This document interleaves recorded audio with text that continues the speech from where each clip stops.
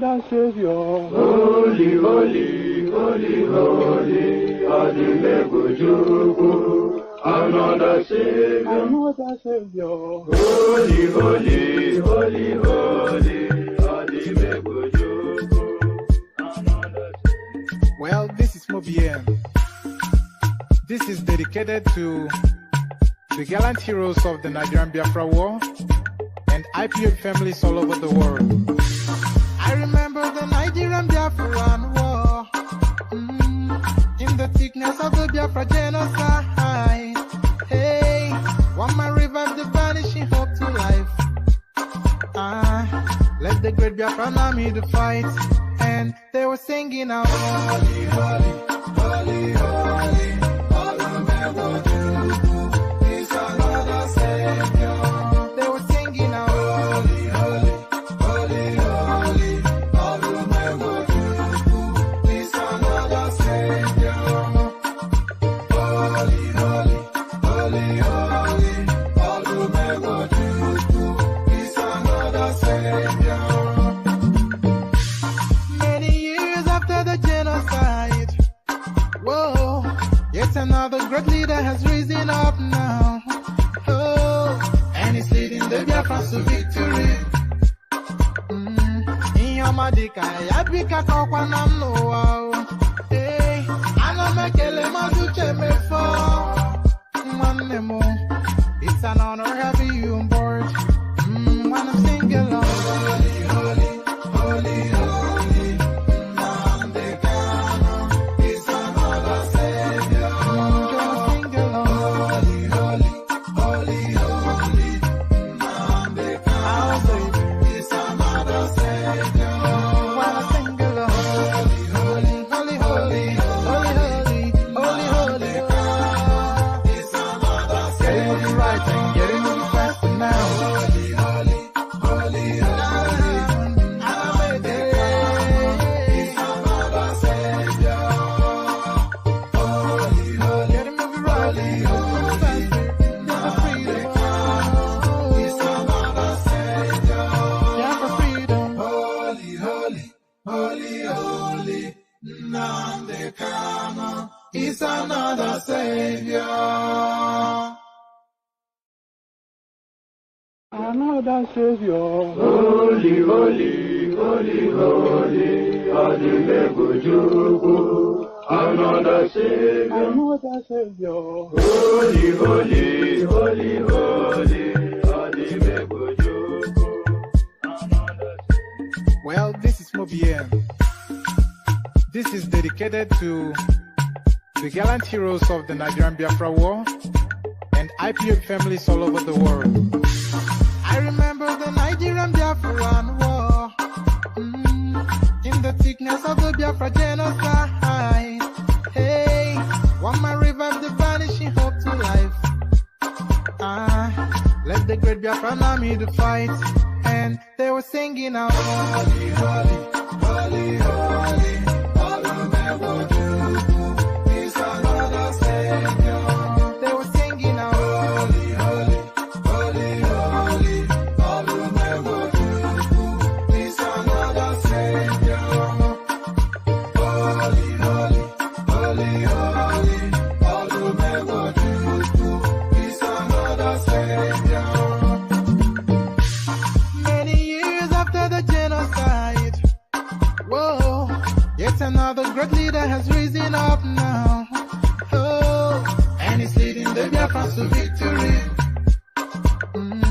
Inyamadika yabika kwa namno wao. Hey, anamekele mazuche mefo.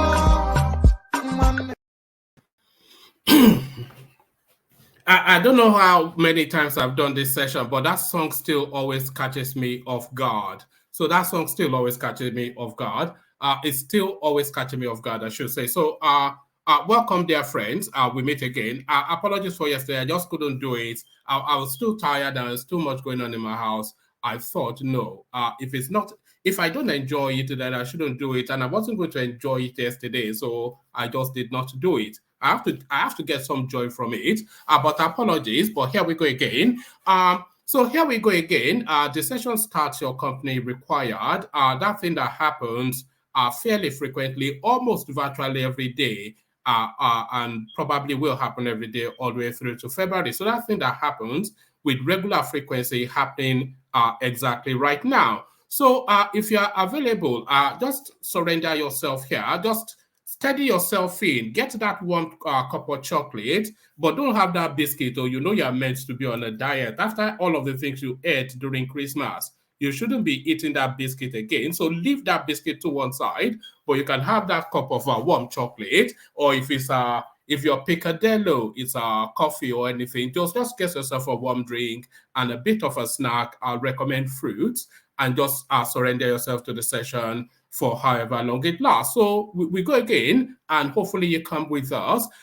So the usual protocol, click on the like button as you are coming in. Please try and do that in this instance. We ask you all the time, but we don't see the likes matching the viewership in any guise. So perhaps on this day, the likes will look something like the viewership. So click on the like button as you're coming in. And then if you want to come and join us on the screen, click on this hyperlink that says StreamYard. It brings you into a studio space. As soon as we've finished reading out the talking points, I'll let you onto the screen and engage you in the conversation. So that's how it works. It's an open microphone session, and the open microphone is that hyperlink right there that says StreamYard. So if you want to come and join us on the studio, then please click on that. So click on like. If you're not already subscribed, then please correct that.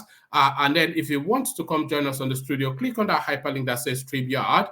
And then, of course, as you know, if you've spent more than a minute here, you know that we're encouraging anybody that feels inclined towards tipping towards the platform. Use that link that says buy your host cups of coffee and go there and go wild. Just empty the content of your wallet into that space if you're feeling that generous. So do that.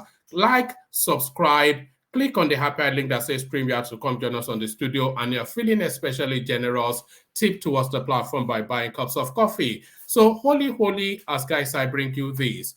APC, oh no, let me move this. Pardon me. I'm actually on the ones that I lined up for yesterday, which I subsequently abandoned. So the stories still are somewhat similar. Just give me 1 second. Let me just do this. Okay. All right, let's pick it up from here. Tinubu strikes deal with G5 governors in London. So there it is. The one news that has dominated the news cycle has been this news. So this is it now. Awaiting formal announcement, and until that formal announcement takes place, you can expect the languages of deniability. You expect people to be denying that no decisions has been reached, etc. But the received wisdom in all of the political space is that this deal has now been completed. And you just await then the governors to gather and make that announcement within the next 7 days. So they're saying January, and January is just a hop, a skip, and a jump from today. So you hop over tomorrow, and then you skip into the day after, and then you are in January. So that announcement coming shortly. But is this fait accompli for the politics? Is this the election over now, and as a winner now emerged? Tinubu strikes deal with G5 governors in London. So that's what we're leading with, of course. Tinubu striking that deal with the G5 governors in London. And of course, the backlash already, just to tell you then that there's strong enough veracity to this almost for it to be categorically true. So the backlash now comes. G5 governors, make yourself president if you want to stop me, Atiku. So that's Atiku's response to the G5 governors. Make yourself president if you want to stop me. G5 governors, make yourself president if you want to stop me. A headline attributed to Atiku. So that tells you then that space, pardon me. All right. Pardon me. Yeah. So that tells you then that space then agitating somewhat the political firmament.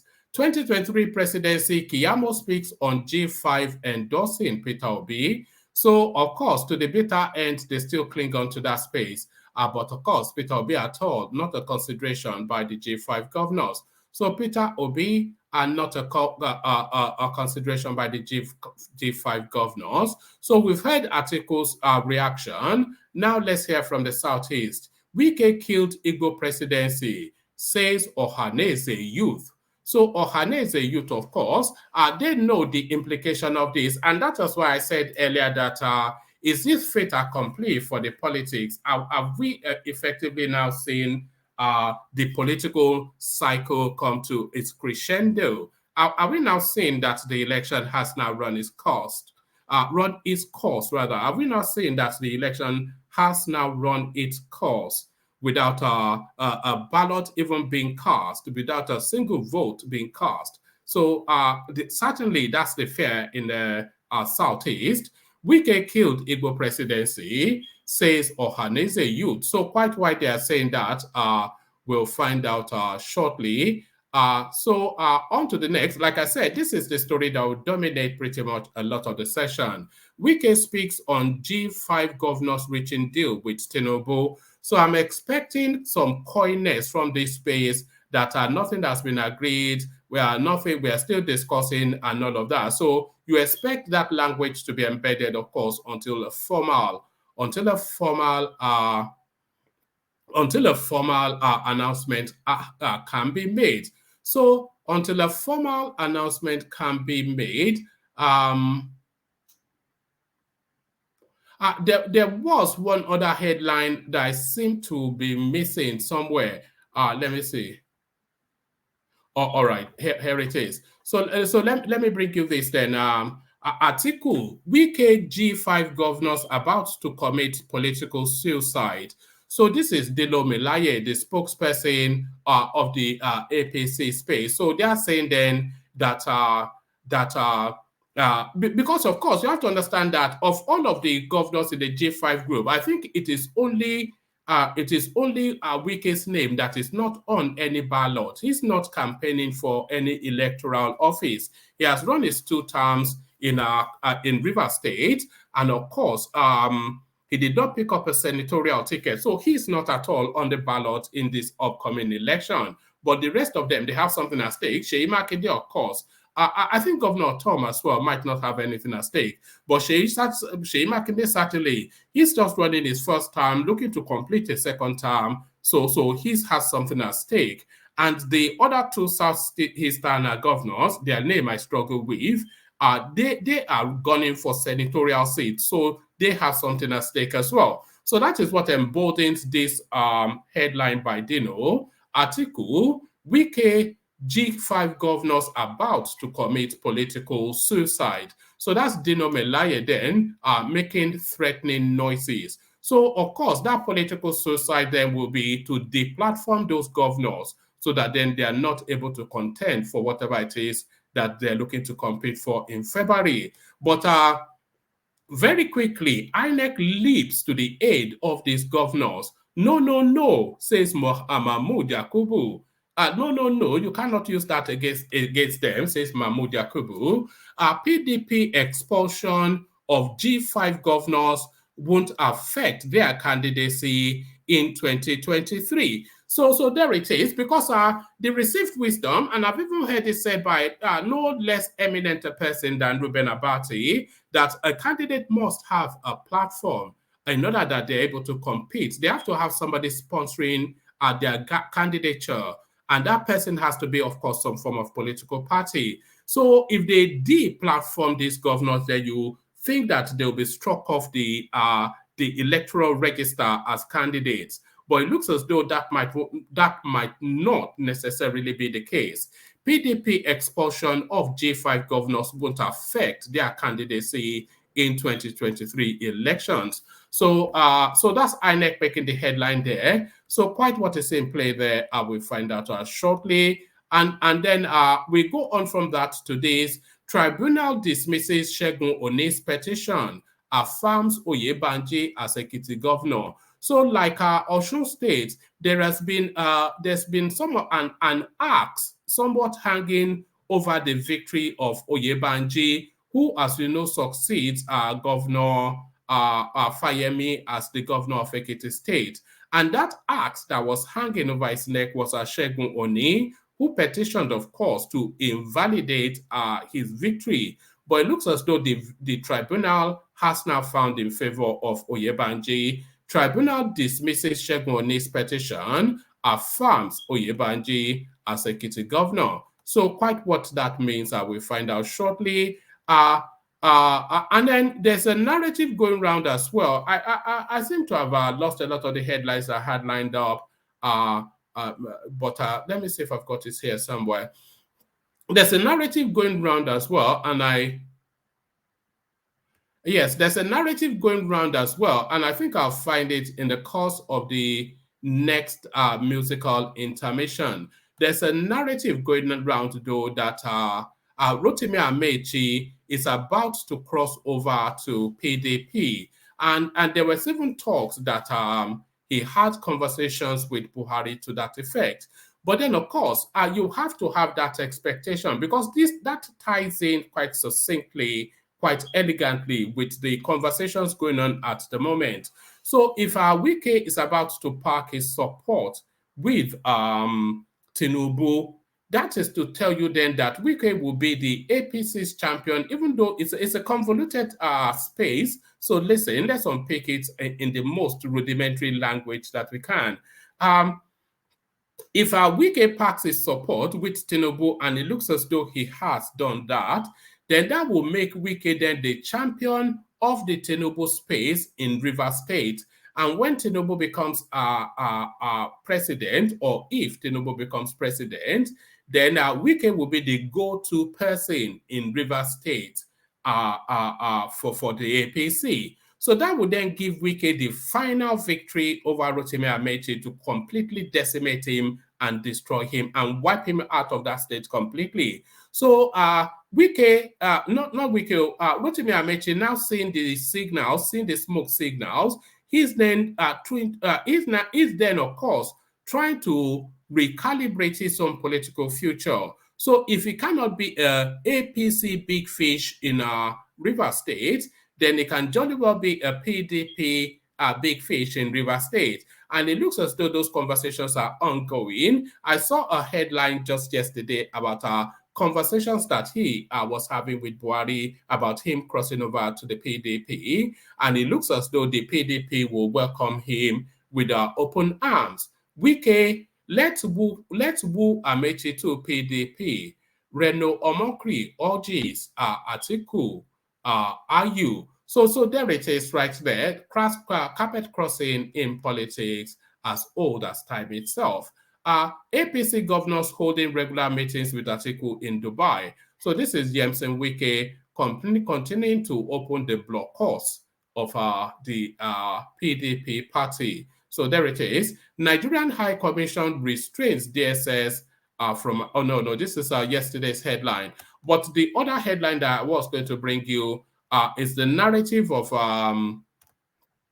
what's his name? It's the narrative of Emefiele seeking asylum in the UK. So I did have that lined up. So that would be one of the readouts as well, as I hurriedly scramble to try and here it is. So here it is. So Emefiele seeking asylum in the UK is a very complex and somewhat convoluted space. That Emefiele space. They tell us it's in America having urgent medical treatment, but then they also tell us that he's secretly snuck into Nigeria. Now they are telling us he's seeking asylum in the United Kingdom. So this guy now has to come out in public and let his fate be decided. Exclusive. Godwin Emefiele to seek asylum in the United Kingdom as SSS intensifies threat ahead of January the 9th vacation deadline. So, well, quite how January the 9th is a seminal date, we'll find out shortly. So So plenty to go through. Yeah. I would have said that was enough, but this is one of the headlines that I advertised. Lagos announces preferred bidder for $2.5 billion Fourth Mainland Bridge. So Lagos is reshaping into the international city that a lot of us had the anticipation and hope that it would be. And this now, if you add this, the Fourth Mainland Bridge to, because that opens up another corridor in that Lagos space. If you add that on to the Lagos Ibadan rail service, and then the Lagos Ibadan Expressway, and then the Papa Marina road that's been expanded near completion, by the time you visit Lagos, you might not recognize it again. And then you add on to that the metro service, the blue line, green line that is already being test run for it to be commissioned into service. The rate at which Lagos is growing is visible for everybody to see. And the cherry on that piece, forget Second Niger Bridge, the cherry on the piece is going to be that Fourth Mainland Bridge. And if Tinubu becomes president, they will build that bridge in a record time. So there it is. Excitement. If you want to do anything, go and buy land in Lagos. Just make sure you secure the title. You can never go wrong. Just go and do that. Go and buy land in Lagos. If you want to, if you are that way inclined. So there it is. A rich and diverse, even if somewhat plentiful menu. So just a vast amount to go through. So just lean back, kick back, take it easy, just relax into it.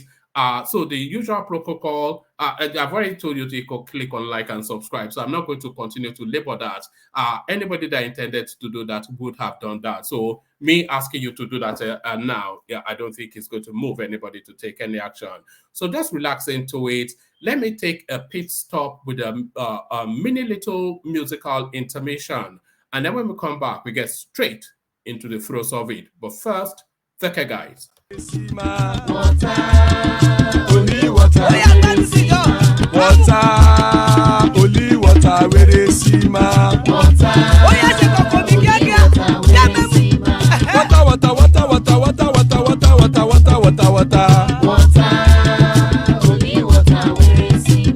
Hapa o naido.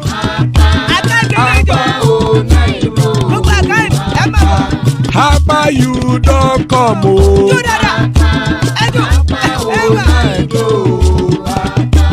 Hapa o naido.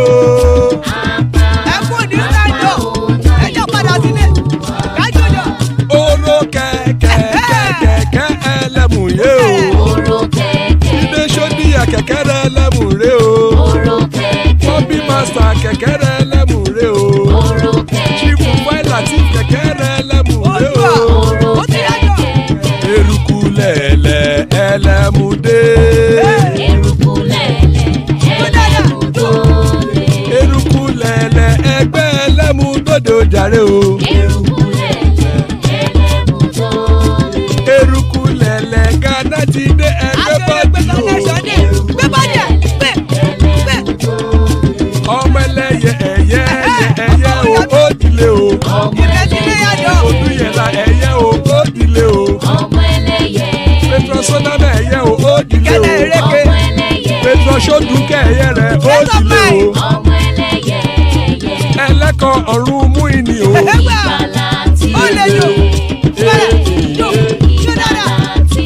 Àkùkọ ọ̀run mẹ́kọ̀.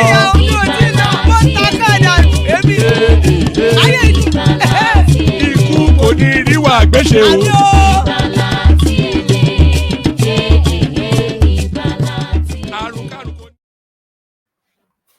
And there it is right there. I might have to speed read these because there's just so much of it. I might have to speed read it, but here it goes. Tinubu strikes deal with J5 governors in London. So there it is, short and to the point. Of course, catches nobody off guard. This is not surprise news to anybody, but the veracity of it, of course, a lot of people will contend it.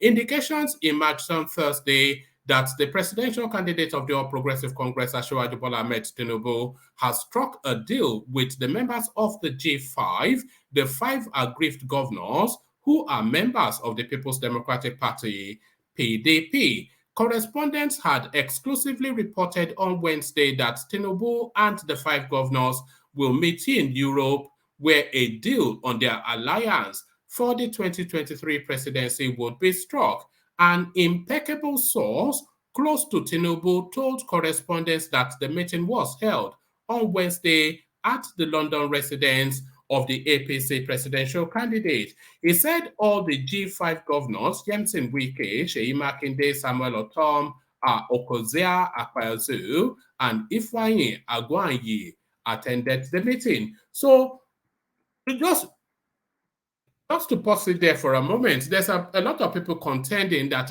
actually one of those governors was actually in Nigeria signing his budget for the upcoming financial year during that cycle that was meant to be in London. In attendance from the side of Tinubu include Governor of Jigawa State, Badaru Abubakar, and former Governor of Ekiti State, Kayode Fayemi. Before the commencement of the meeting, the source said all other persons present at Tinubu's residence were excused. We have agreed to work together with the G5. The agreement rhymes with our desire to forge together a government of national unity. When the history of this political epoch is written, the names of Wike, Otom, Makinde, Egwanyi, and Akpabio will be written in gold for the courageous decision to place national interest above all other consideration, he said. He also said the governors are to remain in the PDP and work for the actualization of Tinubu's presidency whilst pursuing their other political interests. Other sources close to a sitting governor confirmed the meeting, but added that they were still fine-tuning the modalities of the alliance for the benefit of all parties. The crisis rocking the PDP revolves around the 5 governors since former Vice President Atiku Abubakar emerged as the flag bearer of their party. They have been calling for the resignation of the PDP National Chairman, Chair Ayu. The 5 governors were unavailable for comments last night as they were yet to return to the country. Wike had recently foreclosed supporting Atiku, saying he would make his candidate for the presidency known to the public next month. The governor have been weighing options between Tinubu and the presidential candidate of the Labour Party, Peter Obi. Correspondents could not establish if all the 5 governors will support Tinubu at the end of the day, considering the peculiarities of their stake in the political permutations. So governors will be sanctioned if the PDP said it will not hesitate to bring the full weight of its constitution to bear on any member that goes contrary to its laid down rules and regulations, no matter how highly placed. Reacting to the romance of the governors with Tinubu and Obi, the National Publicity Secretary of the party, Debo Ologunlagba, told correspondents that the party would not spare any member that violates the constitution of the party. Ologunlagba disclosed that everything was still in the realms of speculation, but if anything untoward happens, the PDP as a party that deals with rules and laws, we have our organs and processes, and we will follow our rules. The party will take action after due consideration of all the issues. So when those things happen, the constitution of the party will deal with them. We are a party that is very organized, united, and concerned about the election and Nigerian people. But that does not mean if anybody, no matter how highly placed, goes contrary to the provision of the constitution of the party, the constitution will not kick in. So it goes on. It goes on to tell us about Otom's senatorial bid, and then it goes on to tell us about Makinde's how alliance will affect Makinde's second term, and then okay. Okay, let me come to this space because this is a space that speaks to that Rotimi Amechi's piece that was just anxiety in Amechi's camp. Also, Tinubu's romance with Wike is unsettling the camp of former Minister of Transportation Rotimi Amechi, who came second during the presidential primaries of the APC in June. Though Amechi was named as the special advisor on infrastructure in the Presidential Campaign Council of Tinubu, correspondents report that he has not been participating in the campaign exercise. The former governor of Rivers State, who was the campaign DG of President Buhari in 2015 and 2019, has been at loggerheads with Wike since 2013. A source close to him in Abuja told correspondents that Amechi was not being treated fairly by Tinubu and people around him.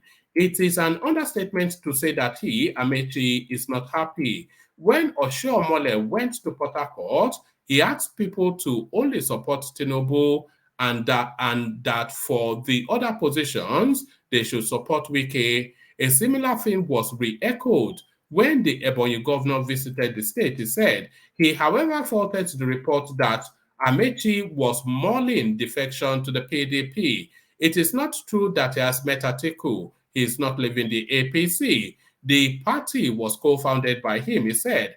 A chieftain of the party in the state, Stephen Nwakwo, said that whatever alliance Wike has with Tinubu will not in any way diminish the influence of Amechi in the party. It will almost categorically diminish Amechi in the party because Wike is looking to decimate and destroy Rotimi Amechi completely. Wike's ego is that big that he cannot abide a rival champion within his own local turf. So he will not abide that. And if he moves to support Tinubu, which all the indications are that he is moving to support Tinubu, if he moves to support Tinubu, then one of the main demands will be for the head of Rotimi Amechi. So he will want the head of Rotimi Amechi as part of that deal. A chieftain of the party in the state, Stephen Nwakwo, said that whatever alliance Wike has with Tinubu will not in any way diminish the influence of Amechi in the party. He said that Amechi had labored to build the party structures in the state, saying that the former governor and his supporters were not afraid of whatever alliance Wike has with the APC presidential candidate. The publicity secretary of the APC in Rivers State, Mr. Darlington Umaju, said Wike's alliance with Tinubu was in the realms of conjecture and speculation. So there it is, conjecture and speculation. But is it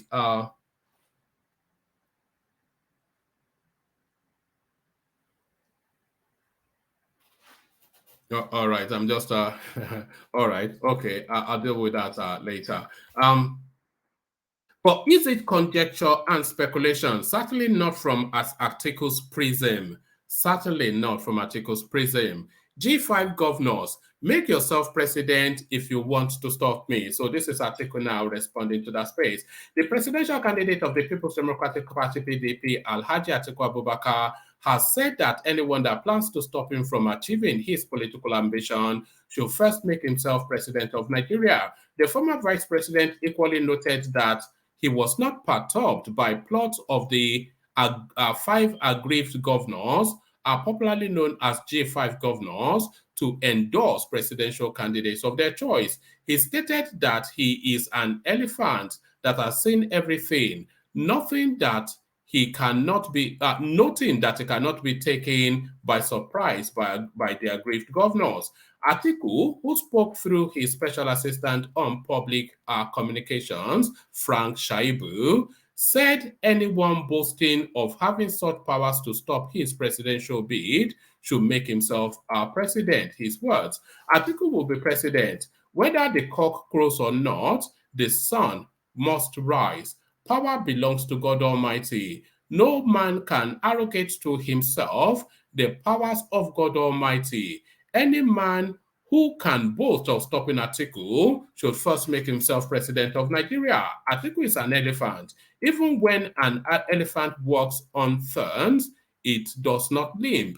And when you have seen a snake, it cannot bite you anymore. In this case, we have seen the snake. How can we be taken by surprise? So there it is. There it is. So there it is.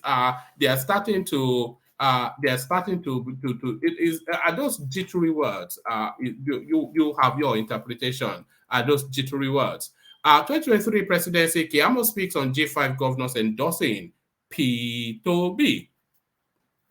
Festus Keyamo, spokesman of the All Progressive Congress APC Presidential Campaign Council, has dismissed reports that the G5 governors may endorse the Labour Party presidential flag bearer for the 2023 elections. Correspondence reports that governors who are members of the G5 are Yemsin Wike, Samuel Otom, Ifeanyi Agwayi, and Okoze Akpazio Seyi Makinde.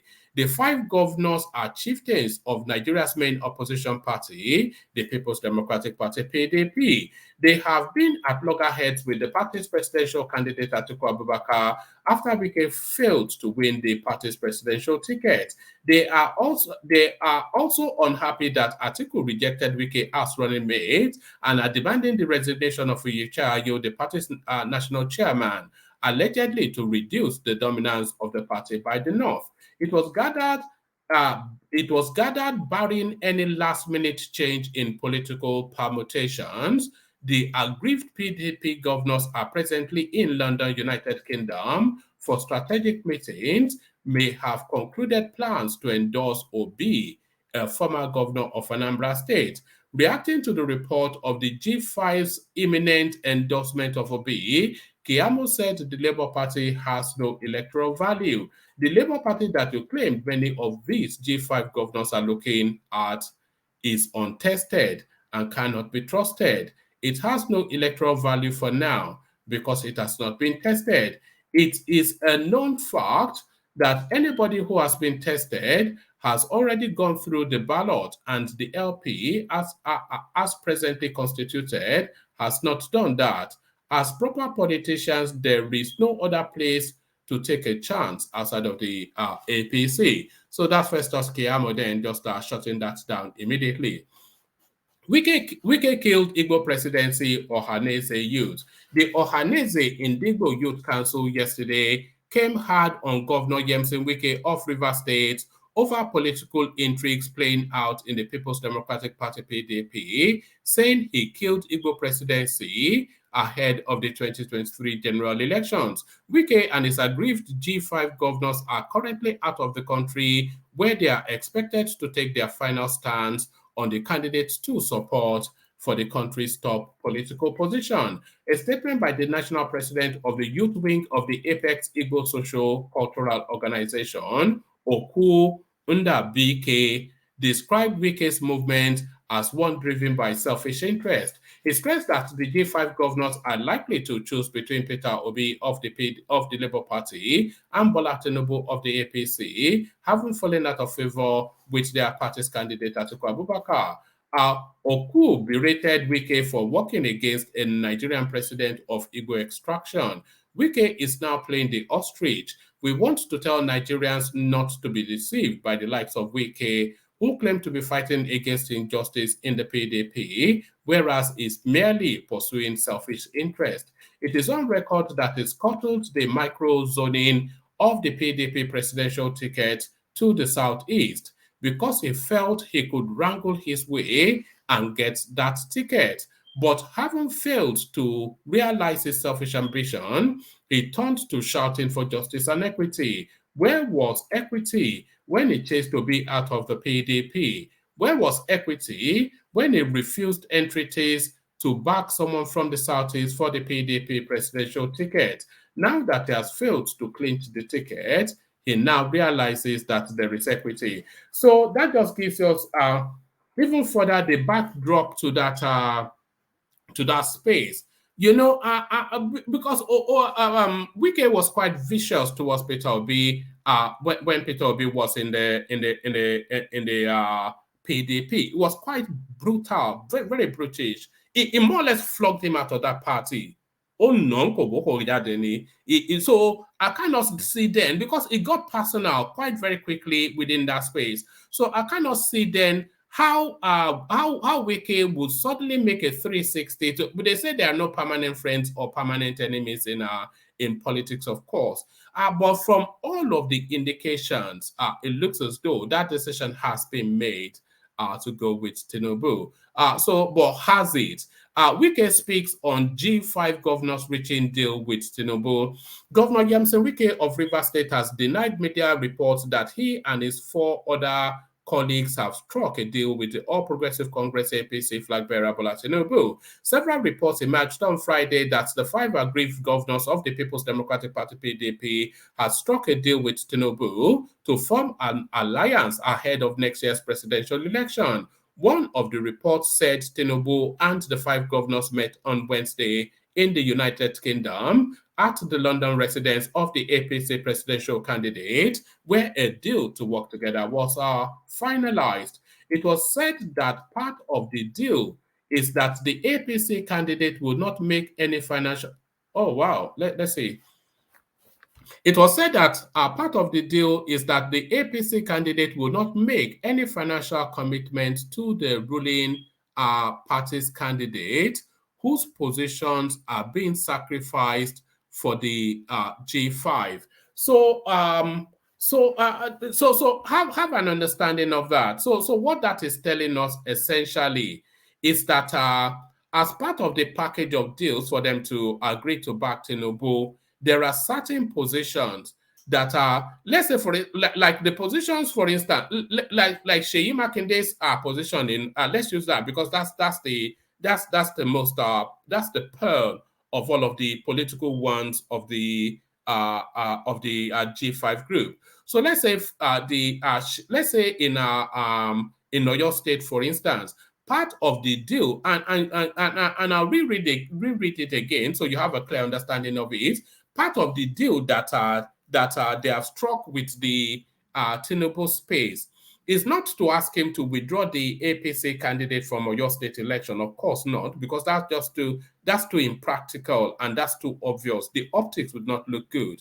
But what they are saying is that the party and the campaign council should not give any financial or otherwise support to people running against the political interest of the G5. So in essence, the APC candidates for Oyo State governorship should be sacrificed. That's part of the deal. So I'll reread it again so then we are clear on what's being said there. It was said that part of the deal is that the APC candidate will not make any financial commitment to the ruling party's candidates whose positions are being sacrificed for the G5 governors. So there it can't be any clearer than that.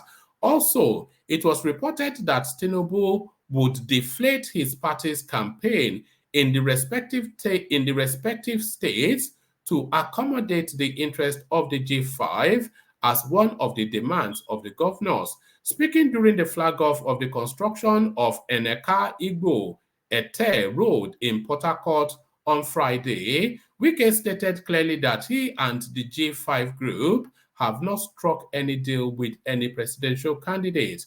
The governor described media reports claiming that the G5 governor had struck a deal with Tinubu or any other flag bearer as untrue. According to Wike, he cannot take any political decision on his own without consulting with the people of the state, urging detractors to leave members of the G5 alone. How can they be left alone when they are constantly agitating the political space? Wike maintained that he is not contesting an election next year and thus should not be the subject of speculations, he said. They said Wike had an interview with BBC and he said, we have a deal with so-and-so. Meanwhile, no video, no audio. And some of you waste your time listening to such things. Don't you know that when I want to do something, I will do it? Don't you know? Do you need to speculate? You don't need to speculate. They said there is trouble, but there is no trouble. What we have is an introduction to the trouble that is coming. So, so that way, it's just, this guy will be missed in the political space once he runs his tenure. Just listen to this.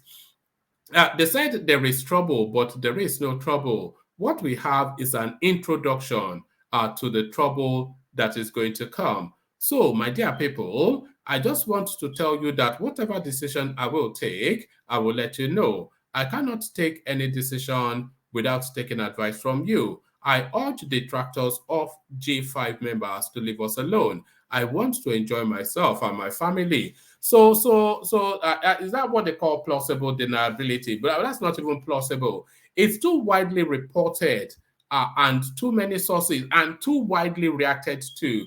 Atiku has reacted to it. Dino Melaye has reacted to it. The PDP party as a party has reacted to it. Even social cultural groups in the Southeast have reacted to it, all reacting to this now, understanding that an agreement has been reached with the Tinubu camp. Atiku, Wike G5 governors about to commit political suicide. So that's Dino Melaye with the threat. It's a short read. I was going to abandon it, but let me just give it to you. On Friday today, the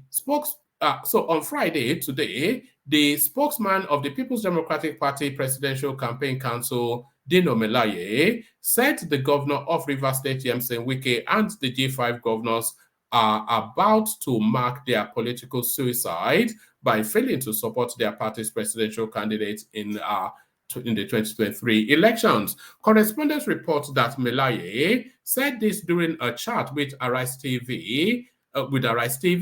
According to Melaye, the 5 aggrieved governors' refusal to back PDP presidential candidate Atiku is a slope down to the end of their political careers. Melaye, who boasted that Nigerians, even those from the All Progressive Congress APC, have vowed to vote for the winning side, said the G5 governors have no reason to support Atiku.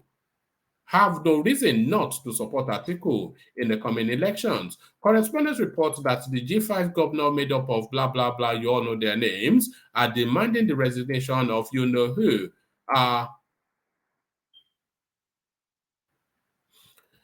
So that's just Dino Melaye's reaction. So that's Dino Melaye's reaction. So now, just to clear up some technical details and some administrative stuff, INEC comes in because, of course, the threat that hangs over the governors. PDP expulsion of G5 governors won't affect their candidacy in 2023. So this is INEC clearing up what the law and the rules say.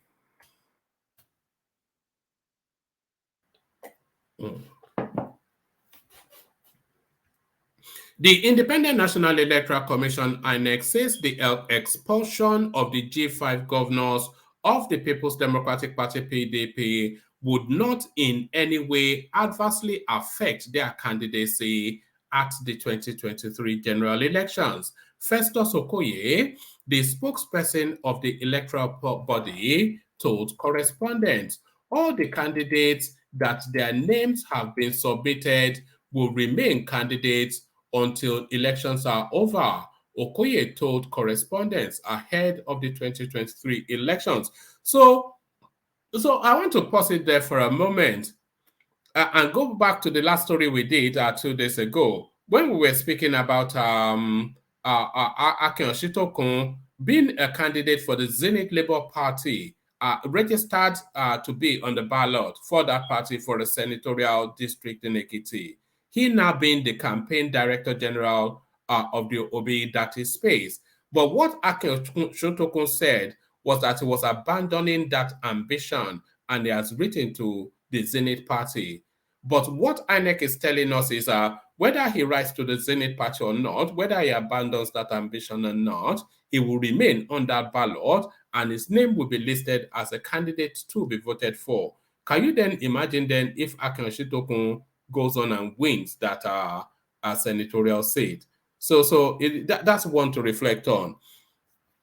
All the candidates that their name have been submitted will remain candidates until elections are over, Mr. Okoye told correspondents ahead of the 2023 elections. The INEC spokesperson stated that a political party lacks the power to substitute any candidate, given that the polls are barely 8 weeks away. No political party can substitute any candidate, Mr. Okoye stressed, adding, they will remain the candidates of the political parties that nominated them. The G5 governors, Yemsin Wike, you all know their names. The governors rebelled against the leadership of Iyocha Ayu, the PDP national chairman. They asked him to resign, blah, blah, blah, blah. Okay.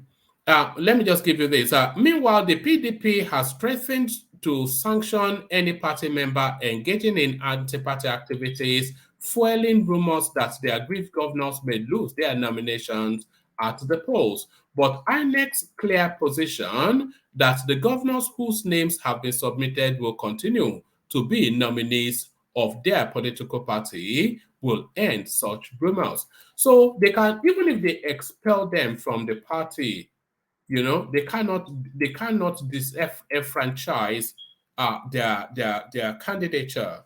They cannot disenfranchise their candidature. So there it is right there. So that's some breathing rooms then. So that's effectively INEC backing Wike, of course. That's INEC backing Wike. So okay, actually this one is a video clip somewhere. So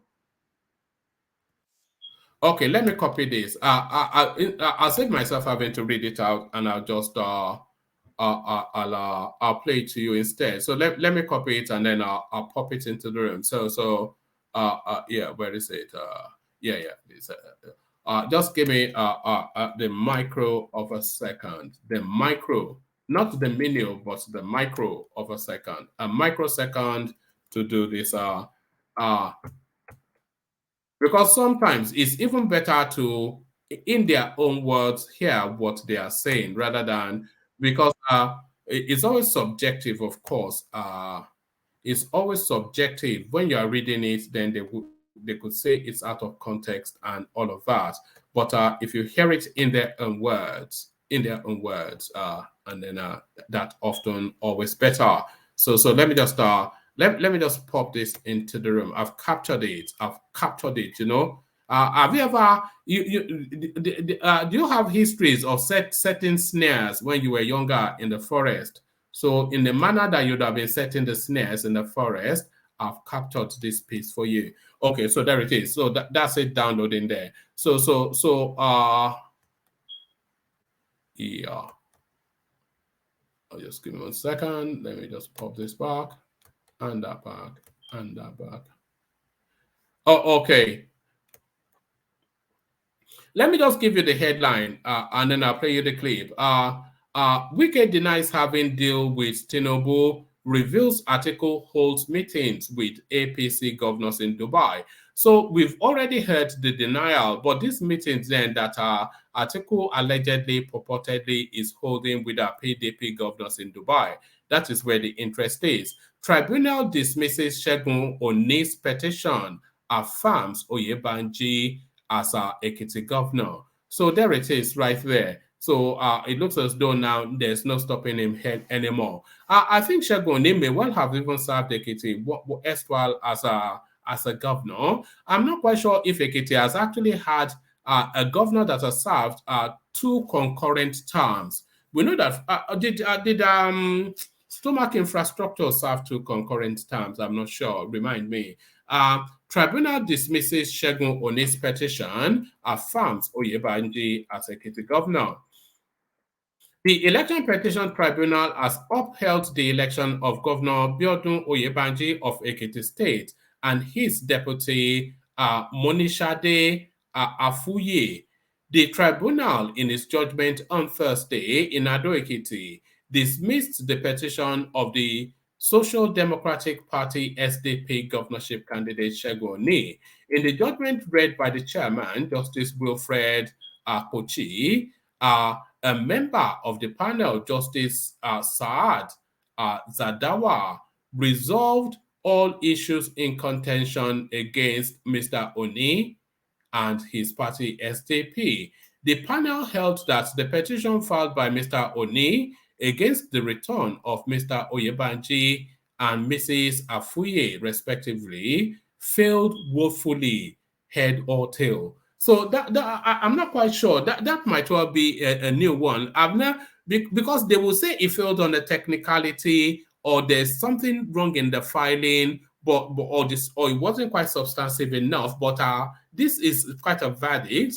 The panel held that the petition filed by Mr. Oni against the return of Mr. Oyebanji and Mrs. Afuye, respectively, failed woefully, head or tail. So that sounds more like motion language than language of law. So this one, I'll just give you a couple of paragraphs on this. I'm not going to labor it too hard. Wike, let's move Amechi to PDP. Reno Omokri urges Atiku and Ayu. Former presidential aide and chieftain of the People's Democratic Party PDP, Reno Omokri, has advised the party leaders to win back former Minister of Transportation Rotimi Amechi back to the fold. Omokri made this statement on Wednesday on Twitter when the news of the party's 5 aggrieved governors, popularly known as G5, traveled to London. Sources said the G5 landed in London on Tuesday to have a crucial meeting where they would either endorse Bola Tinubu or Peter Obi, the presidential candidate of the APC or Labour Party, respectively.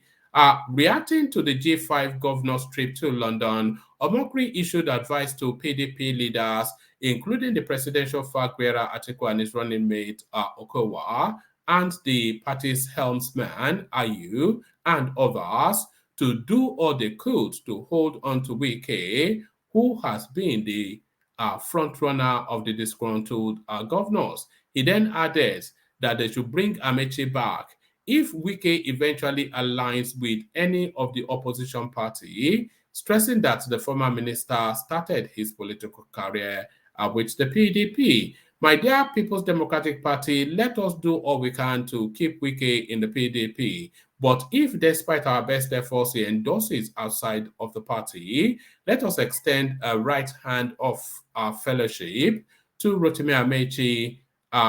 PDP created Amechi, and we know he can't coexist with Wike. So that's the one thing. That is the one thing that, if there's one truth in what Wike just, in what Omokri just said, it is that Wike cannot coexist with Rotimi Amechi. It's just impossible.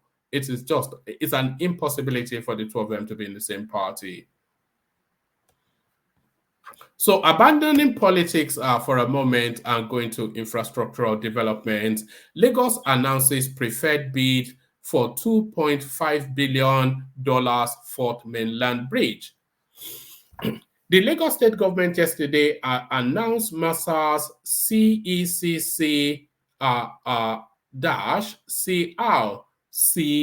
CIG, so those are Chinese people, of course, a consortium of Chinese construction companies as the preferred bidders for the $2.5 billion Fourth Mainland Bridge.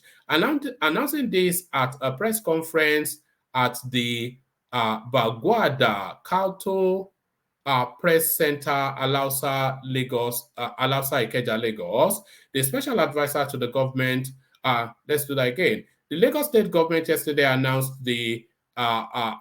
announced Massa's a Chinese consortium as the preferred bidders for the $2.5 billion Fourth Mainland Bridge. Announcing this at a press conference in Alausa, Ikeja, Lagos, the special advisor to the governor on public-private partnerships, Okwe George, said CECC consortium emerged as the preferred bidders following a competitive bidding system and would undertake the construction of the bridge, which would begin immediately. So there it is.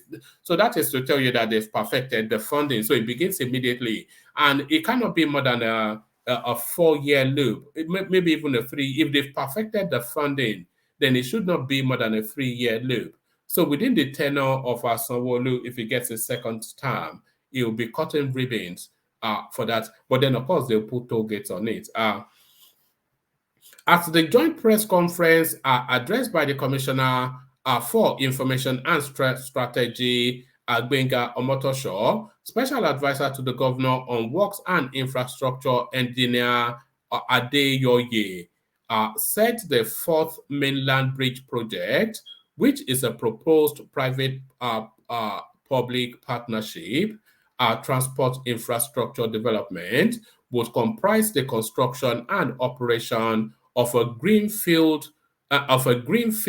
tolled. So I'm not quite sure. Somebody should take to law to test all of these ideas of you cannot drive from your street to the next without paying a fee in Nigeria. They are going to toll it again. You know, it's just it's too much. Which is a proposed public-private partnership transport infrastructure development, would comprise the construction and operation of a greenfield tolled road and bridge with a design speed of 120 kilometers per hour, including the development of adjacent real estate. So of course, that 2.5 billion is not just for the bridge itself, but for the satellite accoutrements. So the dressings that goes with the bridge. He added that the bridge, when completed, will become the second longest in Africa, with 3 toll plazas, 9 inter-exchanges, a 4.5-kilometer lagoon bridge, and an eco-friendly environment. He said the bridge was also expected to, and then it gives us the details. I'm not going to go into the details because let me just do one last readout and then I'll come into the room. I might not give you the fullness of this one either, but we'll see how it goes. Godwin Emefiele to seek asylum in the United Kingdom as SSS intensifies threats ahead of January the 9th vacation deadline. Governor Godwin Emefiele of the Central Bank has concluded plans to seek refugee status in the United Kingdom over developing threats to his position and personal safety from the state security services. Correspondence was told by people familiar with the decision. Since it is now looking impossible for him to return to Nigeria, the next move is to file for asylum in the United Kingdom, a source said under anonymity. To discuss the matter. The United Kingdom is his first option for asylum, but he has not ruled out the United States either. Correspondents confirmed that Mr. Emefiele departed London on December the 26th for the United States, where he remained as of Friday morning. It was unclear when he planned to return to the UK, but his strong family ties to Britain were said to be behind his decision to pursue asylum there. He has been afraid that things will grow more complicated for him should he delay his asylum application and risk being declared wanted by the SSS with extradition request to his shelter countries. Correspondents was informed that the ongoing threat against Emefiele has been the most potent he has faced yet as the CBN governor. He resumed the job in June 2014. Mr. Emefiele has been weighing his options from abroad, where he has been forced to tarry amidst raging intrigues to rope him as a financier of terrorism, correspondents learned. The CBN governor left Nigeria between December the 9th and 10th. How can you leave Nigeria between the December the 9th and 10th? You can only leave on one day now. It's just the most bizarre things these people do. He left on one day. Is it that December the 9th or the 10th? How can he leave between December the 9th and 10th? There's no such day as between December the 9th and 10th. The CBN governor left Nigeria between December 9 and 10, according to people familiar with his schedule, and appeared with President Buhari during a publicized Washington trip. that ended on December the 17th. Prior to the trip, Mr. Emefiele had received presidential approval to proceed on vacation until January the 9th, 2023, according to internal conversations obtained by correspondents. That date is now seen as the most crucial for the CBN governor and even the president himself, sources said. January the 9th to 10th will be the most crucial period for everyone involved in this matter. Another source familiar with the matter said, it is the date that the governor must be back at his desk, the date that the president will have to take a decision if the governor fails to show up at the office. So that is why I said it is an important day for both the governor and the president. Yet, Mr. Emefiele continues to hold that only the president holds the power to make all the threats disappear overnight. The governor is absolutely sure that only the president can call everyone behind this senseless assault to order. Whilst Mr. Emefiele will be willing to return to Nigeria if the president could offer protection from state goons at the SSS, only one manner of such guarantees can bring outright security that the CBN chief prefers. The president has to intervene and intervene publicly. It is only if he intervenes publicly that the governor can be assured of his safety and economic stability can be restored. Even if the SSS calls the governor and assures him he won't be arrested, it won't be enough, the official said. But either a public announcement of the SSS or preferably the president that the governor will not be arrested can be taken seriously. A spokesperson for the president did not return a request seeking comments about whether or how Mr. Emefiele might be assured of his safety in Nigeria. The SSS was unavailable for comment. To support his asylum, Mr. Emefiele would rely on the December 13th court order that rubbished the SSS's allegations and effectively declared him a victim of a hatchet job. It is my respectful opinion that the ipse dixit of the applicant standing on its own is not sufficient evidence upon which to deprive a person of his liberty, Justice John Toso of the Abuja Division of the Federal High Court said in the judgment. The SSS had brought the allegations to obtain a warrant against Mr. Emefiele ex parte, a judicial process that allows a judge to grant an order after hearing from one party. It is usually temporary. All right, so I think I'll abandon it there. So Emefiele now seeking asylum in the UK. So there it is. Emefiele seeking asylum in the UK. Ajale Koko, I say you. Solomon, I say you. Kulata, I say you. World Peace, I see you. And the man from down under Thomas, I see you.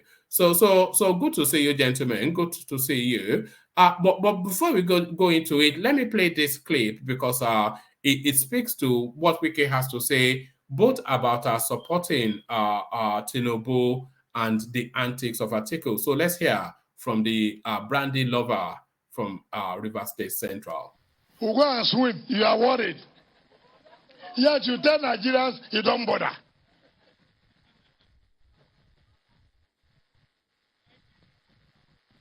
They said, I had a conversation with BBC. Where is the picture? Where is the video? You know, these days we don't have journalists again, we have pressmen.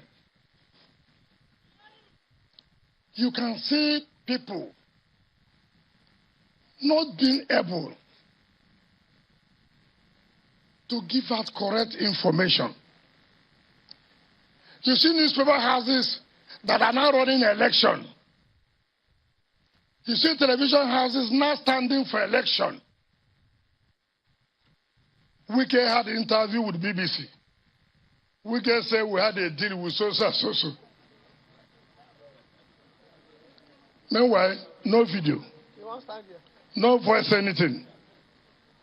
And some of you waste your time to listen to such things. Don't you know that when I want to do something, I will do it? Don't you know? Do you need to speculate? You don't need to speculate.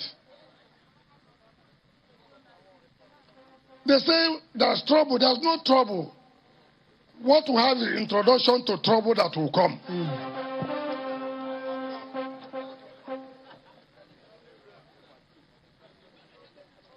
So please, my dear people, don't bother yourself. The day we had meeting with so and so. What is your problem assuming that there was a meeting? Has Atiku not been holding meeting with governors of APC? Ask him. Ask he's in Dubai. Don't you know what is going on?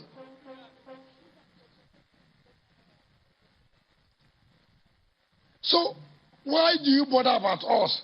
G5 that you say you can win without us. Leave us alone. She's your mama born and never sabi. She's your papa born and never sabi. She's your mama born and never sabi.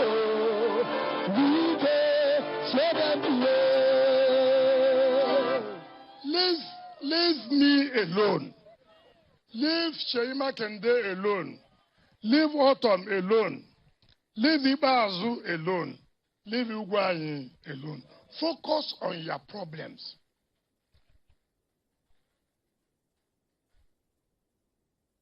So, my dear people, I just want to tell you that whatever decision I will take, I will let you know.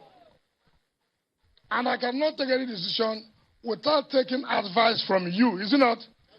Is it not? So please, allow these newspapers who are standing for one election. All of us will know the party they are supporting. We know the candidate they are supporting. They cannot come out and tell Nigerians the simple truth. Every day telling lies upon lies upon lies upon lies.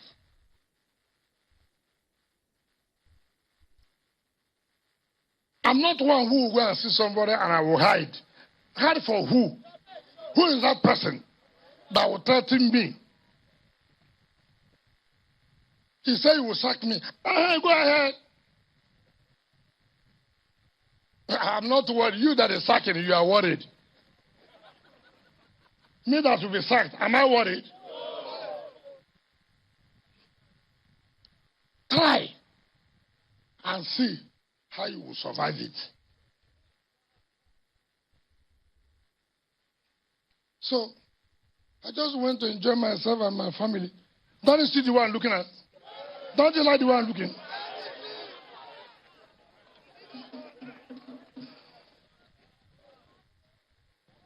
If you check their BP now, it's very high.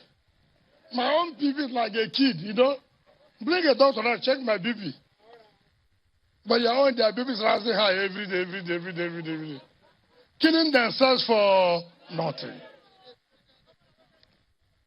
Now, so just please focus on what we are doing. Forget all this, they are rumor mongering every day. Tinubu has settled this one, Obi has settled this, Obasanjo has done this has done this. So you can see people who, instead of them to focus on their campaign. Am I contesting election? You that is contesting, go and focus on your campaign. Tell the people what they will do, what you will do when you enter, is it not? But see, my problem, and that's why Nigeria forgets easily. And I want to challenge some of these people who think they can come and deceive me and deceive you. When you want to tell people the truth, tell them the truth. They've been circulating on Arise Television, one of those contesting election. The Wike said, I'm a party man, whoever wins, I will support. I did not deny that. Oh, all right, there it is. So that's Wike being as clear as mud as ever. So being as clear as mud. But we'll go with both what Wike said and what is now in the public domain. But before I go to all of that, let me acknowledge Desmond's super chat. He says Wike is really about to commit political suicide. So Wike is really about to commit a political suicide, but I suspect that he thinks otherwise. So thank you for that, Des. And let me also acknowledge oh, sorry, I didn't actually mean to do that. So let me also acknowledge, of course, you know where I'm going next. Let me acknowledge the buy the coffee thing, which was done by Ayo as ever in this instance, who in this instance has outdone himself to do the fullest of the compliment that space offers. So thank you for that, Ayo, as well. So thank you to Desmond and Ayo. Let's kick the conversation off. Let me actually kick it off with Kulata. Let me kick it off with Kulata. Are you ready, Kulata, or do you want me to skip you and come back? No, I'm ready, but I'm going to cross over. I'm going to switch from 5G to Wi-Fi momentarily, but yeah, I can go ahead. Oh, all right. Let me take you to this space. Let's ease into it, and let me take you to what certainly, hopefully, is universally good news. Lagos announces preferred bidder for $2.5 billion Fourth Mainland Bridge. So no surprises, of course. It's gone to the CCECC Chinese Consortium, who seems to be now the new Julius Berger of Nigeria. But the pace of and what starts immediately is also what they said, which is to say that they've perfected the financing for it. The pace of development in Lagos, go back in 5 years and you won't recognize the place again, Kulata. I won't recognize Lagos since I left it. I mean, I left Lagos a long time ago. I'm sure I don't recognize it anymore. But here's the thing. I mean, whether we like it or not, Lagos is developing. It's fast developing past any state in Nigeria. And that bridge is going to bring a lot of wealth into Lagos in real estate. So my advice, if you don't have land near that area, you better buy. I bought a long time ago. That corridor, That corridor. I bought land there. I own land there because I was expecting this place. Did you secure it though? Along no more. I have to talk to my friends. I have to talk to. I mean, it's me and my friends have bought it together, and I've not paid attention to it. But I mean, we'll figure it out now that the bridge is coming. So it's a big deal. It's a big deal. 2.something billion. Everybody will be shouting, this is basic. This is this. It doesn't matter. This is developmental debt. I mean, can you think of how much real estate, how much commerce, how much entertainment, how much revenue that bridge will drive? It's enormous. So Lagos is just going to keep growing and growing and growing. And Nigeria, in terms of its, Kulata, in terms of its economic uptake, it shouldn't take more than 2 years for that. It will pay for itself in 2 years. Yes, because like you said, the real estate, the economic spaces that it opens up, the ease of doing business, very quickly is already paid for. It's paid for. It's so much because you see the development. Ikorodu is going to like blow up, even Ikorodu. So you can imagine there are many areas there that are now going to spring up. And then we're talking about other places that will spring up because of the additional things that will come up in that Lekki area. So development needs to keep growing. And I think Lagos needs to be almost contiguous all the way to Ekpe, towards that area. They just need to keep pushing. They need to push development to that area. This bridge pushes to Ikorodu and all those things. The Dangote factory and they're going to build some additional rails, I believe, in that area. So Lagos is going to be massive. So if you want to play, this is the time to play in property in that space. Almost. And you don't have more than an 18-month window left to. Yes, you don't. Otherwise, because you won't be able to afford it. It's as simple as that. They're going to take almost everything up quickly, just like that. and it's good news for Lagos. It's good news for the country. But what about other states? But I'm going to let other states sort themselves out. But from a perspective of development going on, yes, Lagos is getting there. There's some things that needs to be done, like basic stuff, like pipe-borne water, for example. I mean, come on, it's a disgrace that we don't have running pipe-borne water, and maybe some more schools and all those things. But outside of that, from an infrastructure perspective, that's a big deal. So it's a big deal. It's going to be the second longest built bridge in Africa, if I heard correctly, and it's going to be longer than Third Mainland. So it's, I mean, imagine the kind of development Third Mainland brought to Lagos. So we're talking about massive wealth that will be created. This is strategic infrastructure. Kudos to what's the name of the governor? Well, it didn't start from him. It started from Tinubu. Yes. Kudos to Tinubu and his guys. We must always remind people of that, because the person signing the contract seems to be getting the or cutting the ribbons after it started from somewhere now, and it started from Tinubu. Yeah. It started from Tinubu. Kudos to Tinubu. Like you have to give the man his dues. No, you can't take that from him. But what you know, as I was reading that piece, I was trying to piece together all of the development, because if you think of Lagos, the one thing you think is the poor road network and how that chokes up. You know, you can spend almost 3-4 hours. You can spend half a business day just in traffic. So yes, if they start to open up that space with all of these rail lines, this Fourth Mainland Bridge, and then they reduce travel time in Lagos so that you are able to actually have a business day to an economy that is, or can you imagine what that means in terms of economy? It's not good. Eh? You know, Kolata, what do you know? What are the prices of land in that area now? I don't know. You know me, I don't buy. I don't close that. I have no idea. No, you say you bought. You say you bought in that area. So I'm asking, what if you know what the prices are now? Bought in no, I don't.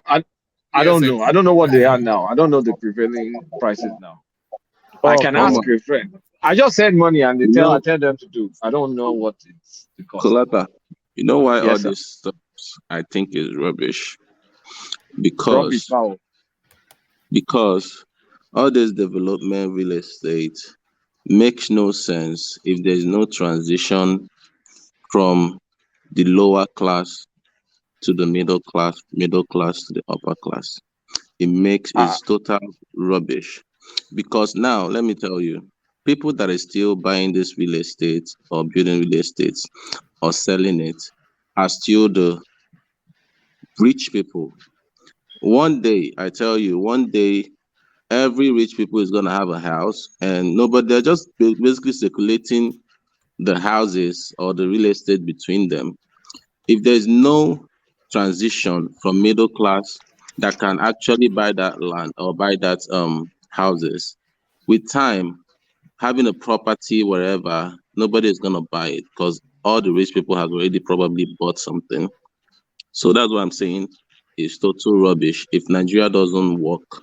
So do you know the multiplier effect? The people that are going to build the house, the people that will be pushing pong pong, the people that will be carrying cement, how much are they paying them? How much it doesn't matter. Wait, no, it matters. Wait. Listen, calm down now. Are they paying them enough for them to afford that house? They will get. They will. They will have jobs.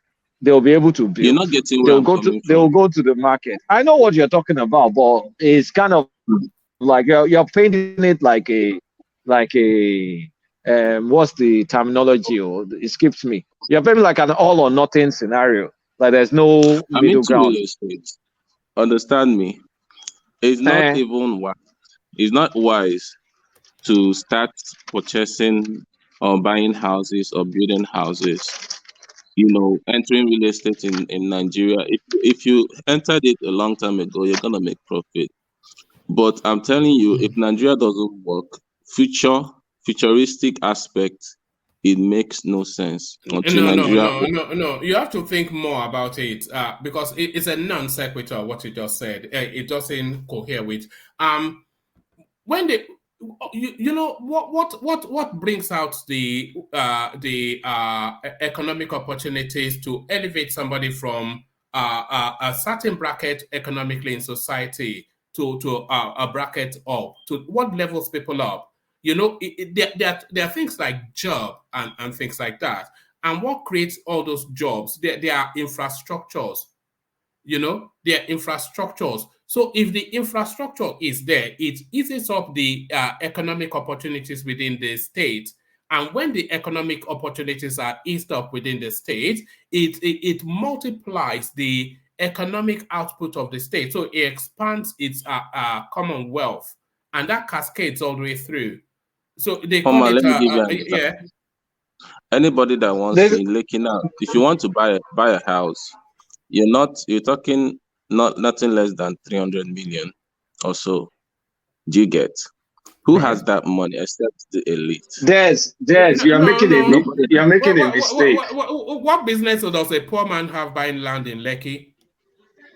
That's what I'm saying. You just made my point. But what poor man? Okay, you live in okay, let me use the UK. What business does a poor man have buying land, buying house in Chelsea? It's not for them now. So they go to Stoke-on-Trent. Yes, Desmond. Let me tell you this. You see, the situation of Lagos is different from other states in the Federation because the strategic location of Lagos that make Lagos the economic powerhouse of the country. You will never see a situation where real estate and investment in real estate run into problem because people from all over Nigeria come to invest in Lagos. So the more we have all this kind of infrastructure, the more government improve on the infrastructural base of Lagos, the more investment will come in, and the more this real estate and other businesses will flourish. So that is it. If we are to be, they call it trickle down economy. They call it multiplier effects, trickle down. Do you know the amount of foreign investments that will be attracted in building real estate? Then companies will be attracted, factories will come because more people will move to Lagos, more wealth will be created, commerce will multiply. I've never seen a situation where someone is calling expansion of the economy and connoting it in the negative terms. I've asked this question: who is building those real estate, and it's who not, is building those? It's not just real estate. I don't think you'll get it. It's not just real estate. I mean, my friend is just trying to sell his house for 600 million. He's looking for buyer because now. No, that's the higher economic bracket now. Do you understand what is being said? Yeah, I understand. What I said is that if there's no transition from middle class, Nigeria doesn't have a middle class, you know that, right? If there's no transition from lower class to middle class, I feel like entering real estate, we're just gonna be in futuristic aspects. Nobody will probably want to buy because everybody has already bought a house or built a house that is looking for someone to buy it from him.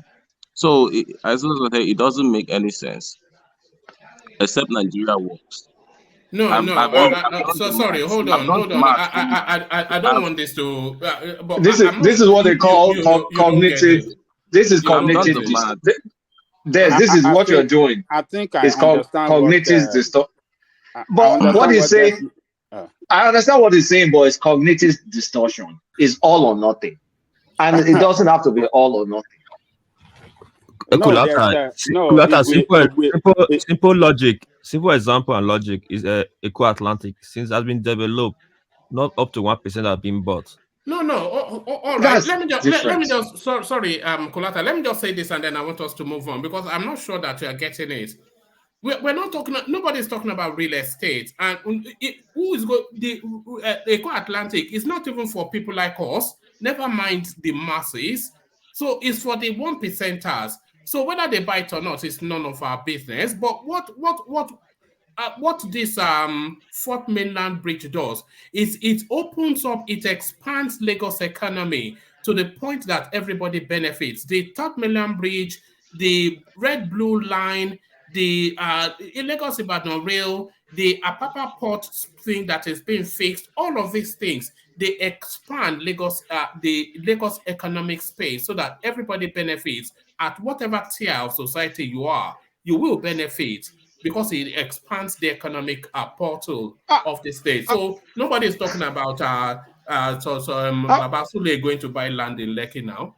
Look at the transportation. Look at the ease of doing business. Look at the hospitality business. Look at the food business. Look at all sorts of areas of the economy. Of cement. The suppliers, cement.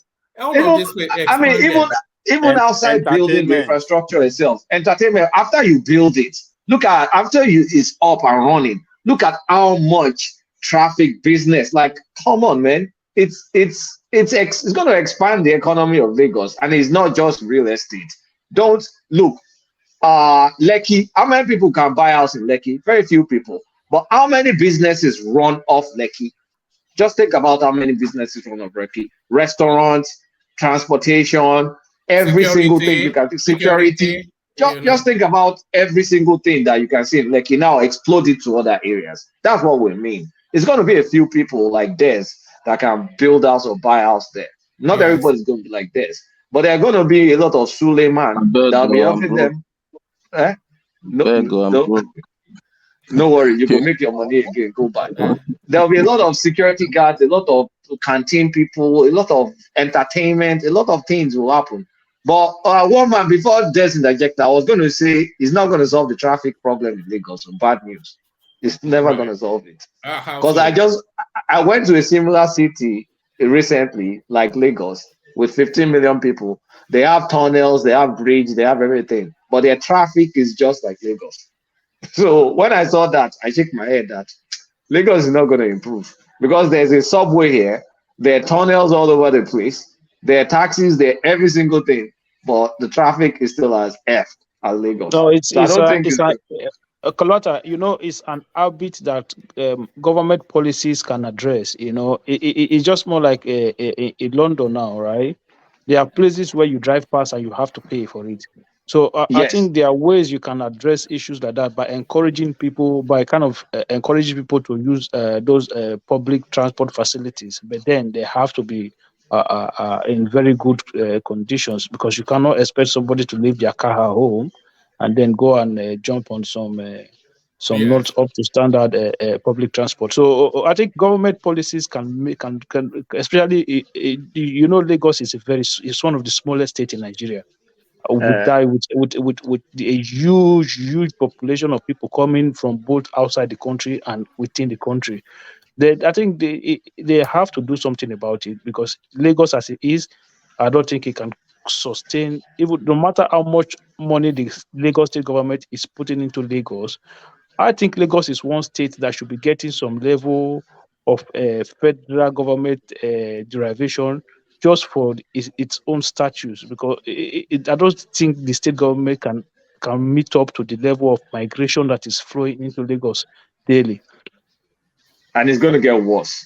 Of course.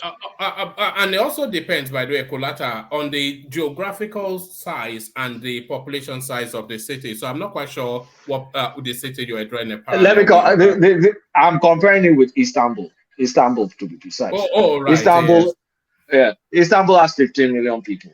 And to go from one place to the other in taxi, oh my God, you are going to sit in traffic for hours. Not as terrible as Lagos, but at least if you want to go from one side of the tunnel to the other or something, it's going to take you a minimum of 1 hour in a taxi.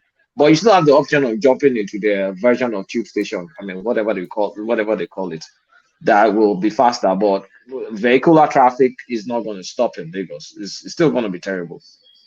All right. Did you go to the Blue Mosque? I did all those normal stuff. I did Did you most. go at night? I went at night, and it was so magical. But they closed. They closed some aspect of it. The place I really enjoyed was the Basilica system, the underground water way that was built by you have to Romans. pay to get in there, if I remember rightly. I saw there was quite a queue. You know. Did no, you I do paid to jump the queue. Oh, all right. Did you do the street tea thing where the guy will be mocking you with a cup before he gives it to you? Yeah, I did it, and I did the dancing. I did everything a tourist would do. It was a fun experience. Yeah, no, but I heard it's a nice place to go. It's fantastic. I recommend it. It's fantastic. If you are traveling next, Kulata, go to Czech Republic. Go to what's their capital again? Yeah, go there and go on the do they like black people? Because I don't want to go too far. No, they don't get too much racism there. In fact, you don't get it at all. Really, I didn't get it. Go on Charles Bridge. It's one of the most magical things. It's like a picture post book sort of. It's so magical, you know. Yeah, go there. Prague, yeah, go to Prague. Czech Republic Prague. in the Eastern Bloc is the more friendly Eastern Bloc to blacks. Most Czech women are married to blacks. Yes, you know. But go on Charles. If you ever go there, go on. Make it a duty to go on Charles Bridge.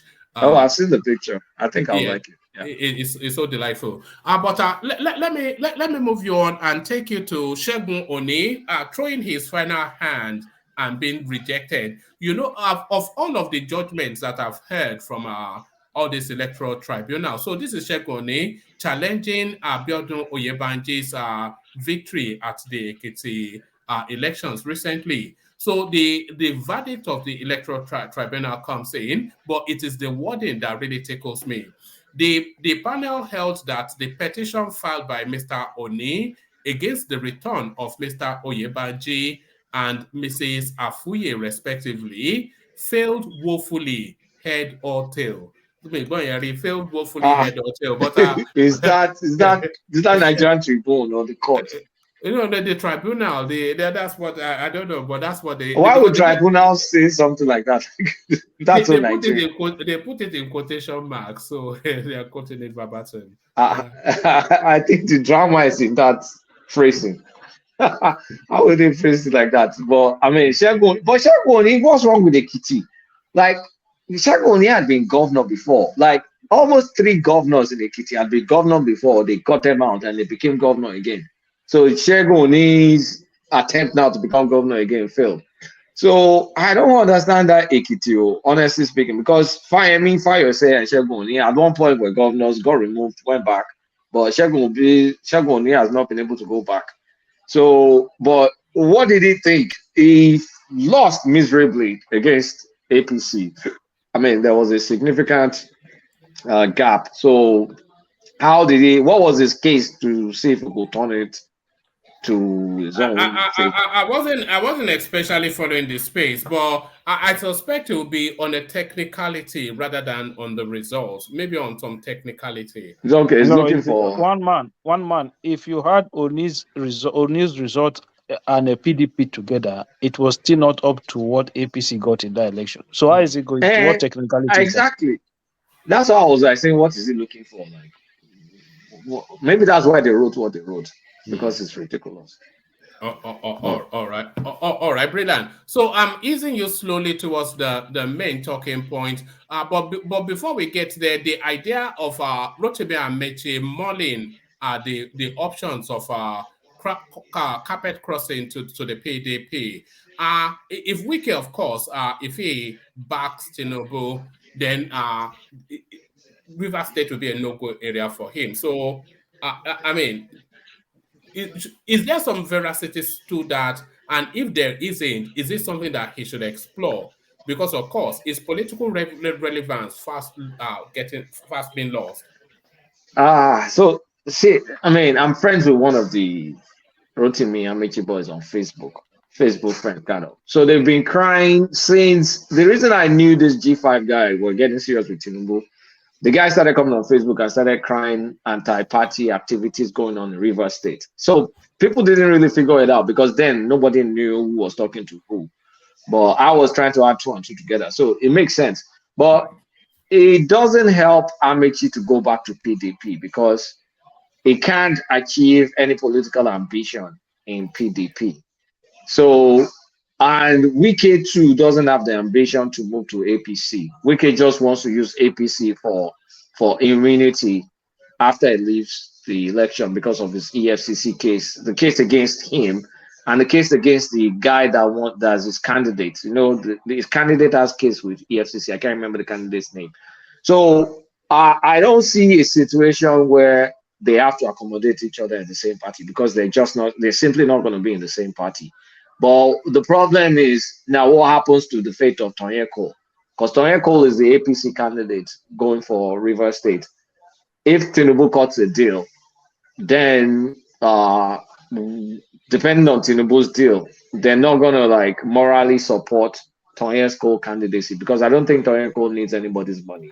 He has his own money. So that is anti-party activity to Tonye Cole. So this is why all this cutting of deal or no deal is kind of like, it's not, while it's good for political survival, it's not good on principal stance and party activities. Because then Tonye has been trying to be governor of Saints and Wike has been frustrating him using one cut case. Look at this man. I cannot believe you. You just used the word principled and politics in the same sentence. I know now, but it's unfair to him that has been trying to be governor in APC for a long time. All the people that have been building APC, I mean, Amechi's group has suffered now. They've tried. They've been trying. Wike has been. I mean, imagine fighting against a behemoth like Wike, and they've been trying. Some have even died in the process. To be honest, with all the tongue that happened in Rivers State, so it's kind of unfair. But it's all politics. All is fair on politics. It's a game of interest. So as long as Wike gets his immunity and Tinubu gets his tactical support, then I guess it's all good. I just have a soft spot for Tonye Cole that wonder happens to all his effort and all the Rivers. Deal or no deal, Tonye Cole is not going to win. So there's no point of that. Whether Wike have a deal or no deal, Tonye Cole, there's no way he's going to win that governorship election. The APC in Rivers State is just too divided. There's no way they're winning anything there. Is Tonye Cole Amechi's choice or is it the party's choice? Is it It's Amechi's choice. It's Amechi's choice. It's Amechi's choice. So if you see that Magnus Abe has gone to SDP, so basically Tinubu really he's got nothing to lose there, you know, because at the end of the day, Magnus Abe is still backing Tinubu, even though he has gone to SDP, but he said on the presidential level is backing Tinubu.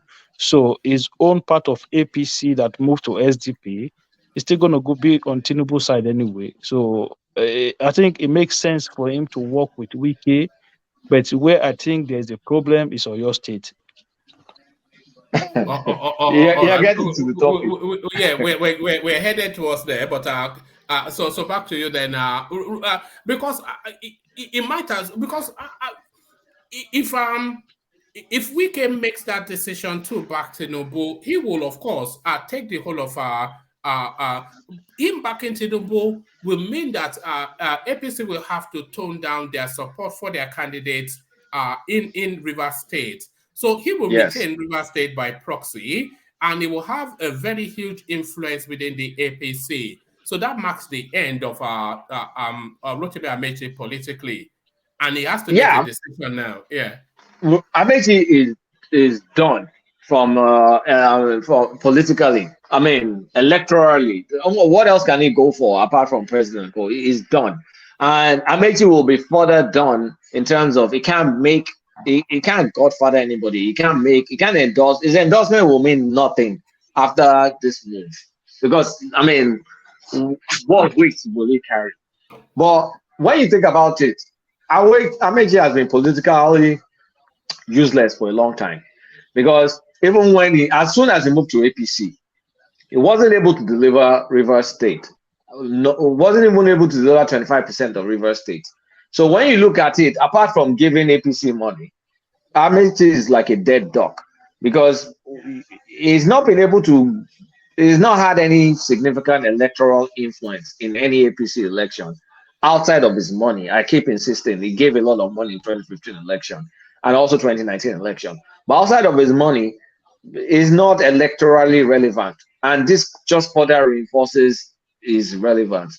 In a game of power between him and Wike, Amechi has lost badly, and this is just a further nail in his coffin. So he's done. Amechi is done. That is what it does. Was it politically naive of him to have even gone on to contend that presidential ticket? Because if Tinubu or no Tinubu, if you remove Tinubu from that equation, you say Rotimi Amechi came second, but I cannot see APC having any real intentions of retaining power, giving somebody like Rotimi Amechi the ticket.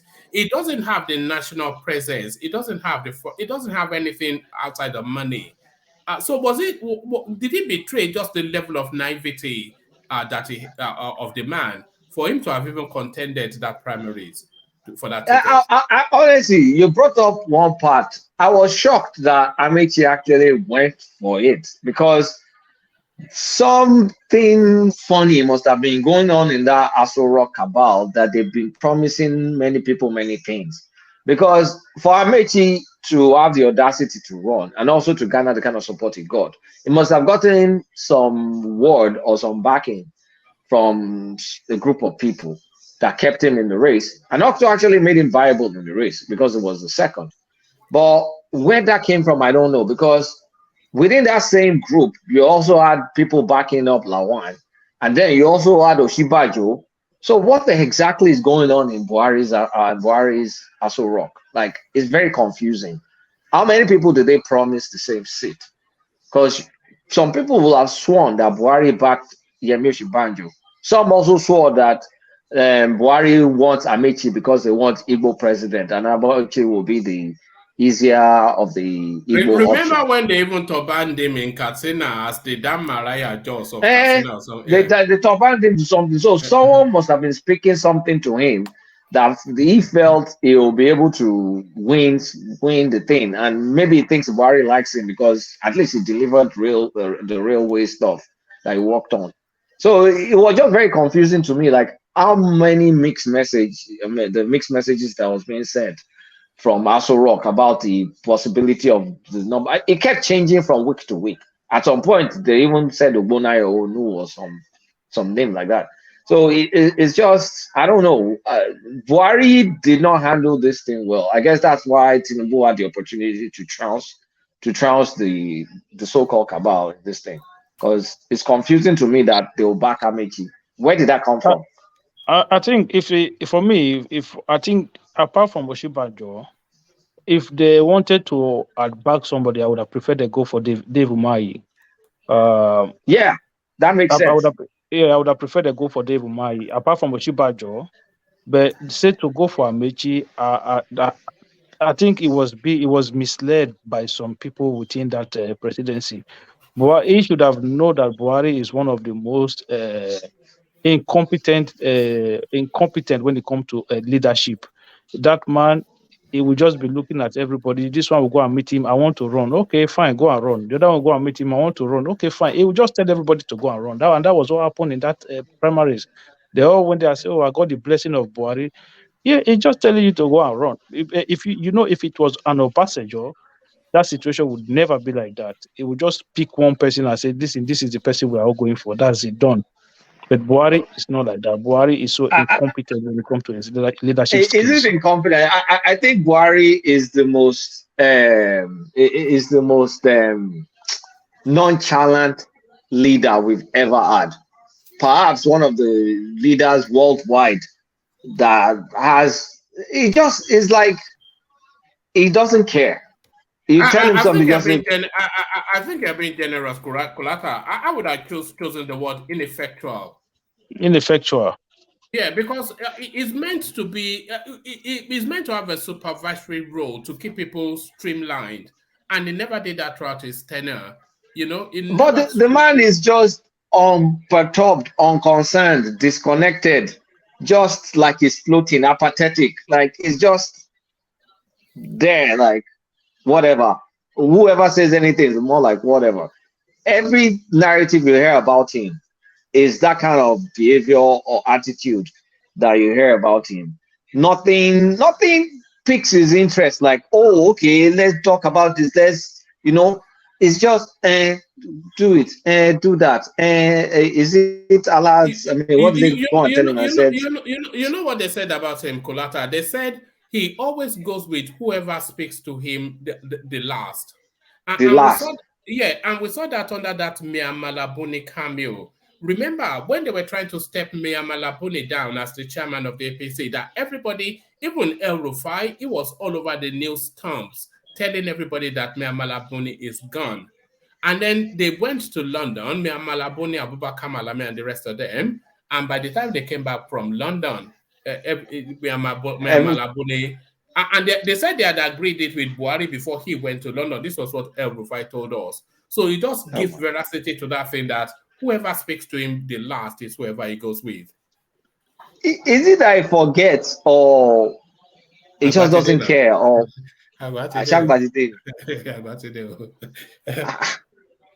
now wow? Because anyway, let's take it as old age, because no, you can't be as that nonchalant about every single thing, or just agree to the last person that talks to you, like Omako Ibicha Baba. But anyways, that's our president for now. Before we get another ancestor. All right. Let me take you to this space then. This is the INEC space. So this is just a bit of administrative stuff, just to say clear the fields and know the rules. PDP expulsion of G5 governors won't affect their candidacy in 2023. So this is Festus Okoye, the spokesperson for INEC, coming out to clarify that space, because that threat, that axe that they've held over that space is the expulsion from the party, with a lot of people amongst those G5 groups still in contention in 2023, Sheyi Makinde and the rest of them. But what INEC is telling us is that those names are locked in and they will be on the ballot. So what do you make of that then? Is that INEC taking sides or just clarifying the rules?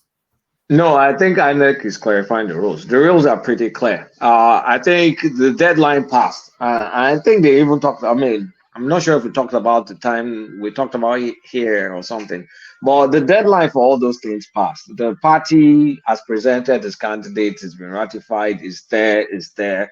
So the names are there. So whatever you want to do now should not really matter. It should only matter after the election. Even after the election, if you pull them out of the party, they can go to another party, or they can, I mean, because in Nigerian laws, it can't be independent. You still have to go to one party. So they can go to another party. So that the jig is up for PDP from that perspective. So that blackmail that Dino wanted to use to blackmail those people is not going to work. At least it's not going to work from removing them from contesting. They can contest, you can turn your structures against them, but they will be able to contest their names. I mean, they'll be able to contest under your party, and that's that. So that further, like, that further takes the oxygen out of Atiku's attack, makes is a toothless bulldog based on what INEC just clarified. Because how are they going to punish these guys now? Like, what are they going to do? The worst that will happen is some of them will win the election, but that's it. But it makes a bigger point. Why are the likes of Sheyi Makinde and Ipeazu, why are they putting their own careers on the line for Wike? What does Wike have on these guys that they're disloyal? Please, someone don't tell me fairness and justice and equity, please. Let's not play that. What does Wike have on these guys that they're prepared to follow him? It's not Wike issue that they are or Ike interest that they are fighting for or protecting, but the southern interest. Oh no, let's not say they are politicians. Let's not say No, the southern hold on. interest. It is the southern interest that they are protecting. Yes, all of them work for Wike, no doubt about it. But what they stand for, you cannot stand me that it doesn't. Are you saying they are putting the southern interest over their self-interest? Is that what you're suggesting? That's the suggestion, and it doesn't add up to me. What is their own self-interest? They are contending. Seyi Makinde is contending for a second term under the PDP, and it needs the party structures for the support. Ikwezia Akpazu and the other one own the structure of the party in each of their states. The national does not own the structure of the party. They own the structure of the party. Well, they don't really own the state. No, the satellite structures of the party in the state is owned by the party. One man, you don't get what I'm saying. What I'm saying is that the governors are the one in control of the party in their state. Yes, but if okay, let's use Seyi Makinde as an example. If Seyi Makinde is expelled from the PDP, is he going to hold on to the structure of the party, or will the central space remove that structure from him? If you expel Seyi Makinde, you expel everybody in the party, all the power that be in the party in that state. Because Seyi Makinde control the structure of the party the structure of the party in the state. And all the elective offices in the state are all aligned with Seyi Makinde. So do you want to risk firing all the power that be in the party in that state? So who is going to represent your party? Who will be the face or the faces of your party in the state? They cannot do anything. It's just a brag. It's bragging. I'm not sure that I concede that. They will fire 5 governors and fire all the power that be in all those states. And you think no. 4 of those governors are redundant anyway. These are outgoing governors who have served their 2 terms. They have their people. The person that is going to take over them from them is their own. All the people contesting from all the state representative, councillors, chairman, and all the rest, they are all connected to them. They are all national has to dissolve the entire state apparatus if they're going to prove. And that's not going to happen. That can never happen. That can never happen now. It can never happen. And also for the local, the only thing that can happen is for the local party to fire Seyi Makinde, and that too will never happen. And that can never, because Seyi Makinde, those ones are they're loyal to him. They are loyal to him. Yeah, but my point is this: is in a big mess.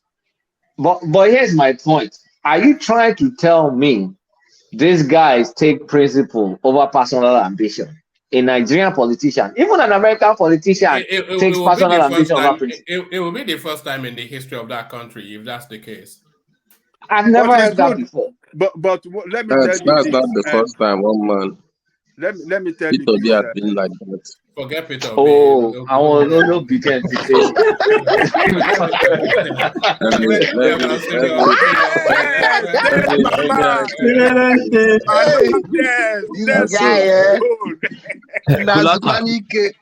Kulata, it's not about their personal interest, has been state interest or personal interest like that.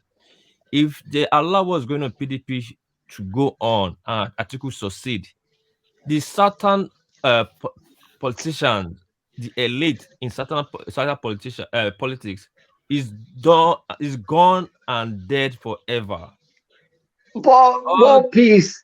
Well, please. What Hold on, is let me that? land. What does that Let mean? me What? Wait. Let me just land this point. What does that mean for an Oyo State governor? It means yeah, I'm saying, nothing. so I'm, Whether that's what it's I'm telling not. you. Let me That's explain. what I'm telling you. Whether Hold on. whether Hold it's on, not. Hold on, Opis. Yeah. Whether it's not governing or not, it doesn't stop him from being Oyo State governor, and it doesn't stop him from sharing the loot with the national. If it's 5 consecutive northern governors that become president, these guys are in it for themselves. So it's not material enough to say because one person becomes from one section of the country becomes president, that means no, on principle, I'm going to cut what I personally stand to gain. When we know that Nigerian politicians is all about self-gain, they never cared about us or cared about Southern this or Southern that or patriotism. We know all that is bullcrap.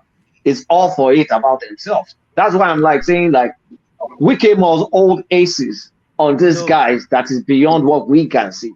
not really wicked. It's not about like what is it for Shane Makinde himself, as in just Shane Makinde. It's for the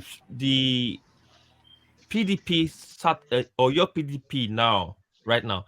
If Atiku wins, not just Atiku win, if you and the PDP structure right now that is controlled by the fully North go ahead and win the election, that means they don't need any South anymore for We anything. we know They'll that, deliver. but we Even know like we get the theory, we get the theoretical aspect of it, but the practical aspect is if North wants to field the candidate, they will still do what they have to do because it's still that 2/3 of whatever needs to happen. So if they are the ones perpetually running, they'll still need to come to the South and do whatever they need to do with Southern politicians. It still doesn't matter. I'm more interested in first is where is Shei's back in this oil and gas business? Where is it domiciled? Because I want to know what this guy has up his sleeve. Because this is not we're trying to act like this is normal behavior for Nigerian politicians to be principled. It is abnormal for them to be principled to say this is about the South.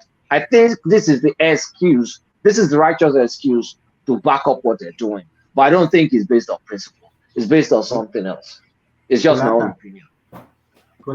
Okay, tell us what you think is based on. Wike must hold some aces up these guys. Eh? I think Wike has some aces up the sleeves of these guys. You see, let me tell you, it's all about group interest. Group interest first, then other things follow. What do you call this thing? All the governors, all of them sat for several times that the power must shift to the South, right? And the host did what? Yeah, that the power must shift to the South. Yeah, but Hold on. The host of that meeting did what? The host of that meeting did what? That is the problem. That is where I'm going to. So, including the person that is choosing as this thing, this Obaseki, this Okowa kind of people, look at what they did. But look at those in the APC. What did they do? They comply fully to that power must shift to the South. It's only in PDP that we see some backstabber like Okowa and all the rest couldn't stand with their own man. So, but the rest of them that you saw with Wike, I think it was because of that principle that power must shift to the South. And now, power did not shift. They didn't get it in their party. And then you want to have chairman of the party at the same time in the North. No. It doesn't work like that in politics. You have to fight your interests to the ground all the way through. You can't have both parties. You see, the power of the party is one thing. The power of the government is another thing. So how should both be in the North? And that is what the UK side are fighting against, and which is very logical. From an immediate interest of Ikpeazu is their next electoral office. They're freaky politicians. Is their next electoral office that's the most obvious Do you concern think to them. that Rationally, Kulata, do you think that if APC had manipulated their own primary and didn't give it to Tinubu, And another, like what is that Senate president? Lawan. Lawan. Do you think that Tinubu will remain in that party? He will leave. No, he won't. The rest of the supporter from the south, particularly, we said no. Why should Buhari have it for how many years? 8 years in the north, and it's going back to another. No, they will not take it. They won't. Am I crazy to think that I do not think politicians are principled?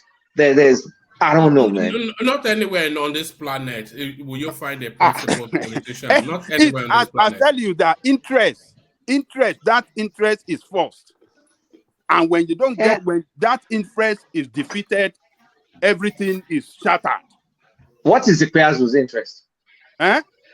Ekpeazu, what's his interest? Ekpeazu's interest. Is he aligned with the Atiku people? No, it's not. It's in G5. Okay, it's in G5. And then all of them in G5, all of them as governor said power must shift to the south, right? They didn't get the presidency and they won't have the chairmanship. Oh, no. But, it doesn't work like, look, a party, someone like a political party must reflect leadership that cut across all geographical zones. I get it. We are confusing when you one don't thing. have it, it is not a party. It's not a party. It's just a party of one side. You are a principal person. You are a principal person. You are not a politician. A politician is not like you. You come with, yes. Your reasoning is rational and is valid. What the question you ask is valid and is rational. That's what I'm trying to let you know. Because it's unusual for a politician to is the most vulnerable among the G5. Is the most vulnerable among the G5 governors. So there must be something in it for him, but we are unable to ascertain what those needs are. Because now, if the party, if the G5 supports Tinubu, he will lose out.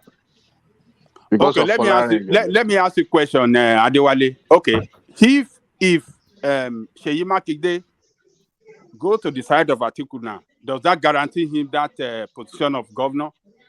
It gives him a little bit of hope. Huh? Which hope? It gives him, because it stands a better chance. Which hope? It stands a better chance. No.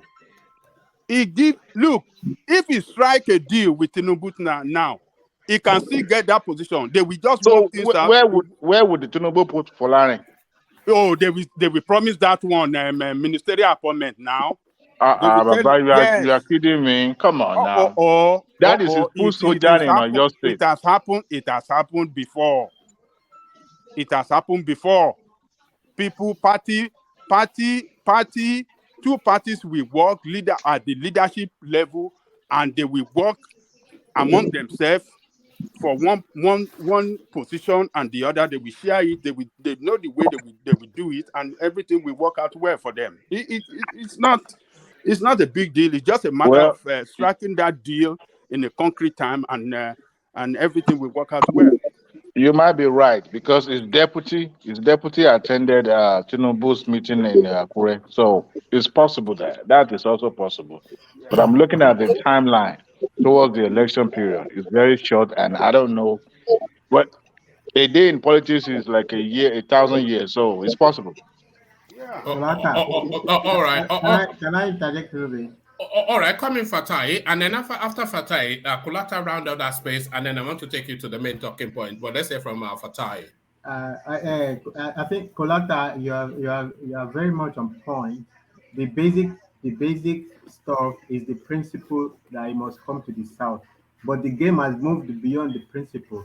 The point is there is no money, even if they're only trying to figure out if there is any money left.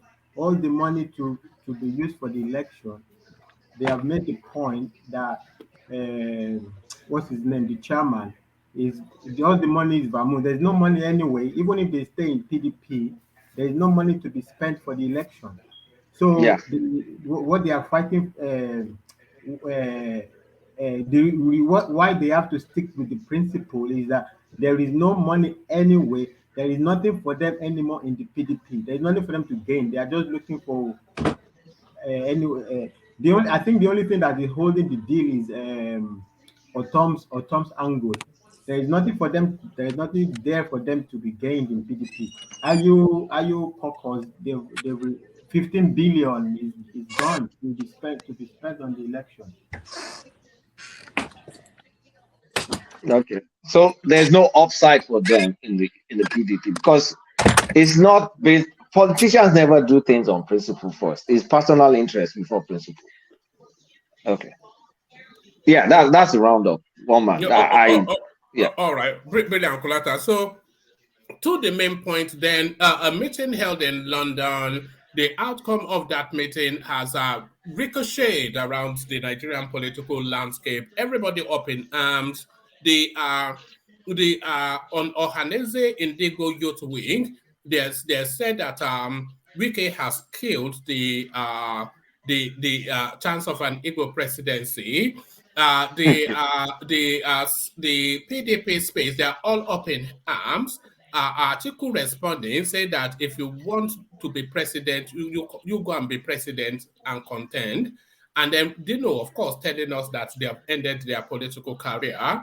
So we can now coming out to be coy somewhat to say that no, we've not really done anything. But I think from the response that we're getting from the political space, the sense is that they have concluded with Tinubu.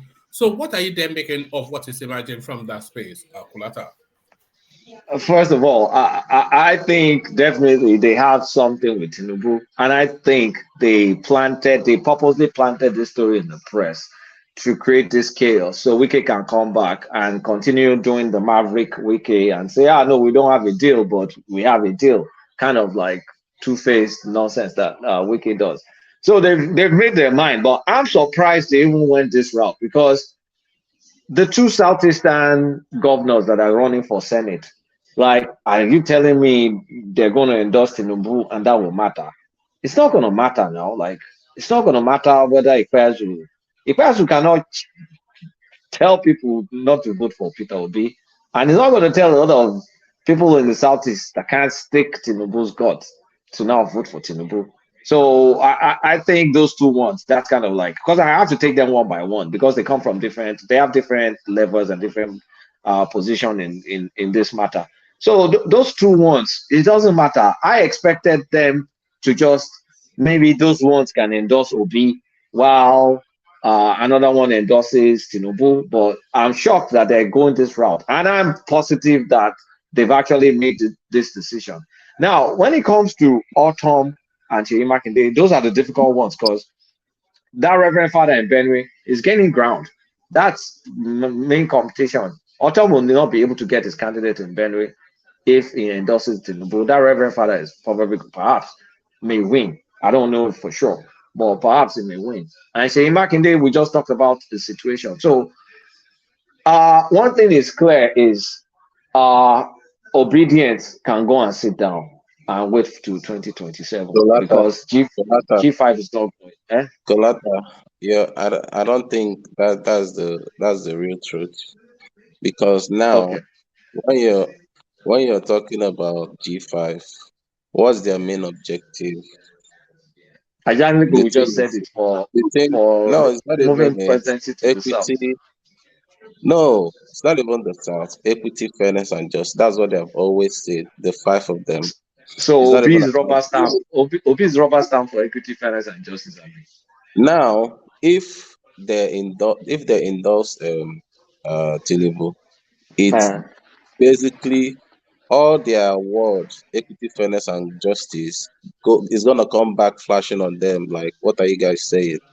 So I don't think it's even politically right for them, and there are gonna be a lot of criticism if they do that. So when we are saying that they're gonna endorse Tinubu, I really think it's not happened yet, but let's keep going. You get. First of all, I don't expect it. If they're going to be smart, I do not expect them to frontally announce anything. I just expected them to meet, to do whatever agreements that they're going to agree. Keep quiet. and on election day pull the levers, their respective levers, and do what they're supposed to do. But I mean, even they Wike knows that River State is obedient, so it's gonna be politically stupid no. to go Let's talk about let's talk about against the this. people's So wish. Wike knows that River State is obedient. Everywhere is obedient. But Yeah. let me just insert this. The relationship between Wike and Peter Obi, it's a long and very thorny relationship, very long and very thorny. During the primary phase of the PDP, Wike took it personal with Peter Obi, and some of the commentaries that he ran about Peter Obi, they were quite cutting and quite personal. And he does not rate him at all. He chased him out of that party. I cannot see any circumstances where Wike would endorse Peter Obi. I cannot see it.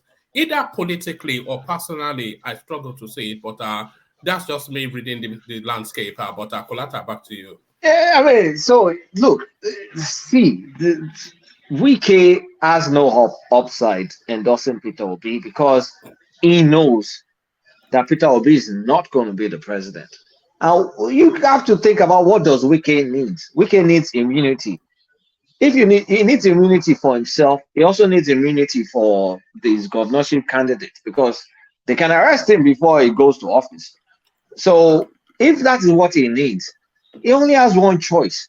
He needs to work with the person that's most likely to win. And between Peter Obi and Tinubu is more likely to win than Peter Obi. Those are just the permutation reality of Nigerian election. But I mean, you can't expect a Peter Obi with no senator, no House of Rep, no governor in Labour Party, and do the miracle of the century and just have him win an election in a 6-month process. That is unheard of. I mean, I understand people dream, but I mean, this must be dreaming list with LSD or something because it's just not possible. It's Look at this guy. impossible. So why would you want to nurse something impossible for a pragmatic politician that is dealing with a matter of survival? Either I go to jail or either I get to be the kingpin in the PDP, but all I have to do is just support this APC guy that I can come back and compete with in another 4 years. So it's not rocket science that they want to endorse Tinubu, but we know that some endorsements weigh more than the other. The Southeastern governors, they endorse them mean nothing. It's dangerous for Motom and what's his name, Sheyi Makinde. And Wike needs to do what he needs to do. But the good part of it for the obedience, the good news for the obedience is, regardless of whoever they endorse, the end goal is for Atiku not to make it.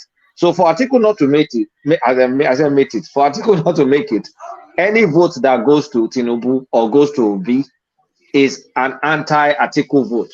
So regardless of who they endorse or how the votes play out, as long as the vote is not going to Atiku, then it's still going against Atiku. I mean, as long as it's going to either Tinubu or Peter Obi, it's still going against Atiku.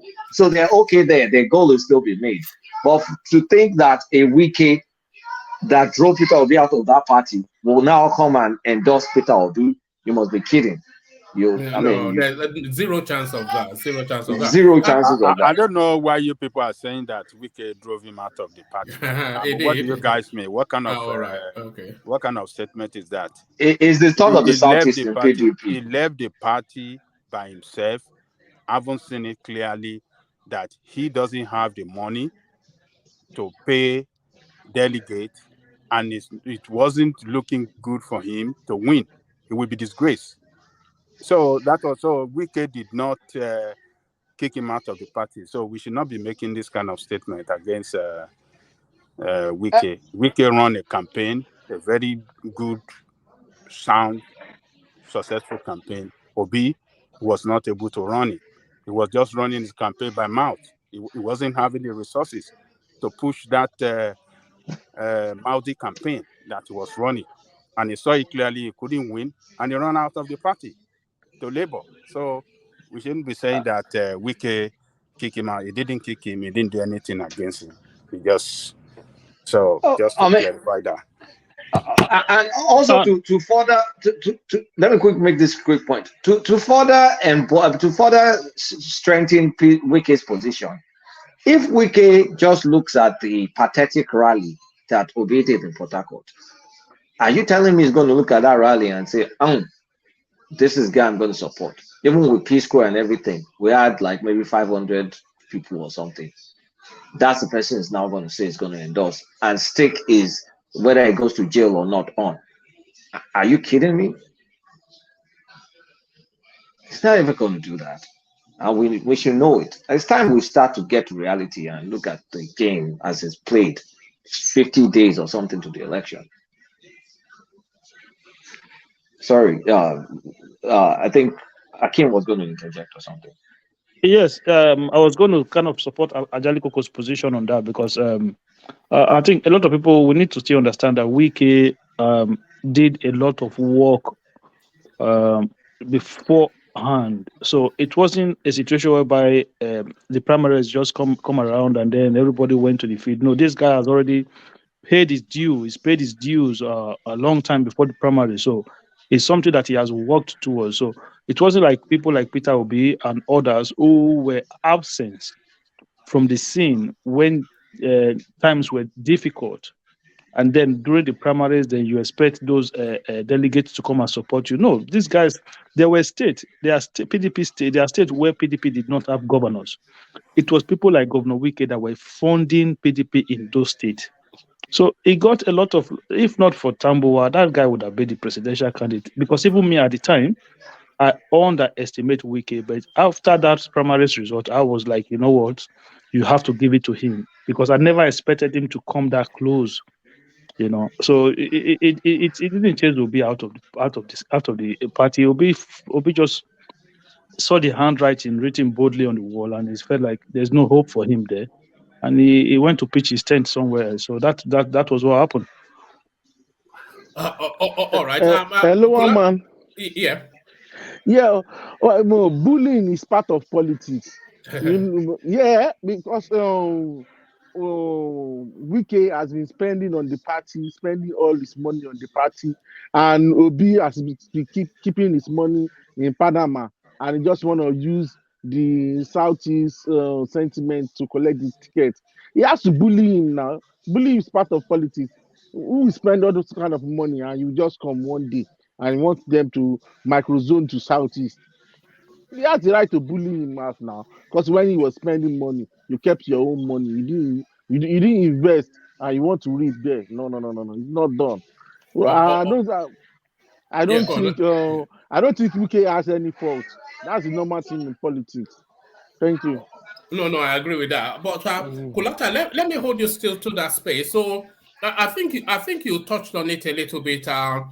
But the value that all these governors bring to whoever they pack their support with individually. So you are saying that the two Southeastern governors, unless they pack their support with Peter Obi, they bring no value to anybody because the space that, yes. They bring no value. Like, we know Tinubu is not going to win a lot of Southeast states, and these governors cannot even give him 25%. If they'll be able to contribute to Tinubu's 25%, then they bring value. So I think if I'm going to weigh both of them, actually, let me think about it. Okay, let's look at it this way. In Abia State, Tinubu has the support of Orji Uzor Kalu. So if Ikpeazu also combines with that perhaps in theory, I don't know practically if it's possible, that perhaps may give him 25%. In the other one, Enugu State, Tinubu has the support of Nnamani, and Nnamani is also running for Senate under PDP. And then you have this other guy running for Senate under PDP.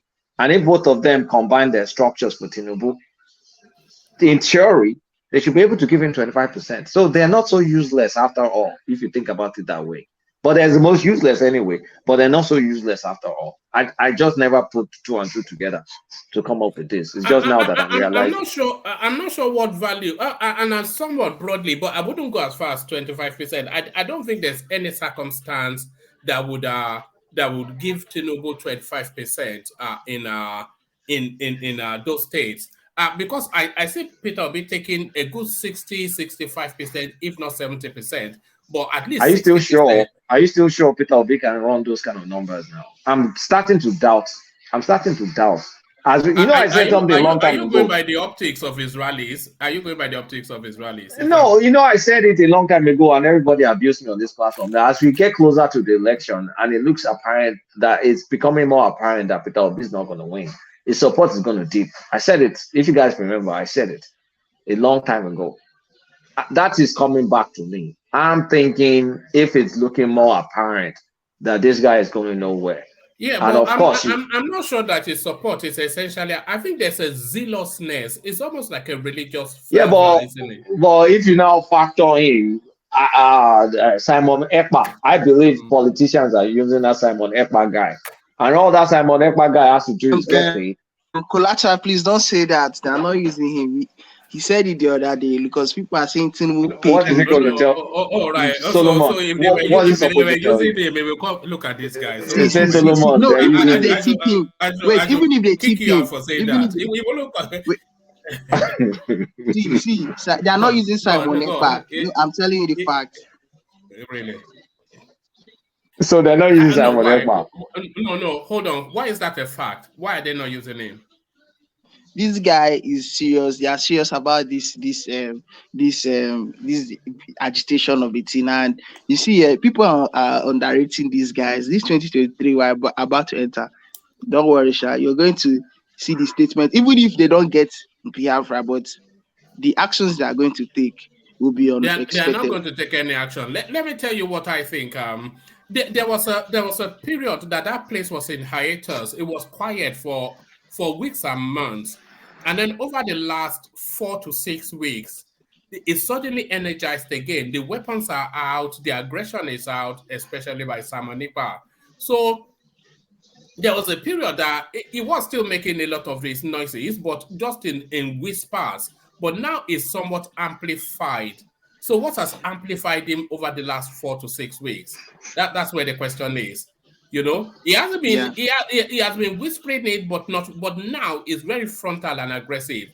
Because even I was watching Charles Soludo's Christmas broadcast to an Ambrarians, and even in the course of that speech, he referenced, I've never seen that before, he referenced Simon Ekpa in his Christmas message to his own people. So what's amplified him? A lot of people suggest that dollar bags is what, because we all know that it's only after the money. I mean, it's so easy. See, Solomon. What does Simon Ekpa stand? What does Simon Ekpa stand for? Does it stand for Peter Obi or it stands for Biafra? It stands for Biafra. Okay, so if I pay him to stand for Biafra, isn't that easy or obvious? How much will Tinubu pay him? If no, let me tell you. Let me just make it. No, look, his principal stand is I stand for Biafra, and if he tends to make money from his principal stand, man means he's not deviating from his stance. He's still going to stand for Biafra and he's going to get paid for standing for Biafra. Isn't that the most convenient political arrangement that possible? See, Collateral, all these things you are saying, there are things that if it's another person that would agree to it, but this Simon Ekpa movement is genuine. He's not there to come I'm not saying it's not genuine. I'm saying, albeit, despite the fact that it is genuine, you can still make money for you to be more authentic. Like, say, I stand for, let's say I stand for, I don't even know a good example.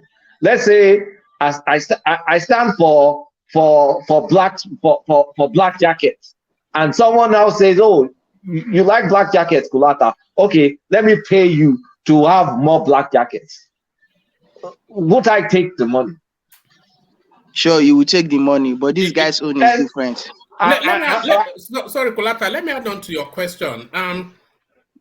Who do you think, and this is to you, Solomon, who do you think Simon Ekpa, who do you think it affects negatively the most? Do you think it affects the Nigerian election the most, or it affects Peter Obi the most? Who do you think Peter Obi, of course. So because there will not be any election in Biafra land come 2023.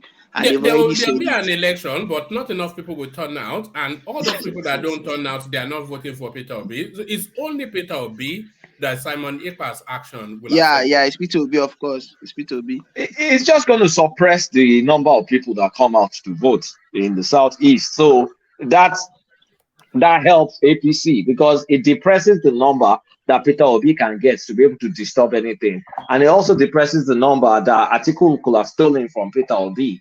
So at the end of the day, they depress the strength, the strong areas of Peter Obi, and we can already see Peter Obi struggling in the south, apart from maybe Edo. I don't know. I mean, enigmatic things is not even going to win Edo, but we're seeing him struggle. Like they didn't even let us know what went on in Bayelsa.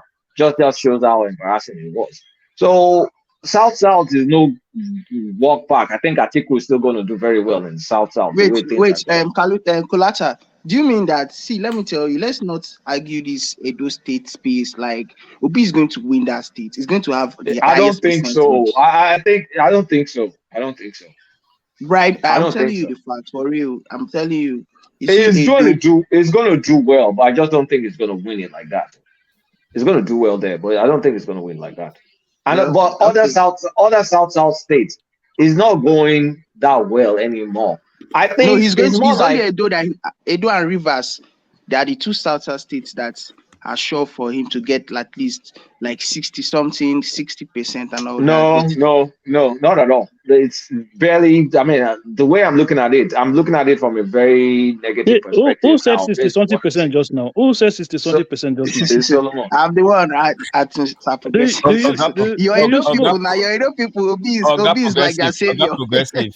I speak Benin for you. See, I live. Your people see. Mr.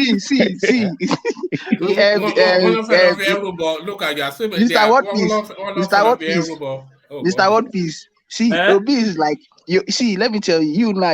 I'm surprised that you and Mr.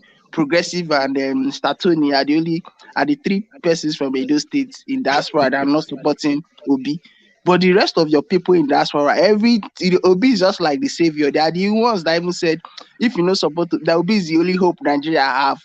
So you will not blame me to say that you will get 60% from your state. It's impossible now. It's not possible. It's impossible. The 60% you're gonna get 60% from the social media people and people not that's no, it's gonna get 60% from Uwelu's papers. Let me tell you something, Solomon. Let me tell you something, Solomon, and then I want to move to Kolata to Otom, Sheyi Makinde, and then Wike. So just to see what value they actually bring. But you know those spaces that those spaces online that are telling you that Peter Obi will win at those states. It's just for the money. It's just for them. They're doing it for the money. That's the state. I know what place that they're doing it for the money. Everywhere, any platform. What do they say? No platform. They're just doing it for the money. Because the moment they say that, then the Southeasterners they get all excited. And then they start to throw money at they know now. Do you know the word guy man? You know he came from Edo State. They don't play that game long time now. Guy man something now. Look at but one man.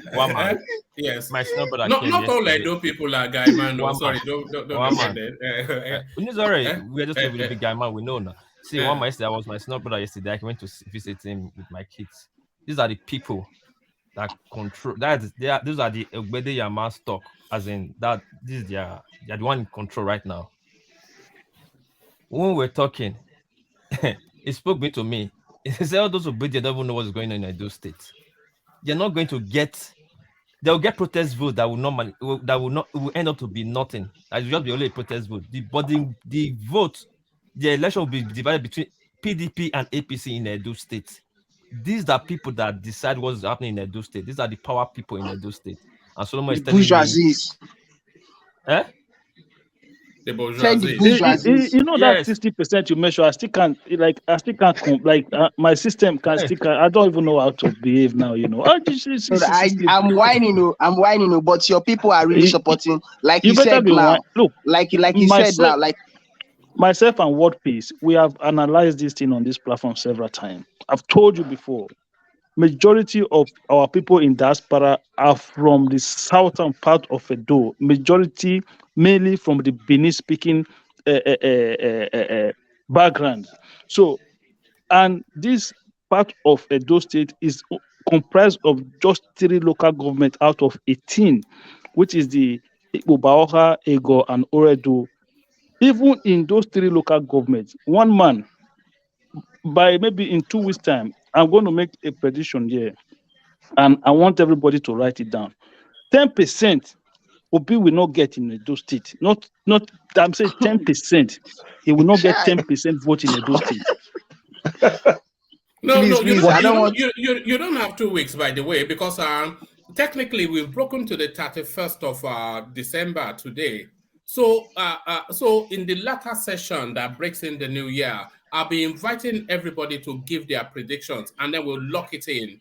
Adale Koko will lock it in, so that after the elections, then you can come and One either, man, these people does not have any political. Okay, like what my brother What Peace just said just now. You know the person that he mentioned just now. These are people who are on ground. These are the main guys. People who are in the House of Rep. People who are even fighting to go for Senate in PDP. These are big. These are the guys on ground. You cannot mention one person, one single top politician in Edo State that is in Labour Party, and then you say you're going to win 60% or even 20%, you're going to win Edo State. How it's Oshomole is in Edo North. Them Edo Central is still a stronghold. Them Tony Anini and Onolobeme, they're still there from Edo Central. That's a strong PDP, a PDP stronghold. So where's this? Look, one man, I don't know. Election will soon come and gone. I'll reserve my judgment. But I've told you 10%. Enigmatic. I've from when they played the bet, I already congratulated him. But when the election results start trickling in, then we will know who is who. Then we would do next time when the next election come and we are talking to each other on this platform, we will know who to respect and people who just talk for talking sake. Sorry, one more. Ask one question, please. Sorry. Yeah. Mr. What Peace and Mr. Progressive. This guy, your brother, is a PDP guy, a tech notion. I don't know if he's your brother, he's from Edo State. What do you call him? A tech notion.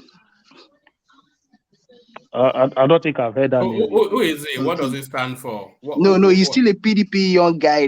He's still a young guy, a PDP guy from Edo State too. These guys are the people that he's one of. He lives in Spain and still do politics in Nigeria and in Edo State. If he live in Spain, he doesn't have any. Look, we know like what we said to you now. That those are people that he knows, and these are people. These are top politicians. Okay, I originally come from Ward 7 in the local government, where you in the Uselu area. Okay, so I know people on ground, and this obedient matter. Look, one man, I'm just going to reserve my own judgment anyway until that day comes. But to be honest with you, the obedience space for everything that people may or may not think of them, they've been good for the politics, especially for platforms like ours. You know, they just endless materials. It's just meat and drink for people like me. You just have to say OB, and then you can be sure that it's going to be a wild, you know. But back to Kulasa. Talk us through how gone. So the 2 southeastern governors, initially I thought they were totally useless, but when I combined them with the other politicians supporting Tinubu, the big wigs, is a theoretical 25%. And I said theoretical. It doesn't mean they're going to get it. But in 2019, APC got the 25% in Abia. So maybe they may just be able to repeat it with Ikpeazu and Ojuzo Kalu. Enugu is a long shot, but theoretically 25% between Namani and the current governor. But autumn, what is the need for autumn? There's a massive risk for autumn. It's a tricky one for autumn because if you look at autumn, you know, with all of the Fulani activities there, with religion in play, with the Tinubu Muslim tickets, I'm not sure that Autumn will go with whatever decision. You might well see a divide in that G5 group. I see. I mean, I was expecting D5 to go one by one endorsement, or they just keep their mouth shut and do what they need to do behind the scenes. I don't expect them to come and announce, because that's just Wike. That's why I'm like, what does the Wike have over these guys? That Wike is controlling all their narratives. Because someone like Autumn has no business endorsing Tinubu. And I mean, is he now going to say APC will not support that Reverend Father when that Reverend Father is gaining ground massively over Autumn's candidate? We're talking about the same Autumn that, I mean, he hasn't been paying salaries. I've never met any Benue person that said anything good about Autumn. They say he's some guy that comes out after not paying salary to come and scream Fulani. I know Fulani are attacking them. They have IDP today. I'm not downplaying it. But they say that he uses this as an excuse to overshadow the fact that he's not paying the state remuneration and people are suffering, that he's owing them months and months of salaries. So Autumn is politically vulnerable. So I don't see any upside at all. For it's too much risky for Autumn's Benue candidate. But for his own Senate running, well, he may be able to pull it off because it's just a few local governments here and there. It's not the entire state. So I really don't see it much for Autumn, but it's dangerous. Why do you say Autumn is vulnerable? Why? It's vulnerable. It's vulnerable because the civil servants in Benue do not like him because of money. It's only their money. People like him. No, from what I've heard, fighting for the people. People are, and it's not owing civil servants. All the Benue people I see online, they're like, he's coming again to come and talk about Fulani rather than pay salaries. That's the narrative I've been hearing about Autumn. And that's why he's owing them money. Autumn with his own mouth on Channels TV admitted that he's owing salary. So that he's one is not even a bill of contention. Yes, he's owing tons and tons of salary. With his own mouth. The interview is on Channels Television. You can watch it. With his own mouth, he admitted. It might have problem then. Autumn has problems. Say it's not that popular. That's it. He just uses the Fulani. I mean, he uses an unfortunate situation to play political games, and his people have had it up to here. So there's a Reverend Father candidate that's running for governor, I think, and is very, very, very popular in Benue. Is very popular, and the reason it's popular is simply because of Autumn. So Autumn is vulnerable. I just don't know the upside. I don't think APC will withdraw any tactical support for that Reverend Father for Autumn. So Autumn may be toast. The next person that most likely is toast was whatever it does is Seyi Makinde. Oh yes, let me start. Well, okay, go on then. But I'm not sure that I agree with that. But go on. Yeah, why? Yeah, Seyi Makinde may be toast because he's running against a very strong APC candidate, and no matter what Tinubu tells him, that guy. I mean, the race in itself, assuming Tinubu wasn't a factor, it would have been tough for him because Oyo State is your state. You know it's very hard for a politician to win twice. There's only one politician, the late what's it called? That was able to get Ajimobi. It's only Ajimobi that's been able to get to win a comeback into Oyo State. So it will have been very, very tough for Seyi Makinde, assuming even Tinubu was not in the factor. Now we have the situation where APC is running in the presidential bid. There's the Omowani, our own son, factor in there.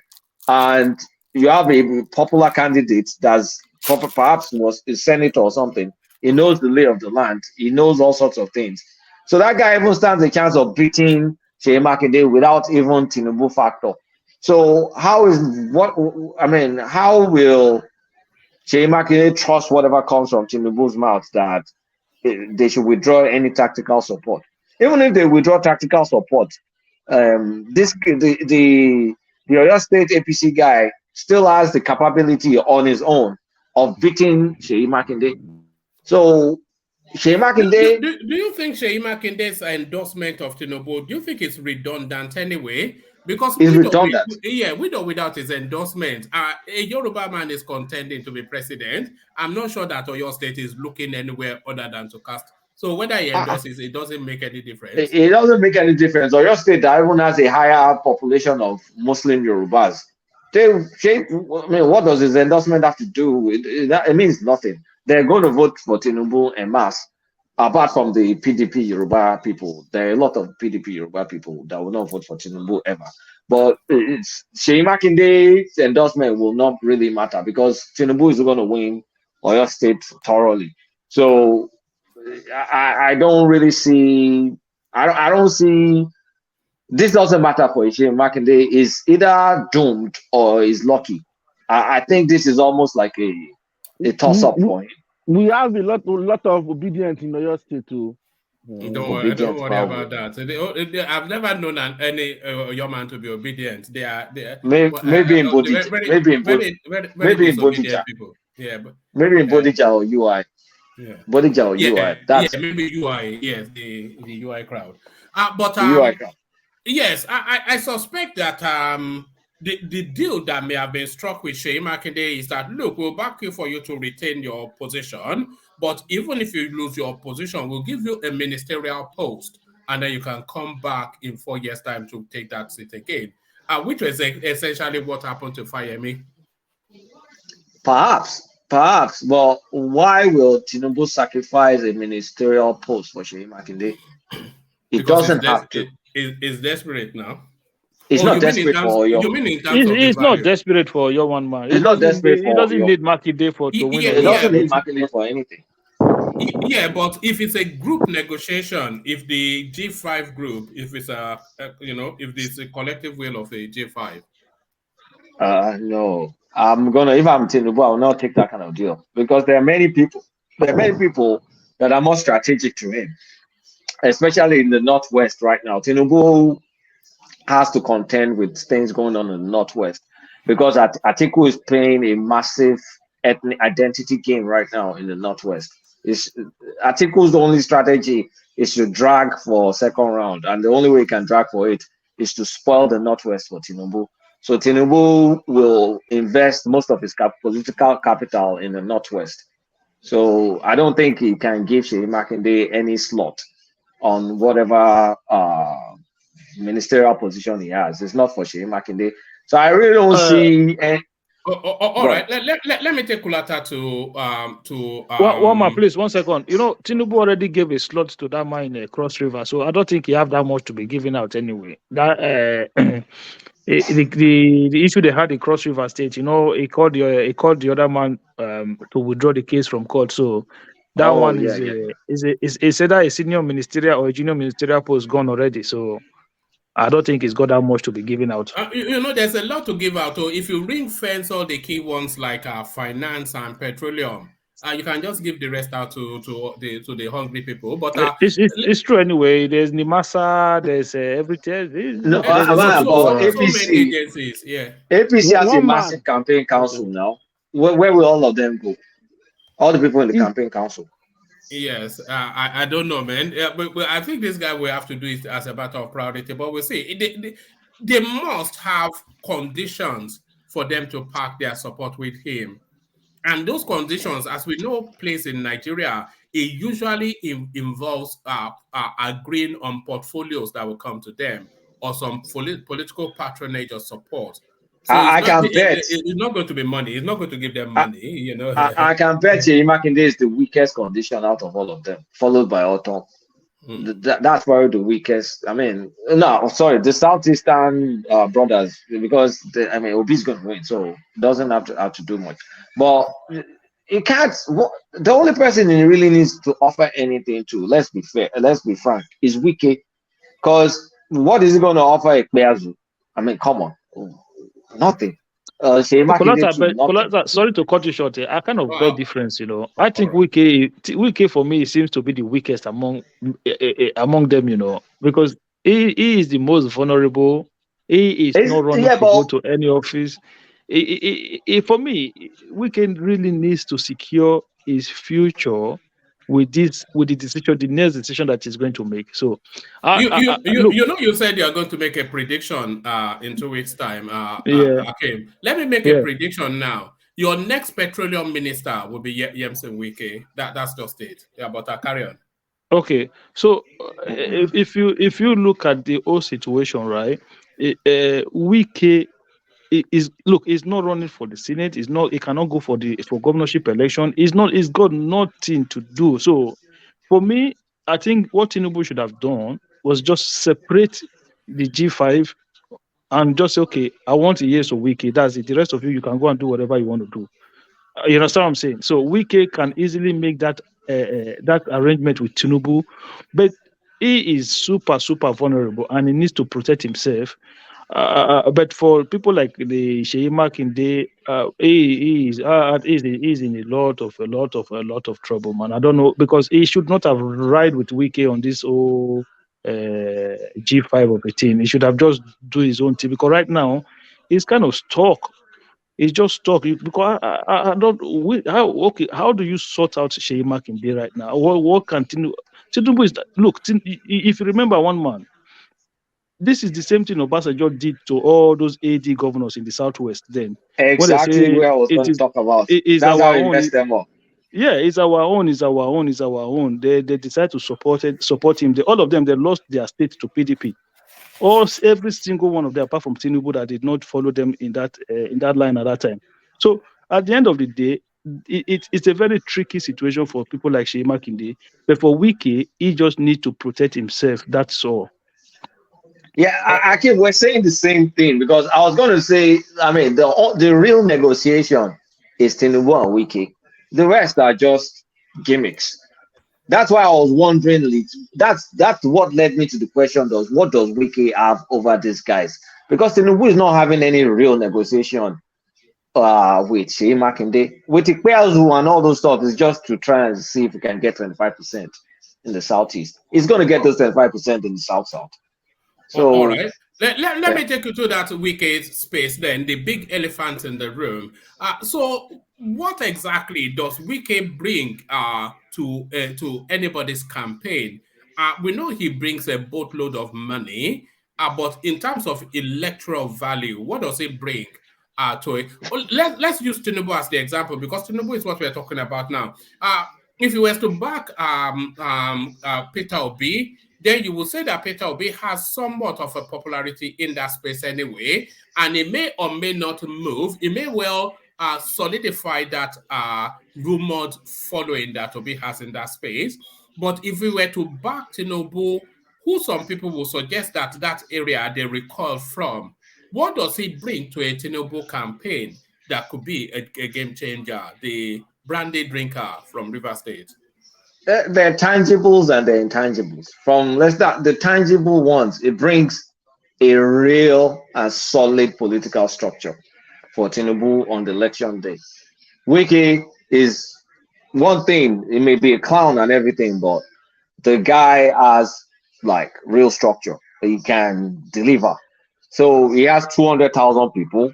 I mean, come on. He has 200,000 people.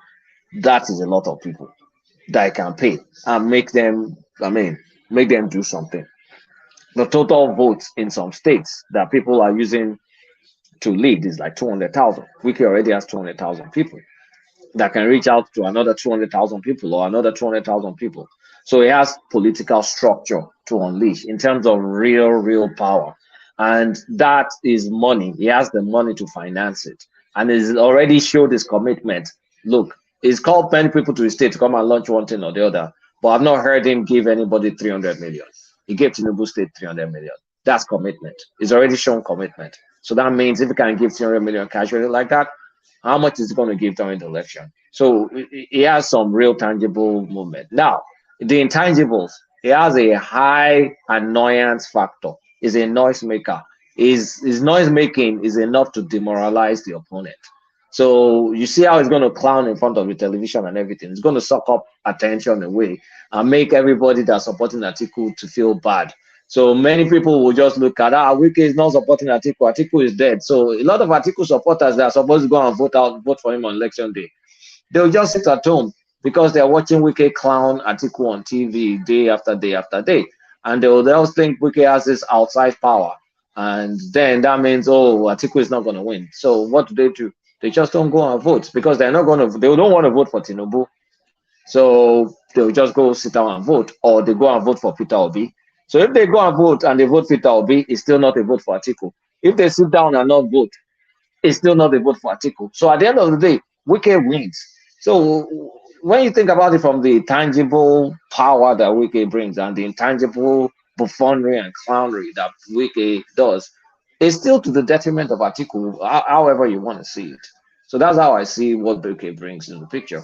Both meaningful things and things without too much substance, but they're impactful.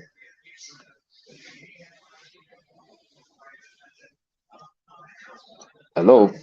No, sorry, as ever, I was talking, forgetting that I had muted myself. So brilliant to output. Thank you, Kulata. So thank you, Kulata. Let's take the conversation on, and let's go on from Kulata and hear the soundings of Ajanle Koko. So Ajanle Koko, I suspect that you are going to caution that a press conference has not yet been had by the G5 group to announce endorsement of anybody. So you are going to probably say it's in the realms of speculations. But we have been speculating, and all the indications are that they are going to endorse Tinubu. At least that is what the reaction has been from all the opposition parties. So what are you then making then? And one man, can you go to someone else? All right. So Thank you. all right. So that build up then. Let's bring up Fatai. Fatai, are you ready? Fatai. Look at that. Yeah, I'm here. If you're not ready, I can skip you. It's up to you. It's up to you. Okay, let's go with you then. So this endorsement by the Wike group, which is near categorical, outside of a press conference now. So just from the reactions of the opposition party, with the PDP threatening expulsion and the Ohanese youth group saying that Wike has killed Igbo presidency. Is this fait accompli? Is this the end? You know, when the film is over and then they say the end and then the curtain drops. So is this the curtain now dropping on the elections? And is Tinubu now effectively president-elect? One man, if you remember, maybe two weeks or 3 weeks ago, thereabout, I said Wike, once Kwankwaso and Wike collapse into Tinubu, the election is over, and you kind of maybe a little bit try to clamp me down whether Wike couldn't do it. This deal has been done long ago. There's no deal going on now. The only deal going on now is like the end of people like Autumn and these guys, you know, to safeguard this. Wike didn't go to Lagos to go and eat biscuits there. Wike went to Lagos. The deal has been set. It's been long settled there. Tinubu doesn't. Tinubu's mathematics has been worked out already. Look, Tinubu needs Wike only for one main thing, to knock out Atiku. Tinubu and Atiku are friends. Tinubu cannot attack Atiku. He needs somebody that will knock Atiku out. And it was already happening. He revealed the 13% derivation. That was the number one knockout. That was a grenade. The election was half over after that 13% derivation. All the PDP, nobody can bring money out now to put into Atiku's campaign. Okowa cannot bring out money. Everybody now is looking. What is his name? The one in Benin, Edo. None of them they can't come out now. Everybody's going. Obaseki. Everybody is watching their backs now. They can't bring out money because what really happened was Tinubu doesn't really care so much about, like, the way we are all talking about it. He doesn't care so much about this deal that in that big way, you know, because the G5, it's not what is Atiku's camp threatening. The deal is not what is going to make or mark the G5. The G5 have been decimated coming out of the primary. They had no more future. Their future was already lost coming out of the primary. If you remember, there was a time Ipazu, I think, for supporting Wike for the primary, or and maybe some other things. Atiku did something whatever with blocking money to his state or something like that. Anyway, Atiku did some really level 10 stuff to IPAS already. So they are already on the bad side. The chairman, what's his name, Ayu Atiku, this wing of the PDP, there is no life for G5 in this wing of the PDP. Number one. Number two, coming out of the primary, they have spent all their money. That's why even somebody like Otom doesn't have money. They put in so much money into Wike's primary. Too much money everybody spent. Wike was ready to run for the president. Everything was already spent. So this money, so like in Yoruba, there is a proverb, like when one fashion boy comes now and chances one girl, they say, "Oh, Oleara ati Oleapo." It is what this faction did to this G5 group is not only to Settle lose down, them. settle down. It's not an X-rated show, Fatai. But settle down now. Carry on, carry on. It's not only the ticket they lost, they also lost money. That's where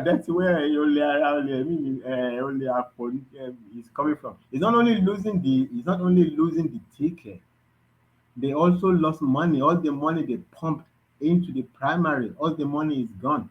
And all the money they paid for the form, for this, for everything going to like 15 billion. The money is not available. They are only sniffing around to even know if there's any little left. So the calculation of the IU faction is that whatever, it doesn't matter. When the election will start, they will bring even more money. They will bring everybody will roll in even more money again. But these guys don't have money again to roll in, so they don't even have money to run their own election. If Wike got this ticket now, they will be like Super Mario, everything will be going fine. But Wike not winning the ticket is decimated these G5 people. So actually, Tinubu, they are coming to Tinubu's table on a very weak hand. If they don't make a deal with Tinubu, they are going to lose anyway. So Tinubu doesn't. Tinubu But cannot they knock can out. make a deal with Peter Obi, surely. If they don't make a deal with Tinubu, they can make a deal with Peter Obi, which then pushes that space into real contention. Brother, with Peter Obi, we're all just trying to be nice. Peter Obi is not a factor in this election. Yeah. Peter Obi is only a factor to the point to at least take away from PDP's votes. Peter Obi, nobody is aligning with Peter Obi. You don't have a Senate candidate. Out But of Rep Peter Senate. Obi has the youth votes now, and Which every Nigeria, the 70% are under 35, and yeah, he has but the youth vote. So Peter Obi is the front runner, actually. which research or what from where did that come from? That's just media and social media manipulation. From where when Peter Obi came into the race, he didn't come into the race on the youth on the back of the youth. He came in, if you remember, when Peter Obi came into the Labour Party, the design will be with his team, maybe Okupe's design or whoever designed. They designed it that the Peter Obi coming to Labour Party means that Labour Party and people means that Peter Obi has in his pocket the votes of the Labour Union and the TUC trade union, is NLC and trade union, that everybody in the Labour Union, they are all voting for Obi, for his moving to. This is what gave Peter Obi legitimacy. It's not the youth. The youth. Why? What is the connection between the youth and Peter Obi? There was no connection. But once he got that foundation of TUC and NLC, then they now swerve away to the youth thing, the agitation in the country, the economy is bad. It just, I mean, by some abracadabra, they are claiming the youth. Peter Obi never rode into Where do you think that narrative is coming from? Because you know, sometimes when you say something often enough, it takes on a life of its own. Yeah, exactly. And I know some young people, even within my own immediate circles, that surprisingly they are talking about Peter Obi, which surprises me because it's a full-blood Yoruba young. One is doing her PhD and she's talking about Peter Obi. I know. I know these things. Look, this is from optic. This is from the point of view of optics. The game in town in this election has always been Tinubu's health. Tinubu's health has been the big issue. This is what gave everybody mouth to be talking, obedient, this. Because everybody even coming into the primary, everybody knew Tinubu health was not strong enough. So everybody was that's what even messed up the whole APC's primary. Like this health is not strong enough. If you all these Babangida, they were coming out. Oh, we want somebody who under 60 60 years old. This. Tinubu's health was not. Tinubu just had a surgery on his knee, and this. I mean, 2-3 years before, Tinubu wasn't all these feeble. But I think from the surgery or from something, whatever happened to, I think probably he got a bad. He got hit with a bad doctor. Maybe that was a mistake or something somewhere, whatever it is. I think that was a very big factor. So people didn't expect him to be able to muzzle up the energy. So there was this Tinubu's health, and there was this Atiku's corruption. That was Atiku's implosion of the PDP that was coming. So this is what all these guys see. Everybody wants to be president in 2023.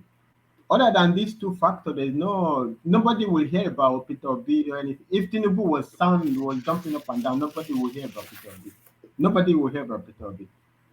So Peter Obi, look, it is not clear. Fatai, you are somewhat right.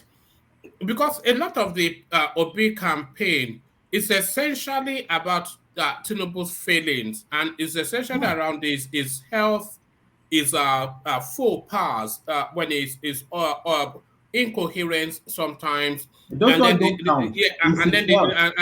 then when he has a flight of the mind, so that's essentially what they are wrapping the whole of the campaign of Obi around. Just Tinubu's fear. Those what do they call them? Those bloopers, or what do they call? They even call them when he speaks, and I don't bloopers. Yeah. 90% of them, they are perfectly right stuff. His delivery is the problem, and that came from his health. I think he must be taking a lot of injections now. He's looking better. I don't know, but all that came from it. The problem is his delivery. When he says Agbado and Kiniko, what is wrong there? Okay, maybe you don't like the delivery, maybe whatever. Otherwise, it's perfectly fine. It's a metaphor for food. Like, why are we fighting, dragging recruitment of our youth with some ragtag terrorists when we can offer them food security, whatever. It's not talking what food you will give them. It's like a metaphor. Like what? We can offer them food guarantee. We can offer them whatever guarantee. How can we be? It's mind blowing that we are dragging recruitment. So we are a nation with money, with oil, with everything, and we are dragging with recruitment. We can give them each of them 1 million per day if we want. How it's like this expression of like, this is my blood. What are we doing? That's the point. I say about okay, it's not a Wole Soyinka. It doesn't have a poetic whatever. So that's what happened with almost all, maybe 90% of all these things they say is he commits. I don't know what name they usually give it. He doesn't speak well. Is his delivery? You don't like his delivery? Fine, but there's nothing wrong with the statement. Like he said, like I think one time he said poison whatever. Everybody is. You mean the church rat one? The church rat metaphor? I couldn't quite understand how that one got the traction because it was perfectly clear what it said. No, the joke is And on everybody. The joke is on everybody making fun of it. It's not only that the joke is clear. It's not only that the joke is that is high level metaphor. That is a high level expression. That is a I don't know. You no need way, to no way, you need to Agba. No way, yeah, Agba. you need to follow that expression up with the PhD thesis or something like that. What? That is one of the biggest problem of the world since centuries. You know, they give you think, oh, we are like a church rat. You know, they are dangling us before us some bread, holy communion stuff, some bread. They call it holy communion, but it's poison.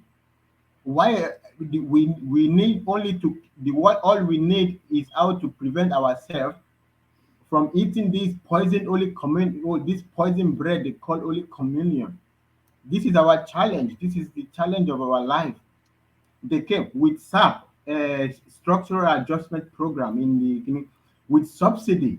Who brought all these things that look nice and for half a century of generation of our people are destroyed with all these program, foreign brought programs. Even this in this election, they told us America told us they were withdrawing all their people that there's going to be a Armageddon in Nigeria. What happened with you? Nobody even talks about it. It was a big deal. Oh, there's going to be bomb. There was going to be like the You know, they told us that Nigeria would not get past, was it 2015 or something? Remember when the exactly. America, yeah.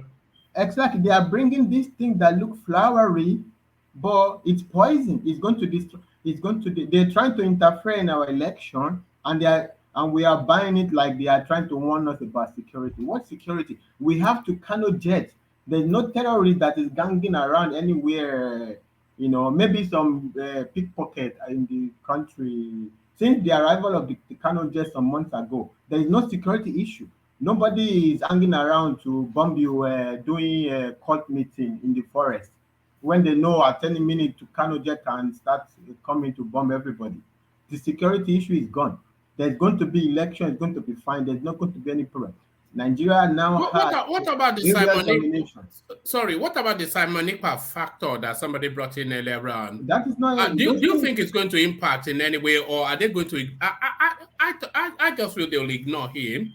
Those things are not, those things are not going to be any. They're not even going to be one year of a factor. Someone Ipa is not in Nigeria, so it's going to be keep talking. It's going to be rousing the point is who is going to go and because for you to carry out operation, you need to plan your operation. You need operational base. Who is going to go and do operational base in the forest to plan out stuff when they are going to throw you a bomb? It's not it doesn't work. All these operational stuff now they put them now in the houses people are living. I think recently the police they discovered some grenades or whatever in some house in some homes or whatever in the southeast. They will put all these things and put it in the midst of the people. This is the only danger Nigeria has now is domestic. Jonah doesn't have insurgency problem anymore. There's no insurgency that was you don't your AK-47 doesn't stand up against it. I think a quasi a fighter jet, essentially a fighter jet built for insurgency. It did Tucano Super Tucano is specifically built for insurgency. It's like a fighter jet built designed specifically for insurgency. It's a modern technology designed for insurgency. We have it. So there's no external all this gang. It's not only Nigeria by the way. Even the area West African area, all the weapons from the Libya following the fall of Gaddafi. Most of them have been mopped up. The ones that are not mopped up have been bombed. You know, is a the that Ipa is not in Nigeria, so he will keep talking. He will keep disturbing the okay, well, I don't want to anybody's agitation, anybody's interest. I don't call it disturb. So he will keep doing his thing, but the point is not going to be a factor. The point is who is going to carry out the plan, who is going to design the plan, who is going to carry out the plan. The agitation will continue, but it will not amount to much. The only thing they need to muzzle up domestic force mop up whatever is happening domestically. I think the election will find. After the election, everything there will not even be anything. It's not a. And Peter, All right, but you saying insecurity will be gone or is gone. People, you're offending people in the comment section, but I'll carry on. it's not that it's gone. It's not that insecurity is gone. Insurgency is gone. I didn't say insecurity is gone. There's nobody that's going to go and and be hanging out in the forest to go planning attack. That is not going to happen. I think even a few days ago or last week, they just bombed. They say, according to the report, scores of some bandits in I don't know whether it's Kaduna or whether it's Katsina. I don't know whether it's some forest there. So we have bombs. Insurgency is gone. Then it's not that insecurity is gone. Nobody completely solves security. America is insecure. Forever will be insecure. England is insecure. Forever will be. Germany is in there. Everywhere is insecure. This is life. You cannot totally remove insecurity. That will. There's no magic solution to that one. Gradually, the domestic whatever will be getting advanced. They will be advancing. If they keep advancing, if that that's why Nigeria is at a crossroad now. If we get it, if we need people to marshal the space forward. We don't need somebody to draw it back. We have the basic thing now to redirect. We need to remove subsidy. We need to really remove because one of the biggest scam on Nigeria has been subsidy, and now the way they are talking about. Okay, this is the subsidy. This is what. So they brought us subsidy. So we are They tell us that the subsidy is subsidizing petrol for us. But this is a wrong. It's a misnomer. They are not subsidizing petrol for us. They are only subsidizing a monopoly called NNPC. NNPC. So they subsidize NNPC. They subsidize the purchase of the refined product. But if they want to subsidize for us, for Nigerians, this petrol, they will do the mechanism to subsidize at the level of the petrol station, at the level of the consumer and the buyer, not at the level of NNPC. Then some 1 million people in between, 1 million middlemen in between before it gets to all of this is so. We need to remove the subsidy. If they want to subsidize petrol for Nigerians, they will subsidize it at the level of petrol, at the level of when people are buying it. So when you take your delivery of petrol in your tank in the petrol station at the petrol the petrol company and the petrol station where they have their tank maybe under the ground from where they are pumping into the car. Okay, when you take the delivery of that, at that point is when you will subsidize. Not subsidize at the level of NNPC. When you are doing that, you are subsidizing NNPC infrastructure. We're not subsidizing Nigerians. So this is where we need to remove it and remove that and build ahead. We do what Tinubu wants to do. The pipeline, Trans-Sahara pipeline, so that we can sell our gas to Europe. And Nigeria is coming back. It's not the competition. All right. I have that anticipation too that Nigeria is coming back. So, Fatai, next, I want to take you to the Fourth Mainland Bridge where all of the I's have been dotted and the T's crossed. So, all systems go to immediately start. But before I take you there, let me acknowledge some of the super chats that have been coming in. Comes in this instance from Solly. From Amsterdam, and it's pointing it in the direction of Kulata. It says Kulata will come and talk about all the good things going on in Nigeria. Then, in the same breath, use conspiracy theory to destroy all the high hopes he has given us. Chai, there is God. So thank you. And Bulata and his double-mouthed commentaries are spotted by Solly. So thank you, Solly. So thank you, Solly. But this super chat now comes straight from Alexander Akache, and is pointing it in the direction of somebody that is not here. Hopefully, he's listening.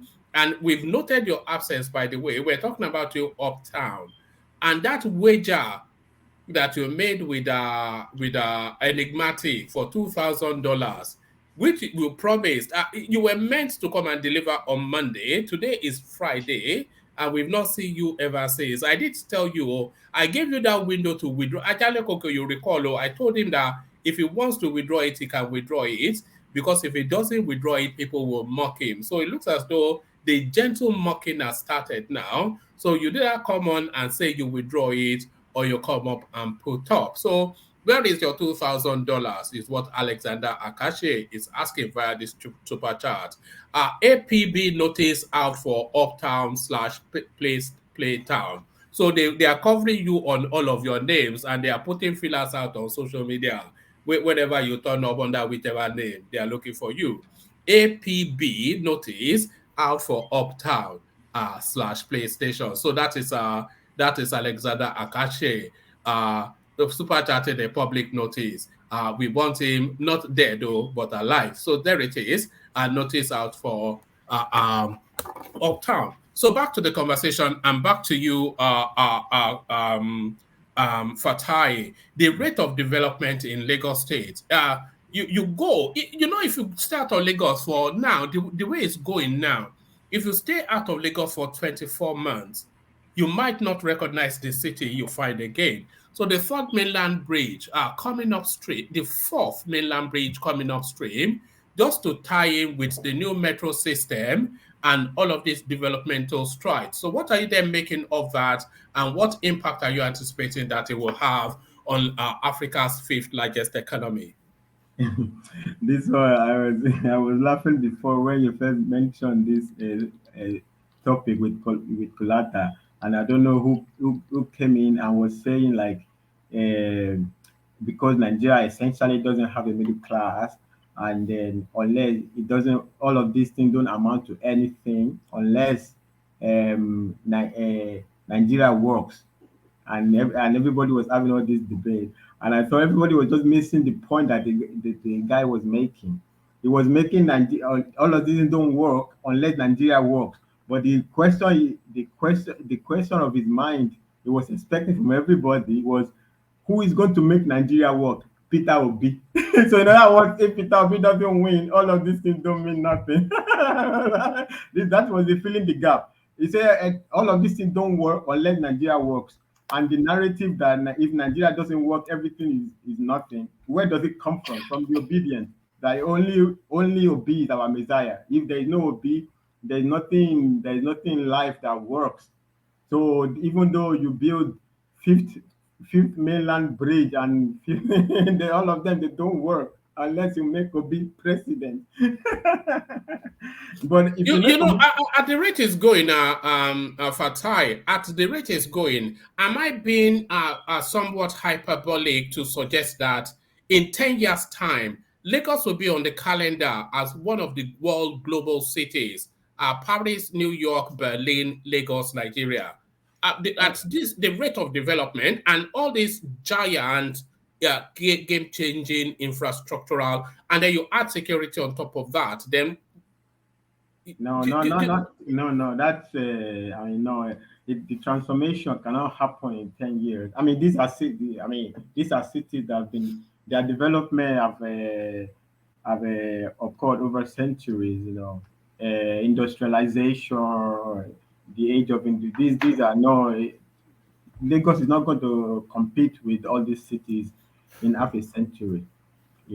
But Lagos is going to be competing with the likes of Cape Town, those South African cities, the like of Cairo, the like of all that's what we'll be looking. We are still competing on the African space. We are not competing with the big European cities, the big Western cities. These have taken centuries to build. These are very complex cities. Yeah, but we have the advantage of entertainment, music, movies, and being hipsters. We are global hipsters, and now we have a place to invite you back home to. Yeah, no, but that's not what is going to bring the development. The development is going to come from the money. We have the development we have our advantage is parallel to Dubai's advantage. We have natural resources that, if well managed, we will have loads of money that we can rapidly develop all these cities. Maybe not as rapidly as Dubai developed theirs, because we have too many people. We have a population, so the the spreading around of the effects of our money will not be as rapid as Dubai's. But essentially, that's what we have. We run parallel with the likes of Saudi Arabia and Dubai.